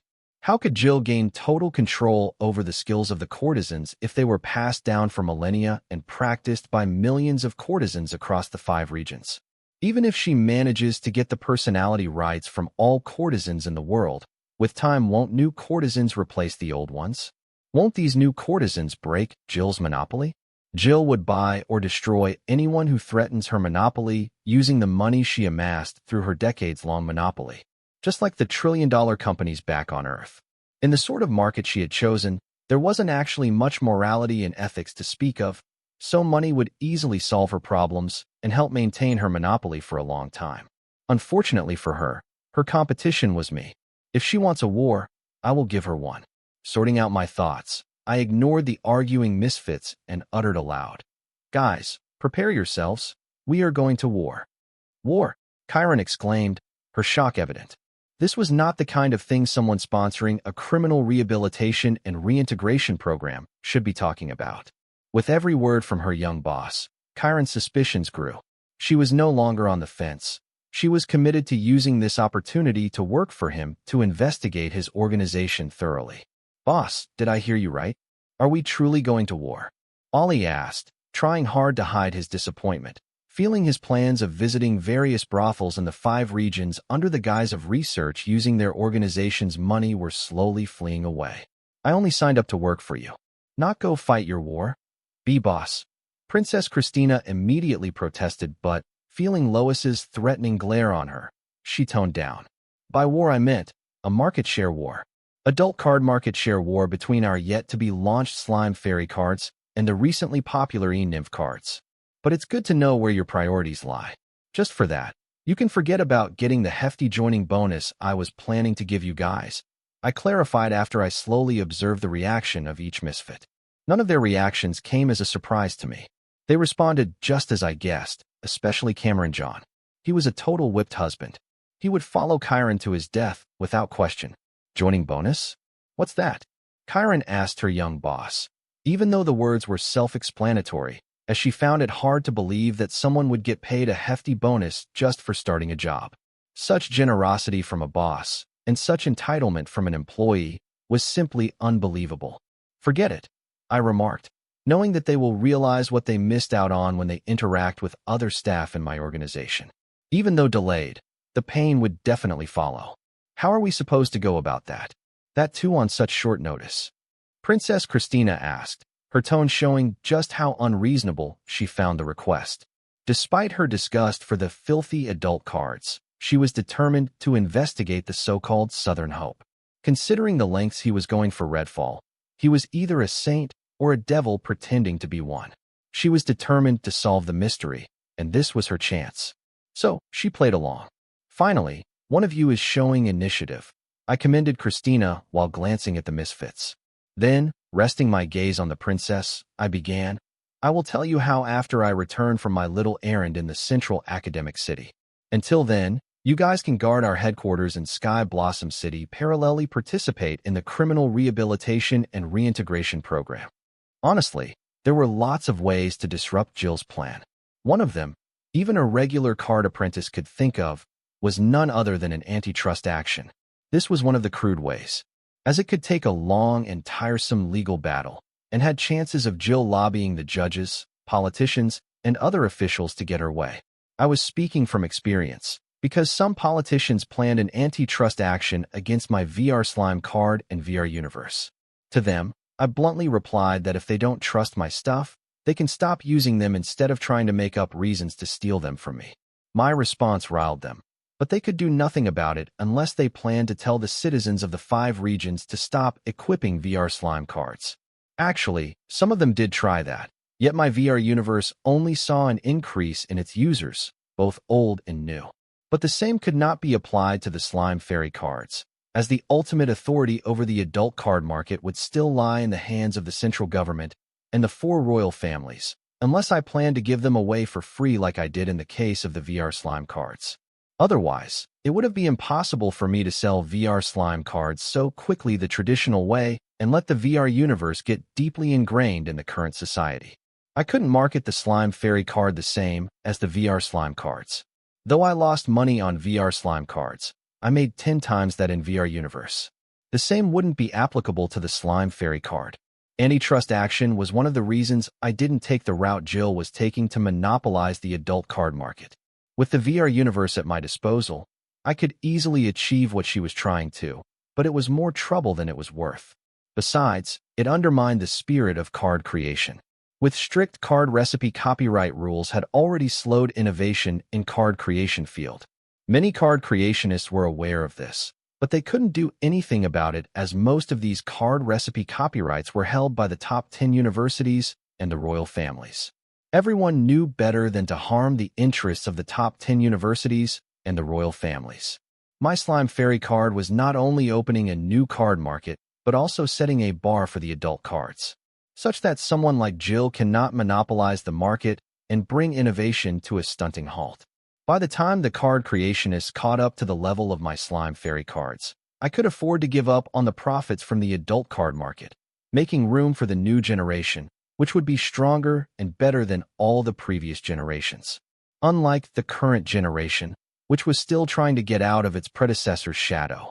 When it comes to card creation, I thought one of the camping ground rules was very appropriate here, the one that asked the campers to leave the camping ground cleaner than when they arrived, such that those after them could also enjoy it. For someone who fancied himself as the greatest card creationist, I believe my cards shouldn't just change the present, but pave the way for a better future. Of course, I want to be compensated appropriately for it too. Despite knowing various ways to put an end to Jill's adult card market monopoly dreams, I didn't decisively order the misfits to take action against her despite them having the strength and status to get it done without dropping my name. Since they were new members, no one would connect them to me. I held back because before going to war with Jill, I wanted to give her a chance to back out. For old time's sake, she has been a good friend to me and also the first/only woman I betted in this life. She has time and gain gone out of her way to help me on many occasions. Her informing me about Morningstar University and the central government conspiring to kidnap me during my college interview in the southern capital city was just one of them. Jill Norley was greedy, but also a very loyal friend. She had proven it time and time again. I didn't want to lose her friendship over this. That was why I didn't want to take any action against her until I talked to her. I know she likes to keep business and friendship apart, but I believe together we could find a common ground here. Basically, I was going to strong-arm her into following my arrangements. If she doesn't appreciate it, then it's too bad for her. The world was not fair. Not everyone got what they wanted. Besides, she doesn't get to talk about what's fair considering she stole my idea and was using it without asking my opinion. Leave it to us, boss. We will protect the Sky Blossom City as if it were our native city, Kyron enthusiastically assured her young boss, seeing him give her the perfect reason to stick her nose in all of his business in the Sky Blossom City and investigate them. Under the guise of protecting the city, she planned to clarify her doubts and misgivings about her new boss. Love your enthusiasm.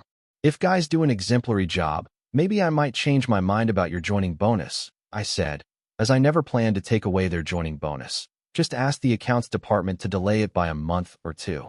Hey, I like to take good care of my things, sue me. Soon we parted ways. Redfall led the misfits to the southern capital while I and Lois headed towards the central region. I could have used the southern royal palace's teleportation array. It would have been faster, but I didn't want to be caught unprepared on the other side at Morningstar University. The palace not only shared its teleportation logs with the destination, but sought permission from them for teleportation. I didn't want my arrival to be a matter of record. After all, it would be like an assassin giving a heads up to the target of their assassination. Now that would simply be dumb on my part. I was confident about my strength, but I also didn't dare to underestimate Morningstar University. These people have a very long and rich heritage, especially their time rule vestige. I had a very strong resistance to the time rule of the myriad realms because of my otherworldly soul, but I didn't want to test its limit, at least not yet. Especially after Redfall's defeat at the hands of the misfits. There might be a meaning of a true rule that my otherworldly soul wasn't resistant to. Or there could be other eye-opening rules and skill cards like the Super Time card used by the misfits. Not to mention the collection of unique physiques, traits, and innate cards the university had gathered over the millennia. I couldn't stress enough how idiotic underestimating Morningstar University could be. That was why I completed my Frosling Corpse Puppet Spirit cards before heading over to Morningstar University. I could have used the Devil Merchant Code or Henrik's to take me to the central academic city. I planned to do exactly that once I helped Lois create and arrange evidence to back up her story about escaping the imprisonment of the Southern Royal family, because her physique upgraded, helping her to break through to Card Demigod realm. allowing her to escape the peculiar SSS-rank space isolation array that Southern royal family used to imprison her. It not only cut her off from the grimoire network, but separated her from the original space by hundreds of thousands of miles, making it hard for her to navigate her way back to the original space, even by entering the spiritual plane. Afraid of getting lost in the spiritual plane, she could only give up. Until her physique, right eye of the card world, upgraded to deliberation eye, helping her to break through to card demigod realm, giving her more confidence in navigating the spiritual plane to escape the array and appear outside of it in the physical plane. "Are you ready?" I asked Lois as we arrived at the border of the central region.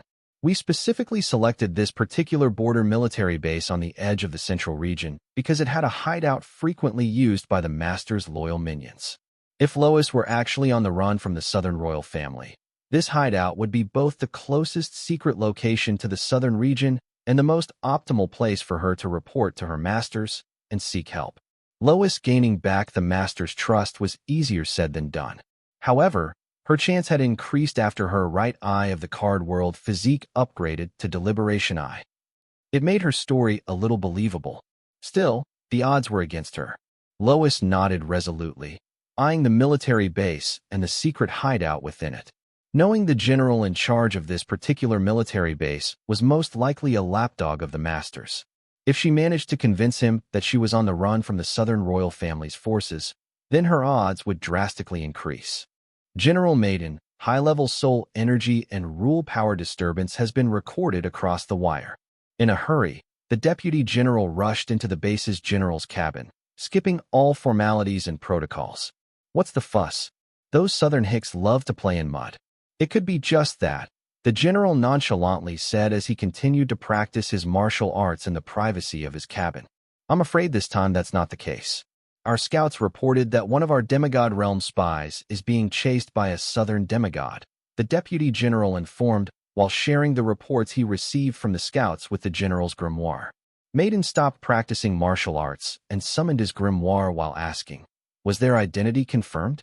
"Yes, though we cannot connect to the latter's grimoire, as the pursuer from the south appears to be blocking all modes of communication around them. Our scouts were able to get a read on the soul energy signature of the latter. I ran through the database and found a match, but my privilege level wasn't enough to open the dossier linked to it. So, I hurried over," the Deputy General explained as the general went through the report and cut in, confirming, "She is one of us. It's Special Agent Lois Forger. She had gone MIA during a mission in the Southern region and was believed to be captured by the Southerners. It seems she managed to escape," General Maiden said as he got dressed in his uniform and headed out of his cabin while the deputy followed, waiting for his orders. "Advise all units about the friendly asset returning to base and to take a position in the designated corridor, grid to grid. Leave no position unmanned and don't engage until I say so," General Maiden commanded his deputy as they flew to the sky to get a view of the asset from a vantage point. "Yes, sir," the Deputy General agreed, his voice clipped and precise. "Should I arrange a designated recovery team to intercept the hostile at the border and secure the target?" "Not unless you want to send them to their deaths. Look closely. Don't you recognize who the hostile demigod pursuing our asset is?" General Maiden said, pinching the middle of his brows as he summoned his grimoire, calling for backup. "Is that no way? She is doomed. I will put in a request to erase all her records in our database following the protocols." The Deputy General was thunderstruck seeing the silhouette donning back from head to toe, pursuing their agent, who keeps vanishing and appearing out of thin air, as if using short-distance teleportation to escape her pursuers' devastating attacks. "No. Contact Base Ursus and inform them. The demigod being pursued is our agent. They are to provide immediate assistance.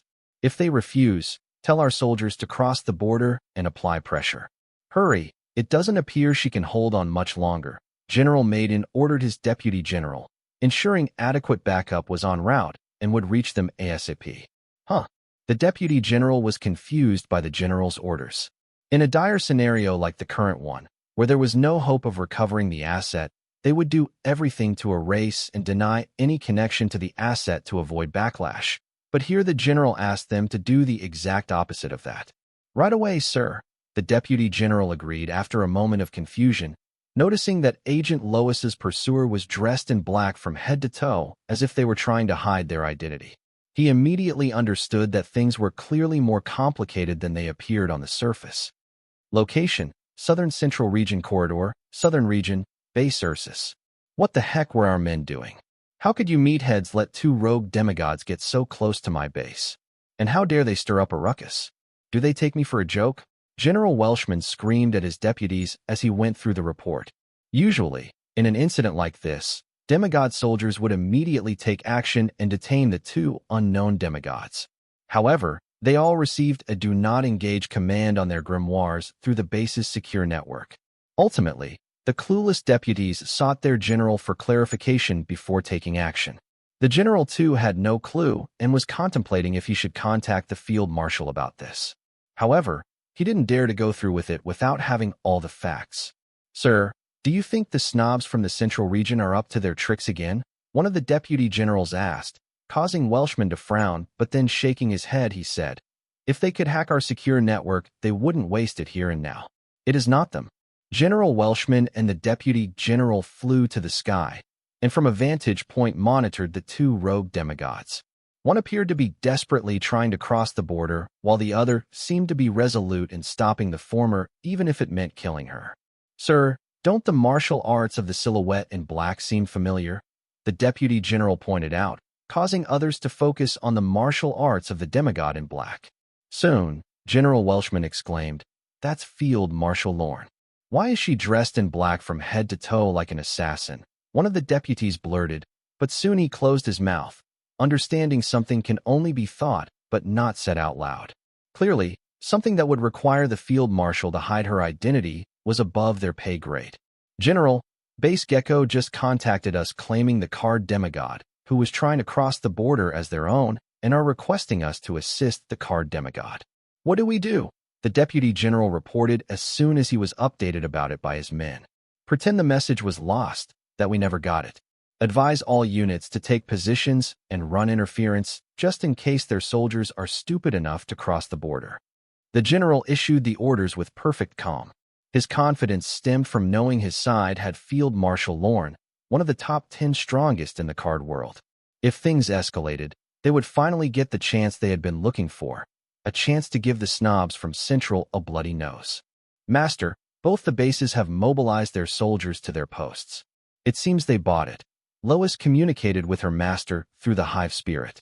She desperately escaped the field marshal's attacks by jumping between planes, all while feigning mortal wounds and the exhaustion of a person at the end of her rope.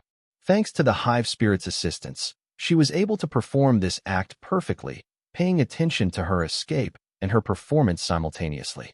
"Yes, let us kick it up a notch, shall we? You ready? This is going to hurt," I warned Lois as I decided to get serious. I wanted to make General Maiden desperate enough to cross the border and come to rescue Lois himself instead of waiting for the reinforcement, as I wanted to kill as many lapdogs of the masters as possible using Lois as bait. Why? I was currently disguised as Field Marshal Lorne. It wouldn't befit her reputation as one of the top 10 strongest if she not only failed to detain Agent Lois, but also failed to stop those who came to her rescue. Such a failure would certainly look suspicious. After all, the field marshal was not only a martial sage, but also very skilled in spatial rules, not to mention her unparalleled bloodline and eyes. Why disguise myself as Field Marshal Lorne? Believe me, I wouldn't have if there were any other choice. For Lois's story to be believable, her miraculous escape from the Southern royal family needed to be backed up by a tangible, high-profile pursuit. The masters would definitely investigate her story, no matter how convincing it seemed. After all, they'd stayed hidden in the central government's shadows for millennia because of such caution. Therefore, impersonating just anyone wouldn't be enough. It had to be Field Marshal Lorne, and disguising anyone else was out of the question, as one person cannot be in two places at once. My plan was clear. I would impersonate Field Marshal Lorne herself, as she was the only one in the Southern royal family's tree whose whereabouts were currently unknown, as her physical body was on the Lil Red Storm, while her spiritual body was in the Devil Merchant Code's Interrealm City in the spiritual plane, polishing her old martial arts and learning new martial arts. So, when masters try to divine about the original Field Marshal Lorne, they would be led to the next best, me disguised as Field Marshal Lorne. The means of the masters were not to be underestimated, and the same went for my myriad devil transformation skill. Also, a public pursuit of Lois by a figure as prominent as Field Marshal Lorne would not only prove that Lois had truly been held captive by the Southern royal family, but give legitimacy to her story about escaping their grasp. Not to mention Field Marshal Lorne's reputation among the Southern Army was crucial for this plan to work. If it were anyone else, things wouldn't have gone as smoothly with Base Ursus's General Welshman as they did. That was because, within the present unparalleled bloodline, only Field Marshal Lorne held an actual high-level military rank. Others commanded their own personal armies that occasionally held posts at the southern borders and way beyond, but they were part of the monarchy, not the military. Most importantly, Field Marshal Lorne was the only one who satisfied the condition of my myriad devil transformation that would allow me to disguise as her perfectly. That was because during our mock battle on the planet Lil Ride Storm, I had managed to get my hands on her DNA material and fed it to my myriad devil transformation skill. Also, just looking like Field Marshal Lorne and having a similar soul energy signature wasn't enough. I need to have similar strength, cards, rules, and skills, or just enough to fake it till we make it. Thanks to my curse incarnation form and Field Marshal Lorne adamantly teaching me her martial arts, I had more than enough to fake it. Therefore, despite covering myself in black head to toe and suppressing my soul energy signature, I bluntly used the martial arts Field Marshal Lorne taught me. Though they were only basics, they were the Field Marshal Lorne's signature martial arts. As a result, without me having to tell them, the generals from both military bases immediately guessed my identity as the Field Marshal Lorne. Can't blame them for falling for such a simple trick. As one of the top 10 strongest for a couple centuries now, Field Marshal Lorne was insanely popular, especially the martial arts she used. After all, she was the only martial sage in the top 10 strongest. Everyone wants to learn the best, and what was best than the martial arts used by the strongest martial sage known? Though the basic martial arts used by Field Marshal Lorne were available in the market, they were no longer the same as the ones Field Marshal Lorne used. That was because she had improved them through enlightenment and augmented them to her preference through vigorous practice. She didn't share them with the rest of the world, but shared them with her disciple. Therefore, when I used her martial arts, looking exactly like her, it was no wonder that the generals from both military bases immediately jumped to the same conclusion. It would be surprising if they didn't. Master, don't worry. I can take it. Lois just jumped out of the spiritual plane 100 yards from me. Now that Lois could exist on the physical and spiritual plane simultaneously, she didn't need a card apprentice's spiritual channel to enter the spiritual plane or return to the physical plane at will. Only she wouldn't travel too far on the spiritual plane as she lacked the knowledge to navigate through the spiritual plane. Therefore, her traveling through planes appeared like short-distance, instantaneous teleportation. Lois, go all out, I ordered, as I concentrated my celestial force to pull her into my grasp. However, in the middle of being dragged towards me, Lois's body suddenly vanished into the spiritual plane, escaping the lock of my celestial force. If I were fighting her as the original me, she would have been able to escape my hold just by escaping to the spiritual plane. After all, she got her dual existence ability from me. I would have followed her into the spiritual plane and continued the fight there. Not to mention, on the spiritual plane, I could use my celestial force more freely and efficiently, ignoring the resistance from the card Celestial's passive celestial force. So, Lois escaping to the spiritual plane in a fight against me would be a very bad idea. It could just cost her the fight. Location: Central Southern Region Corridor, Central Region, Base Gecko. General Maiden, Base Ursus is not responding to our request to assist Agent Lois, the Deputy General reported, waiting for the General's permission to advise the units to cross the border and run interference. As accepted, Maiden wasn't surprised. Now he had a legitimate reason to send his men across the borders. Advise all units to cross the borders and spill enough enemy blood to create a lake of their blood. Maiden knew that if he personally went to assist Agent Lois, her chances of escaping would slightly increase, which might as well be negligible, but the odds of him dying were 100%.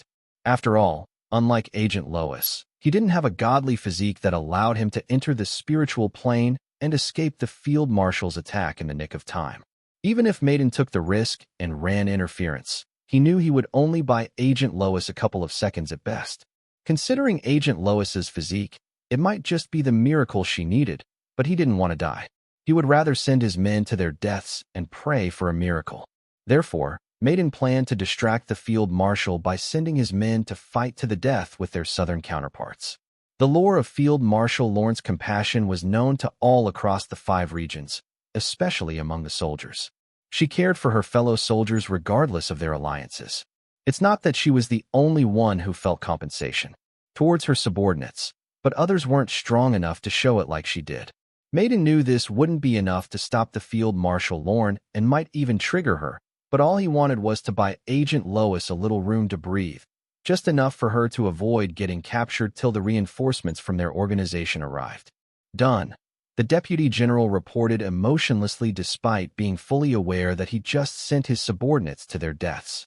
Although their southern counterparts weren't as civil and savvy as them, they were ferocious card apprentices who feared no pain when it came to fighting for their region. Not to mention the array formation covering the southern region. There wasn't going to be a winner here. Both sides were going to lose a lot of good men today. General Maiden nodded.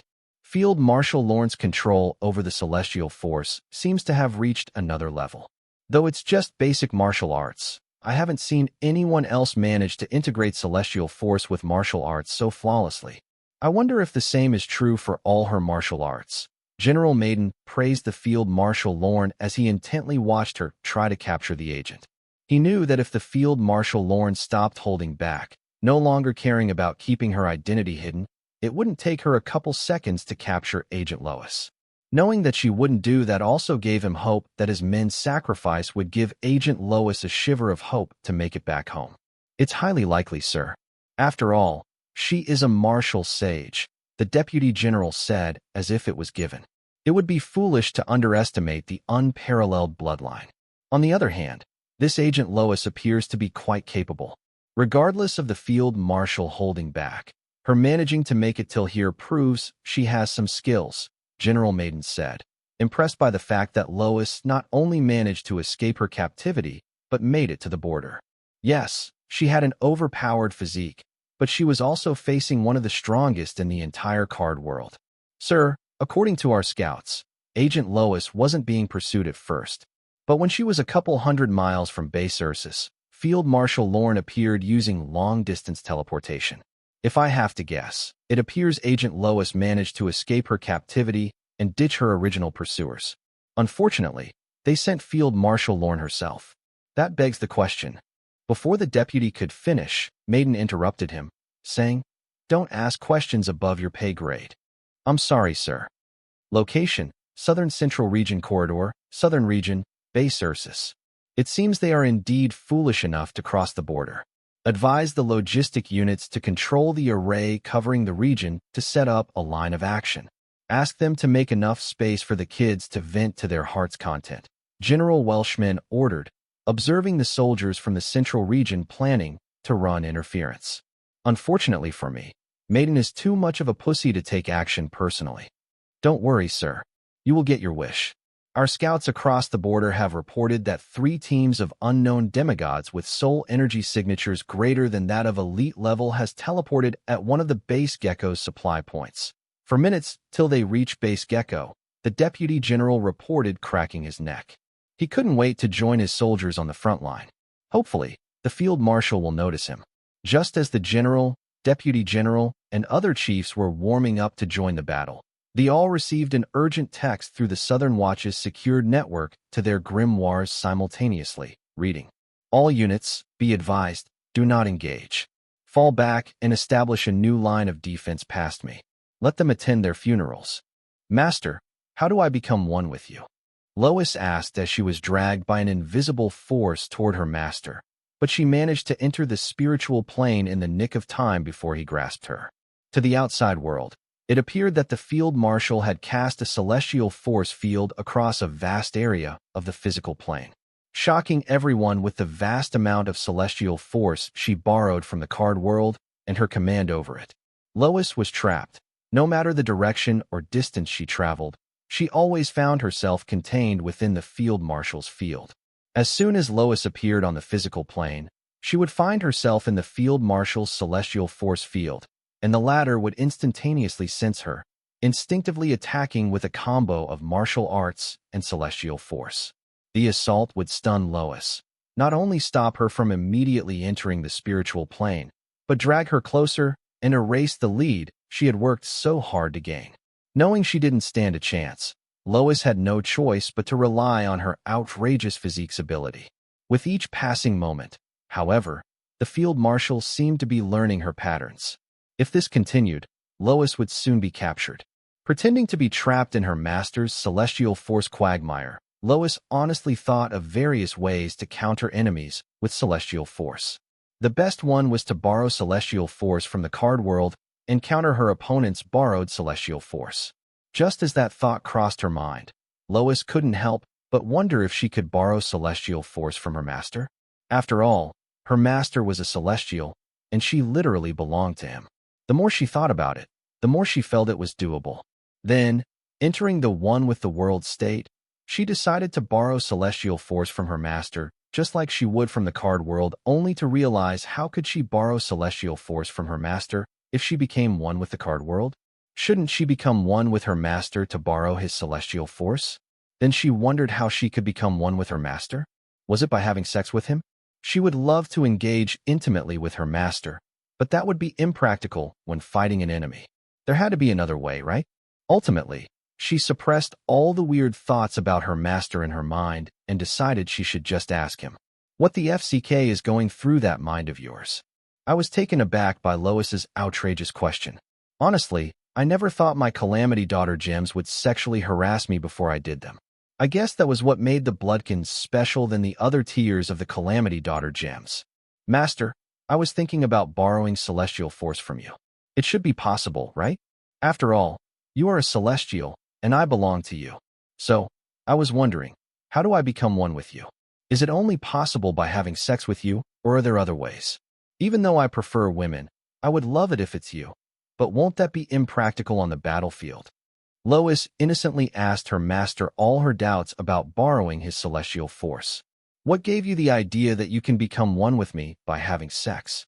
I curiously asked, trying to figure out Lois's thought process that led to this outrageous theory. Master, how can you not know that? Are you by chance a virgin? Though I have only been with a couple of women, even I know that when a couple engage in sex, they become one with their partner. Lois answered, though a little surprised that her ingenious master didn't know something so basic. Ah, I see. The media has romanticized that vulgar act to you guys. You don't actually become one with your partner during sex, you just forget yourself in that short moment of sheer pleasure and raw passion. When you have as much sex as I did, you will begin to see through all the lies in their narrative about sex. You do know that women like sex as much as we do, right? I explained, figuring out that though Lois was blunt about the deed, she was actually still a rookie when it comes to it. They do. Lois asked in surprise as her entire worldview shattered. Yeah, they are nastier and freakier than us. Especially those princess types, I replied, having noticed the heat between Christina and Lois earlier. You noticed, huh? Lois said with a mix of shyness and a little worry. She didn't think her master would be okay with her having such thoughts about someone else other than him, as she clearly wasn't. Don't hold back on my account. I would have joined you guys in a threesome in case Christina was open to it, but at present my heart is stuck between two different women. You have no idea what I would be willing to pay to have a threesome with them. I sighed, knowing that Anna and Susan would never agree. Anna was open-minded, but she acts like a prude when it comes to Susan. As for Susan, she was born a prude. She wanted it badly, believe me she did, but there were some limits she would never cross. Master, you are too generous. But no thanks, it was just a thought. My heart and body only belong to you. Enough about that. How do I become one with you? Lois asked, no longer wanting to continue this conversation as, for reasons unknown to her, she did not like the thought of her master with other women. Even the idea of him having a threesome with her and Christian irked her to the point where she caught herself hatching a plan to assassinate Christian. Honestly, I haven't given this much thought. But I think you guys are already one with me through the Calamity Daughter gem and the Cursed Bloodline. We can try it out later because I don't have enough celestial force for myself. I answered to the best of my knowledge while wondering if I could borrow celestial force from Daily aka Array Celestial and my elder sister. Celestial force, I still had a lot to explore. It's not that I didn't have time or someone to teach me, but it's just that I didn't have enough of it. Similar to how there wasn't enough water in the lake for surfers to ride tides, unlike in the sea or ocean. As a young hybrid celestial, my celestial force was a lake, as new celestial Daily's celestial force was a sea, and as for veteran celestials like the card celestial, its celestial force was an ocean. Actually, comparing my celestial force to a lake would be an overestimation as it was more of a puddle that was barely enough to meet my needs, let alone share it with my Calamity Daughter gems. Therefore, I was more curious if Daily could share her celestial force with the rest of us. Now that would be something. Or we could simply borrow from the card celestial as its natives. The idea of borrowing from both celestials simultaneously did cross my mind. But one cannot be one with two celestials simultaneously unless the said celestials were one with another. Irked by the idea of a celestial threesome, I turned attention back to the battlefield as the Hive Spirit updated me on the changes on the battlefield. Learning that the soldiers of the central and southern regions were about to clash, I had two choices. I could sit back and let nature take its course and become responsible for the deaths of hundreds of soldiers from both the central and southern regions. Or I do something about it. Of course, I had to do something about it. I didn't want these soldiers to become collateral damage in my schemes. I hate to be cringy here, but if I let nature take its course, I would be no different from the masters I am trying to overthrow. Therefore, I had Hive Spirit send the following command to southern soldiers through the secured network. All units, be advised, do not engage. Fall back and establish a new line of defense past me. Let them come to their funerals. Not that I didn't empathize with soldiers from the central region. I had to be dramatic and over the top with my command, because to them it was from Field Marshal Lorne, the original Southern hero, who saved the lives of countless Southern soldiers in her centuries-long service in the Southern military and loved the Southern region the most. Lois, let us put an end to this cat-and-mouse act, I informed Lois, as the clueless soldiers from the central region surrounded us in a battle formation awaiting orders to engage, and the reinforcements called by General Maiden had arrived and were preparing to run interference to rescue Agent Lois. I'm all yours, Master, Lois said shyly as she faced the celestial punch fired by my fist head-on as soon as she entered the physical plane. Stunned, she felt an invisible force drag her body as I made use of the celestial force to drag her into my grasp at an incredible speed. Finally, ending the Act 1 of our play. Location, Central Southern Region Corridor, Central Region, Base Gecko. General, the Southerners are retreating, the Deputy General reported in puzzlement, only to hear him snap back. I can see that, damn it. The Southerners have retreated behind the incident site and appear to be setting up a line of defense there, as if telling us to rescue our assets, our damn selves. The soldiers are clueless and are awaiting further orders. Should we follow the Southerners deeper into the Southern region? The Deputy General wasn't deterred by the General. He patiently continued with his report. He knew that he wouldn't lose his job for annoying the General by stating the obvious, but he sure as hell would lose it if he didn't do his job just because the General was in a mood. Advised the units to stop pursuing the Southerner and to surround the incident site in the 7-sin suppression battle array formation. Don't engage the hostile and wait for further orders. General Maiden immediately modified his orders, sensing power soul energy signatures arriving at the base. The reinforcement he called for had arrived. Maiden, you have outdone yourself. Yes, Maiden, you had handled the situation better than we thought you would. I have to say, a 7-sin suppression battle array formation is more than any support we were expecting from the base Gecko. 3 voices sounded, attracting the attention of General Maiden and his Deputy General. The Deputy General almost jumped in a scare and looked at the 3 demigods and their team's shock. He was a demigod, yet he somehow didn't sense the rescue teams as they arrived behind him, showing just how much of a difference there was between a veteran and elite card demigod. With the 3 elite teams here, the Deputy General's confidence grew. He couldn't help but think that their chances of rescuing Agent Lois had increased. Maybe he wouldn't have to sacrifice any of the soldiers under him today. Just when he was planning to ask the General for permission to withdraw their soldiers from the battlefield, He heard the leader of the rescue squad once say, 7 Sin Suppression Battle Array Formation. That should help us buy Agent Lois a few seconds to escape to our side. Listening to the leader of the rescue team 1, the deputy leader suddenly realized how foolish his thoughts were. After all, their opponent was one of the top 10 strongest in the card world. Even if she was hiding her strength, it didn't change the fact that she was among the top 10 strongest in the card world. If things got desperate, who knows how she would react? What if she comes to the conclusion that if there are no witnesses, she wouldn't have to worry about hiding her identity and could go all out? Now that would just mean that they were proving their fate by trying to challenge Field Marshal Lorne. If she comes at them with everything she got, is the base gecko equipped enough to survive her wrath? Now the base gecko's deputy general finally knew what the base Ursus was thinking by asking its soldiers to leave their posts unmanned and retreat. Squads 1 and 2 will engage the hostile and buy time for the asset to escape. Meanwhile, Squad 3 will lay in wait at the edge of the corridor to secure assets and deliver her to the nearest supply depot. So, she can use the teleportation array there to escape to safety without any delay. The Squad 1's leader instructed the 3 squads before turning to General Maiden and instructing, I want you to get all the supply depots to prepare their teleportation array to deliver the asset to safety. And get your soldiers to activate the battle array formation at my signal. FCK, activate the battle array formation now. We have one shot, people. No mistakes will be tolerated. Move out now.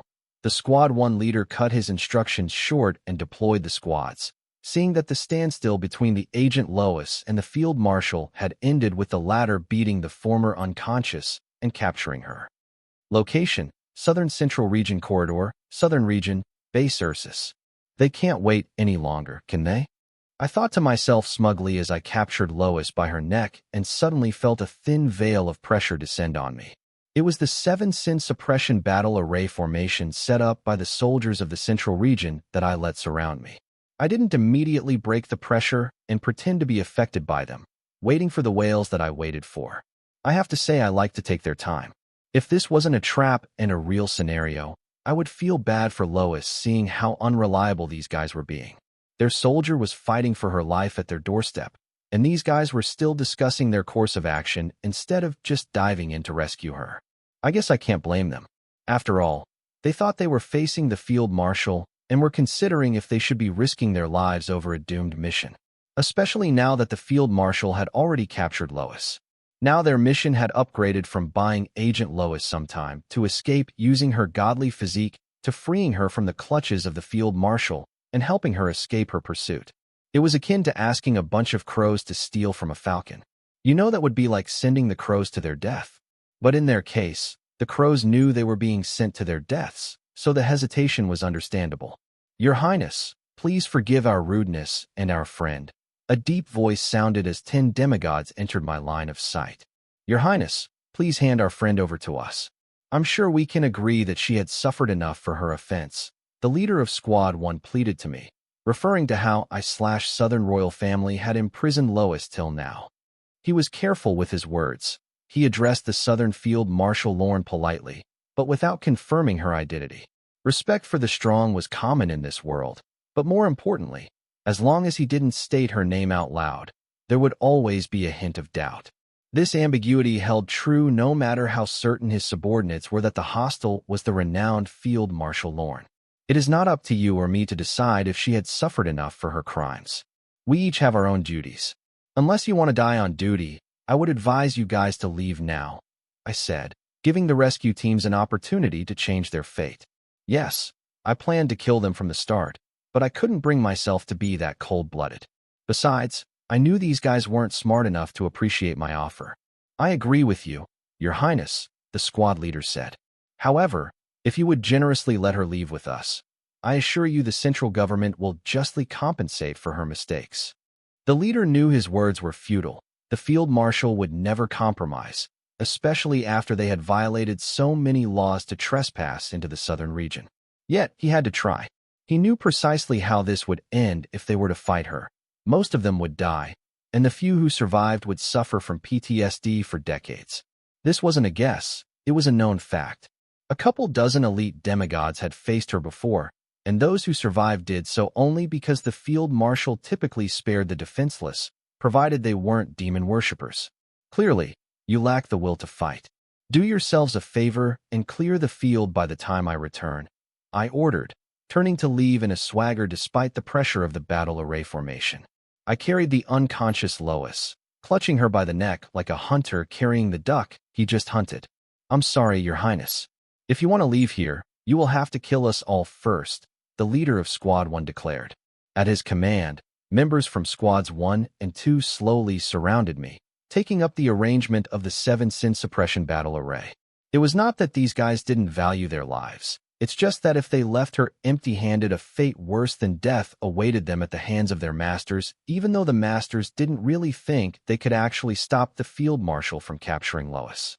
They were just distractions buying Lois time to escape using her godly ability. They were the price the masters were willing to pay to buy Lois a small window that could be her path to freedom. Meaning, the masters weren't willing to send a pawn capable of standing toe-to-toe with Field Marshal Lorne to rescue Lois, because then they would definitely manage to rescue Lois. But then, they might end up losing a pawn capable of standing toe-to-toe with Field Marshal Lorne. To them, underestimating Field Marshal Lorne was foolishness they couldn't afford, and Agent Lois wasn't worth gambling a pawn as strong as the Field Marshal Lorne. Pawns with that kind of power were very hard to foster in submission and limited. To them, these pawns were worth more than Lois. After all, Lois's physique did make her an asset to them, but the physique's nature also made her a variable on their side, a variable that they cannot control. I'm sorry, Your Highness. If you want to leave here, you will have to kill us all first. Stating that rescue squads 1 and 2 began to surround the field marshal while securing strategic positions in the 7 sin supersession battle array formation set up by the soldiers. What makes you guys think I won't? I thundered with exaggerated bravado, as if trying to scare the pests surrounding me away, playing the part of Field Marshal Lorne to the best of my knowledge. The Field Marshal Lorne known to the world, though fierce, was actually very empathic and compassionate, especially towards her comrades, i.e. soldiers. Some even believed that these qualities of hers were what made her fierce on the battlefield, especially when against the monsters and demon worshippers. Not to mention, Field Marshal Lorne was a symbol of honor and valor for many soldiers regardless of their alliance. She was not someone who would use her prowess to bully the weak and helpless. Therefore, I couldn't start a massacre unless, of course, I happened to have evidence that they were demon worshippers. If I did slaughter the rescue squads and the soldiers, forget the masters, the Southern royal family would be alerted, learning that Field Marshal Lorne was engaged in such a gruesome act. Because that was not Field Marshal Lorne, the world knew. She was one of the few field marshals out there known for showing mercy on the battlefield, even if it were against the Northerners. The long-standing difference between the Northern and Southern regions was known to everyone in the 5 regions, so Field Marshal Lorne's stance against them alone should speak volumes about her character. Though it was worth noting that with her prowess, she could afford to do so. However, that didn't apply to demon worshippers. She would kill them like the pests they were without hesitation, almost instinctively, as if ingrained in her soul pathways. The leader of the rescue squad was counting on this empathy and honor of Field Marshal Lorne to force her into a compromise. Similar to how Henrix made use of her honor to steal the D-rank dungeon relocation card from right under her nose. Basically, the rescue squad from the central region wanted the field marshal to take pity on the enemy that not only dared to transpose in her territory, but also tried to take advantage of her morals and principles. Unfortunately for the rescue squad leader, unlike Henrix, he lacked the necessary leverage. The field marshal's patience and tolerance had a clear limit, a fact the Northerners were painfully aware of. To her, showing mercy to her enemies was not a weakness, but an undeniable symbol of her absolute strength and authority over the battlefield. It was like a multi-billionaire spending hundreds of millions on a whim, not because they needed to, but because it was nothing more than spare change to them. Your Highness, I mean no offense by this, but we rather die at your hands than leave here empty-handed. The rescue squad one's leader made it clear that this was not the case of damned if you do, damned if you don't. It was a case of damned if you do, oblivion if you don't. If they were to fight the field marshal, at worst they will die and their soul will enter the river of reincarnation. But if they were to return empty-handed to their masters, they knew only oblivion awaited them. So, they would rather risk offending the field marshal over returning empty-handed. The thought of escaping to the way beyond never even crossed their minds, knowing that it would be a fool's errand. Fine then, allow me to put an end to your misery, I said as I suddenly unleashed the absolute pressure of my 1,000-blood curse incarnation body through my celestial force. The pressure of my physical strength alone was so intimidating and strong that everyone in the vicinity felt like the world had come to a sudden halt. Some weak-willed ones fainted on the spot. Without any suspense, the 7-sin suppression battle array formation was undone while the elite card demigods of the rescue squads 1 and 2 stared at me in horror. I was still in my mortal form. I couldn't imagine the look on their faces had they seen me in my hybrid form. The strength of 1,024 SSS rank curses carefully selected and integrated with my 1,024 primordial spirits to enhance my strength were no joke. These curses not only complemented and enhanced each other, but some of them also stacked up. Unlike the time fought with the Field Marshal and the Celestial Array Spirit of the Lil Red Storm, the list of 1,000 SSS rank curses I'm using right now was more refined and calculated. They specifically chose to enhance my physical attributes to complement the rudimentary martial arts I learned from the Field Marshal's martial arts intent card. This was to say my new playlist of SSS rank curses made me stronger and had me better prepared than back when I fought with the Field Marshal and the Spirit of the Celestial Array on Lil Red Storm. The physical attributes of 1,000 Blood Curse Incarnation Body back then were already overwhelming for the Field Marshal. She had to rely on her martial arts expertise to abuse my uncoordinated ass.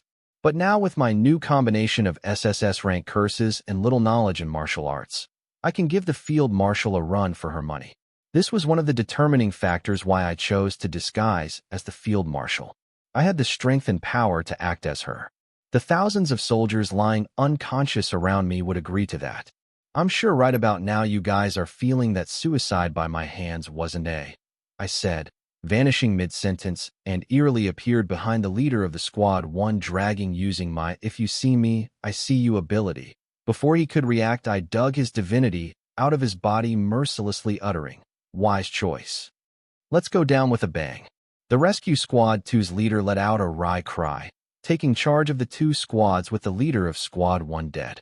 He dashed at the Field Marshal while activating his divinity beyond its maximum, reminding his squad members that they don't have a choice but to accept death, but they could choose how to accept it. Even though he was only the leader for a fraction of a second, he burned his brightest, inspiring his fellows. Following their leader, Squads 1 and 2 pounced on the Field Marshal with the highest speed they could fathom and ignited their divinity beyond its limit. With that, the 9 exploding divinities shone in the afternoon sky like stars before the brilliant light and violent energy from them combined, masking the rays of the sun as they engulfed the Field Marshal and temporarily blinded anyone unfortunate enough to witness this. However, before the energy from the 9 exploding divinities could claim their first victim, the Field Marshal acted. She let go of the unconscious Agent Lois and used both her arms to compress the energy from the 9 exploding divinity, mobilizing the combination of her martial prowess and celestial force before they could wreak havoc, killing the unconscious soldiers right underneath them. With the combination of her martial prowess and celestial force, Field Marshal Lorne not only managed to contain the raw power of 9 exploding divinity, but compressed it to the tip of her left index finger and pointed at the sky, shooting the raw power into sky like a one big bright and loud firework, temporarily blinding and deafening everyone in a few thousand-mile radius. Location: Southern Central Region Corridor, Southern Region, Base Ursus. In the end, Field Marshal Lorne is still too merciful. If it were the Soldier Queen or Southern Emperor, they would have slaughtered anyone who dared to trespass in our land without a second thought. One of the chiefs muttered, shaking his head in disapproval, seeing that the Field Marshal intentionally spared the lives of the soldiers from the Central Region by rendering them unconsciousness with her unparalleled will. What do you know? Only the strongest can afford mercy. Most can only hear it. Consider yourselves lucky to witness it. Another chief said, finding Field Marshal Lawrence action heroic. He was tired of killing, not that he hated it. It had become repetitive and was no longer exciting. However, The thought of showing his enemies mercy got his blood pumping. He could only imagine the confidence one needed to have to let their enemies live despite their differences.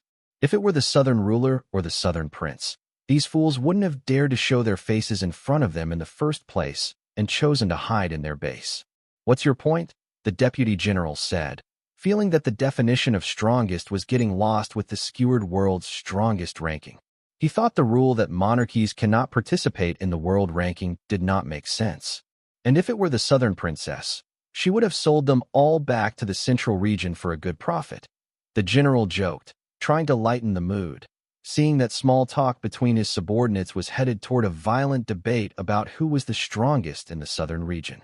"Why can't we do that?" one of the chiefs suddenly proposed. "Maybe we should do that. We should do that. After the field marshal is done, we are going to clear the battlefield clean. Make sure none escape if you all want a hefty bonus this year. And get the units to get started on setting up a SSS rank soul energy and rule power isolation array, as our prisons aren't big enough to hold them all." General Welshman ordered his spectating deputies and chiefs. Usually, many protocols were involved in processing the prisoners of war, but this time it was different. This altercation, considering its nature, would definitely not be recorded or reported higher up in the chain and disappear as if it never happened. Meaning unless the field marshal specifically advised them on how to arrange the prisoners of war, it would be up to General Welshman to stuff this mess under the rug. Altercations like this weren't common, but also not the first. Welshman had handled a few in his career. Usually, he would use the prisoners of war to exchange for his soldiers caught by the enemy regardless of which side had caught more soldiers, but this time their side suffered no casualties while the enemy side suffered 100% casualty. Thanks to the field marshal, General Welshman found himself on the cusp of the moment where he would get the Southern soldiers to remember him for centuries to come. Instead of giving the snobs from the central region a bloody nose, he was going to empty their wallets.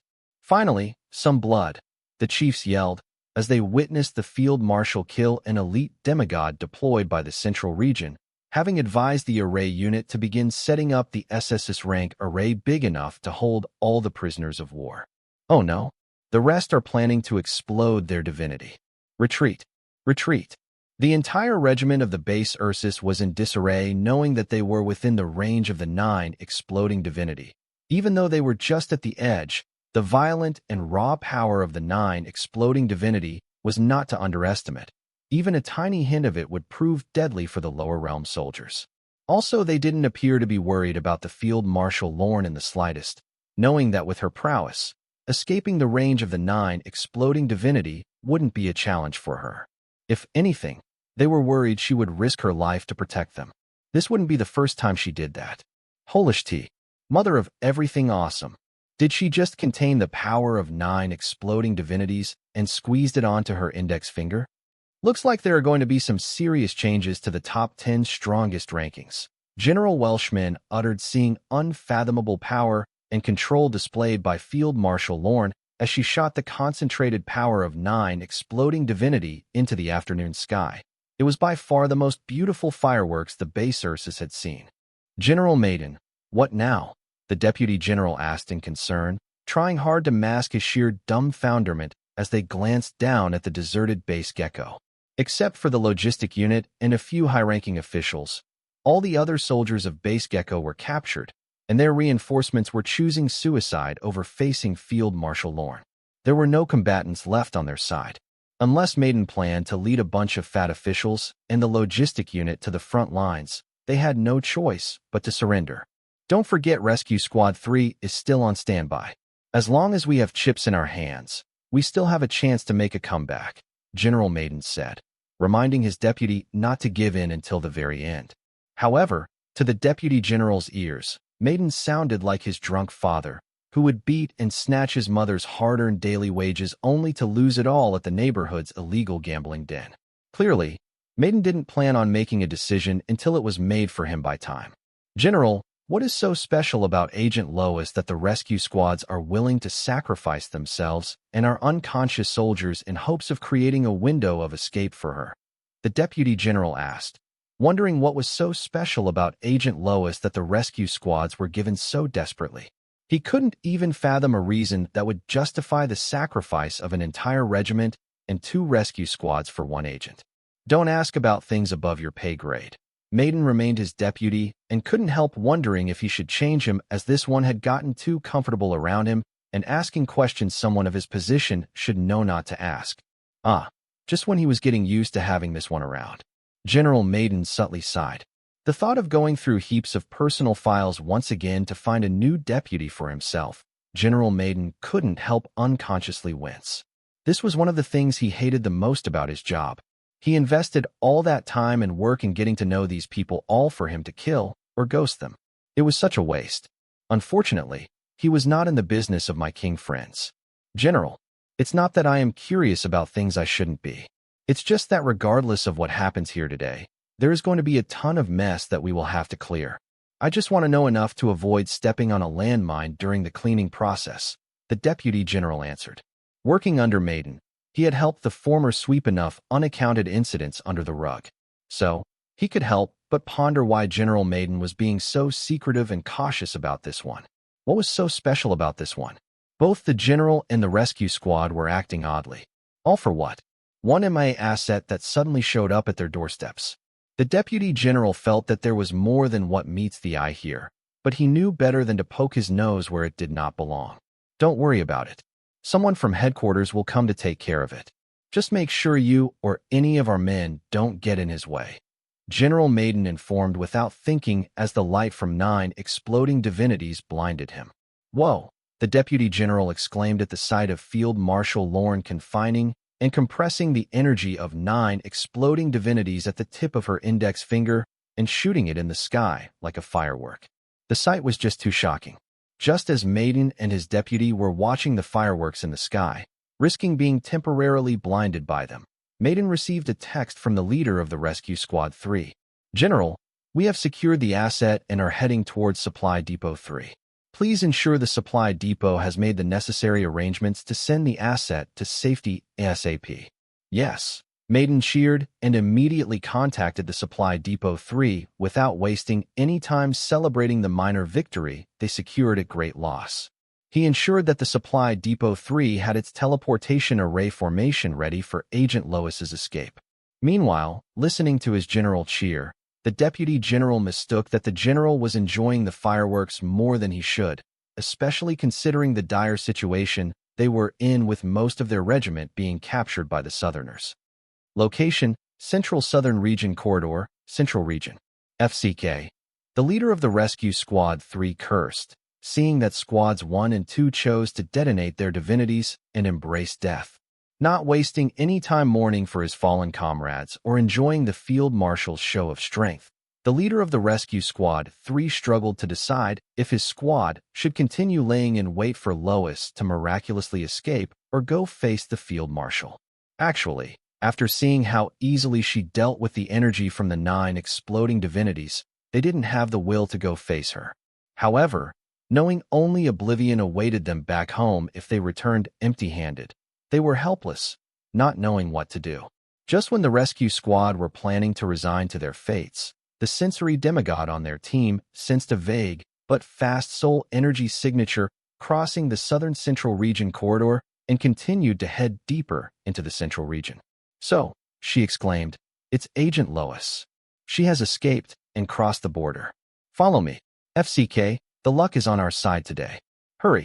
The rescue squad chased their sensory card demigod to trace Agent Lois. Some even tried contacting her, but for some reason they couldn't do so. So they could only focus their attention on finding and reaching Agent Lois and getting her to one of the supply depots as soon as possible.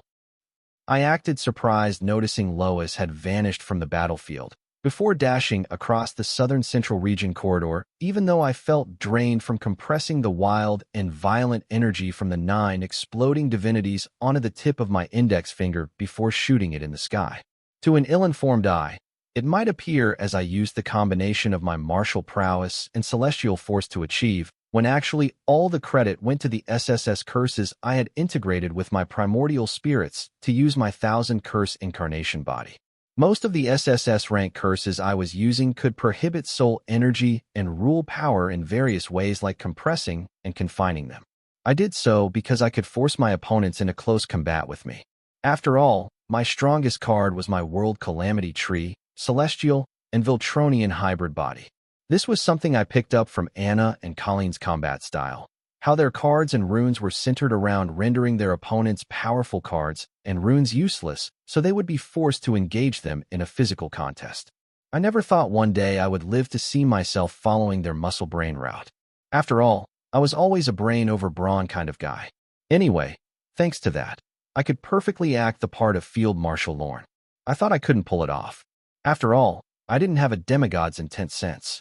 However, thanks to my "if you seem to me, I see you" ability giving everyone watching me the sense I was watching them too, I managed to fake it till now.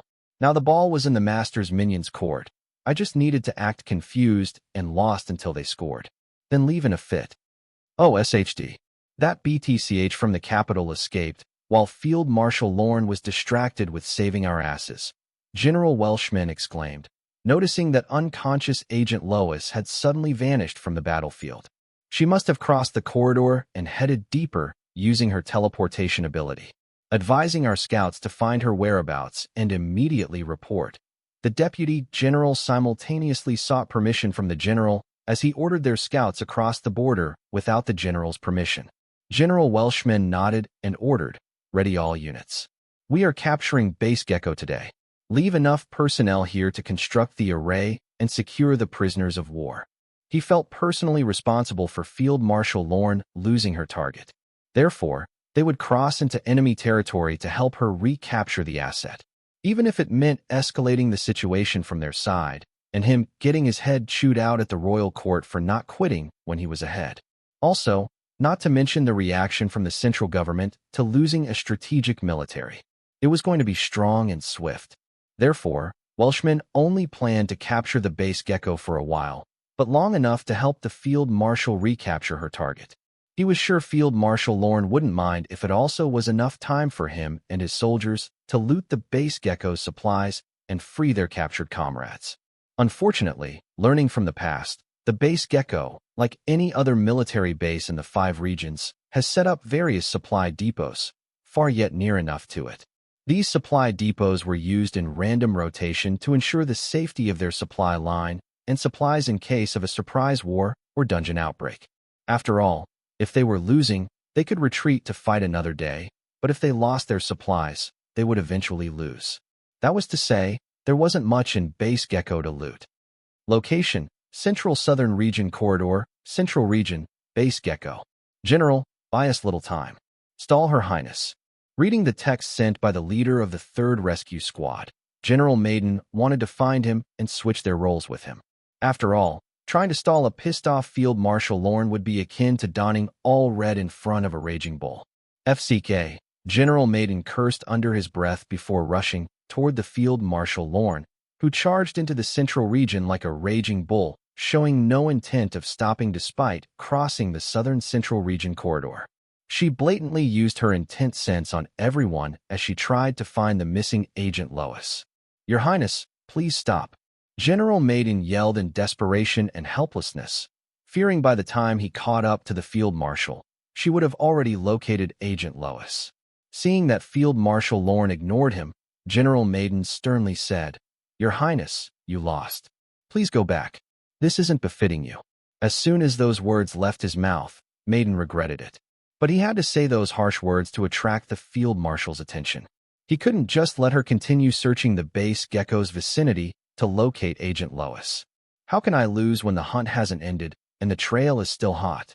Field Marshal retorted before returning to try to find the asset. "Your Highness, this central region. Here you can't do as you please," General Maiden said, trying his best to keep up with the Field Marshal. She was too fast for him. If not for her being distracted and occasionally stopping to search for Agent Lois, he wouldn't even be able to have this joke of a conversation with her. "What are you trying to say, Maiden?" The Field Marshal finally stopped and turned to stare at Maiden, giving him a breath to explain himself. "I meant to say the central region will not tolerate a terrorist on its soil." General Maiden hurriedly clarified that he was addressing a terrorist and not the infamous Field Marshal Lorne of the southern region. "Good for you guys, now." The Field Marshal vanished from Maiden's sight and reappeared right before him, and ripped his divinity out of his chest, uttering, "Repent in hell." Maiden stared at the field marshal ripping his divinity from his chest in shock and disbelief. He was a general, and killing him, unlike with the others, would not go without severe consequences. Unfortunately for him, Field Marshal Lorne appeared utterly indifferent. In the uphill wilderness of the central southern region corridor, I spotted two separate groups, each escorting Agent Lois to safety. My deduction was immediate. The third rescue team had split to protect the asset. One group, composed of 3 squad members, served as the decoy. The other, containing 2 squad members and the actual Agent Lois, was the original extraction team. I immediately identified the real Lois. After all, as my bloodkin Calamity daughter Gem, I could recognize Agent Lois faster than her own birth parents. I could intentionally pursue the fake, but Field Marshal Lawrence's unparalleled starry eyes wouldn't allow her to fall for such a lousy trick. This was the worst part of disguising myself as Field Marshal Lorne for this mission. She was just too powerful. Her losing wouldn't be convincing enough and might prompt one to give Agent Lois's escape story a second glance. As the Field Marshal, I couldn't just pretend to lose. I had to give it an actual try before failing. Otherwise, it would only garner scrutiny from the masters, making them suspicious about Agent Lois's escape from the Southern royal family's captivity. I noticed both groups had felt my gaze on them as they immediately began their evasion maneuvers, vanishing from my field of vision by going underground. I no longer hesitated and followed the original Agent Lois. Both my soul pupils and the Field Marshal's starry eyes could track the groups moving underground. Knowing the route they were taking, I rushed ahead of the original group and used my celestial force to lift the entire goddamned ground, instantly exposing them.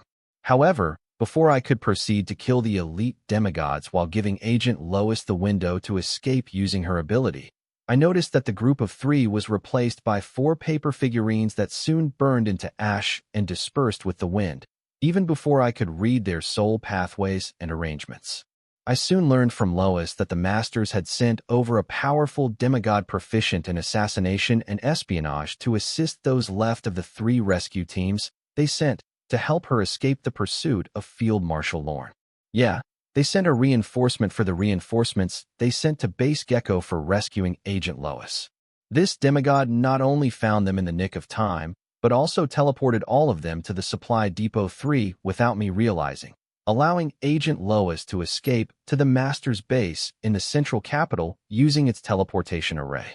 I don't dare to say I was the strongest in the card world, but I was confident enough to say that no card apprentice could pull one over me in the card world.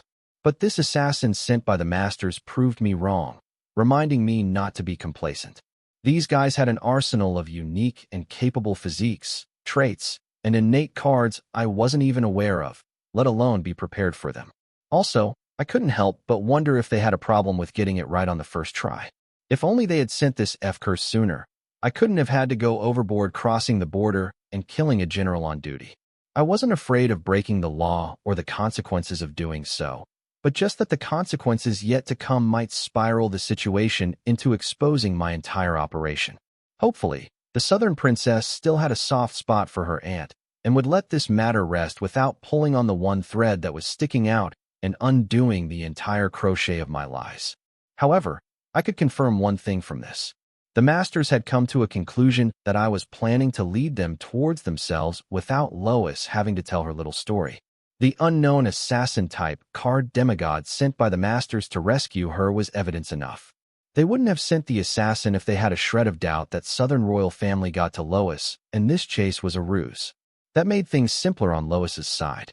As such, it paved a path for Lois to get back into the Master's grace by revealing her upgraded physique.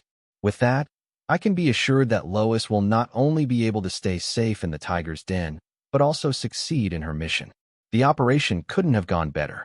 Losing Agent Lois's trail, I aka Field Marshal Lorne, dashed toward the decoy group, unearthed them, killed the elite demigods, and left with the decoy. This way, the observers who didn't know the inside story will think Field Marshal Lorne successfully recaptured her target and left. Meanwhile, the Masters and their minions will think the Field Marshal Lorne used the decoy to save face, making it a convincing enough response from the Field Marshal Lorne for losing her target. Leaving the Central South region corridor, I headed in the direction of the southern region after killing the decoy and making sure I had gotten rid of all the eyes following me. I reverted back to my original form and called Henrix to give me a lift to the Central Academic region. Boss, are you sure about this? I have no idea what you are capable of, but I know Morningstar University is one of the top 3 organizations in the card world. They are ranked above all the royal families. I wouldn't be surprised if they had their own undisclosed contacts in the myriad realms like you and I do. Not to mention their generationally accumulated talents. Henrix went on and on trying to persuade his young boss from taking on one of the top 3 organizations of the card world, but was interrupted by his young boss. Not that he didn't believe in his young boss's strength or was afraid of Morningstar University. It's just that he didn't dare to underestimate them. He was the guy who dared to rebel against the masters, the hidden rulers of the 5 regions. If his boss wanted to, he wouldn't hesitate to repeat the same with Morningstar University. Only this time he would win because he had his young boss on his side. Enough. The time for talking has long passed, I said with grim eyes, and then with a deep voice, I added, it's time for action. I'd love to hear from you. Thanks so much for watching. Did you enjoy this video? If you did, make sure to hit that notification bell so you never miss an update. And don't forget to subscribe and give this video a big thumbs up. Your support means the world to me, and I can't wait to see you in the next one. Thank you.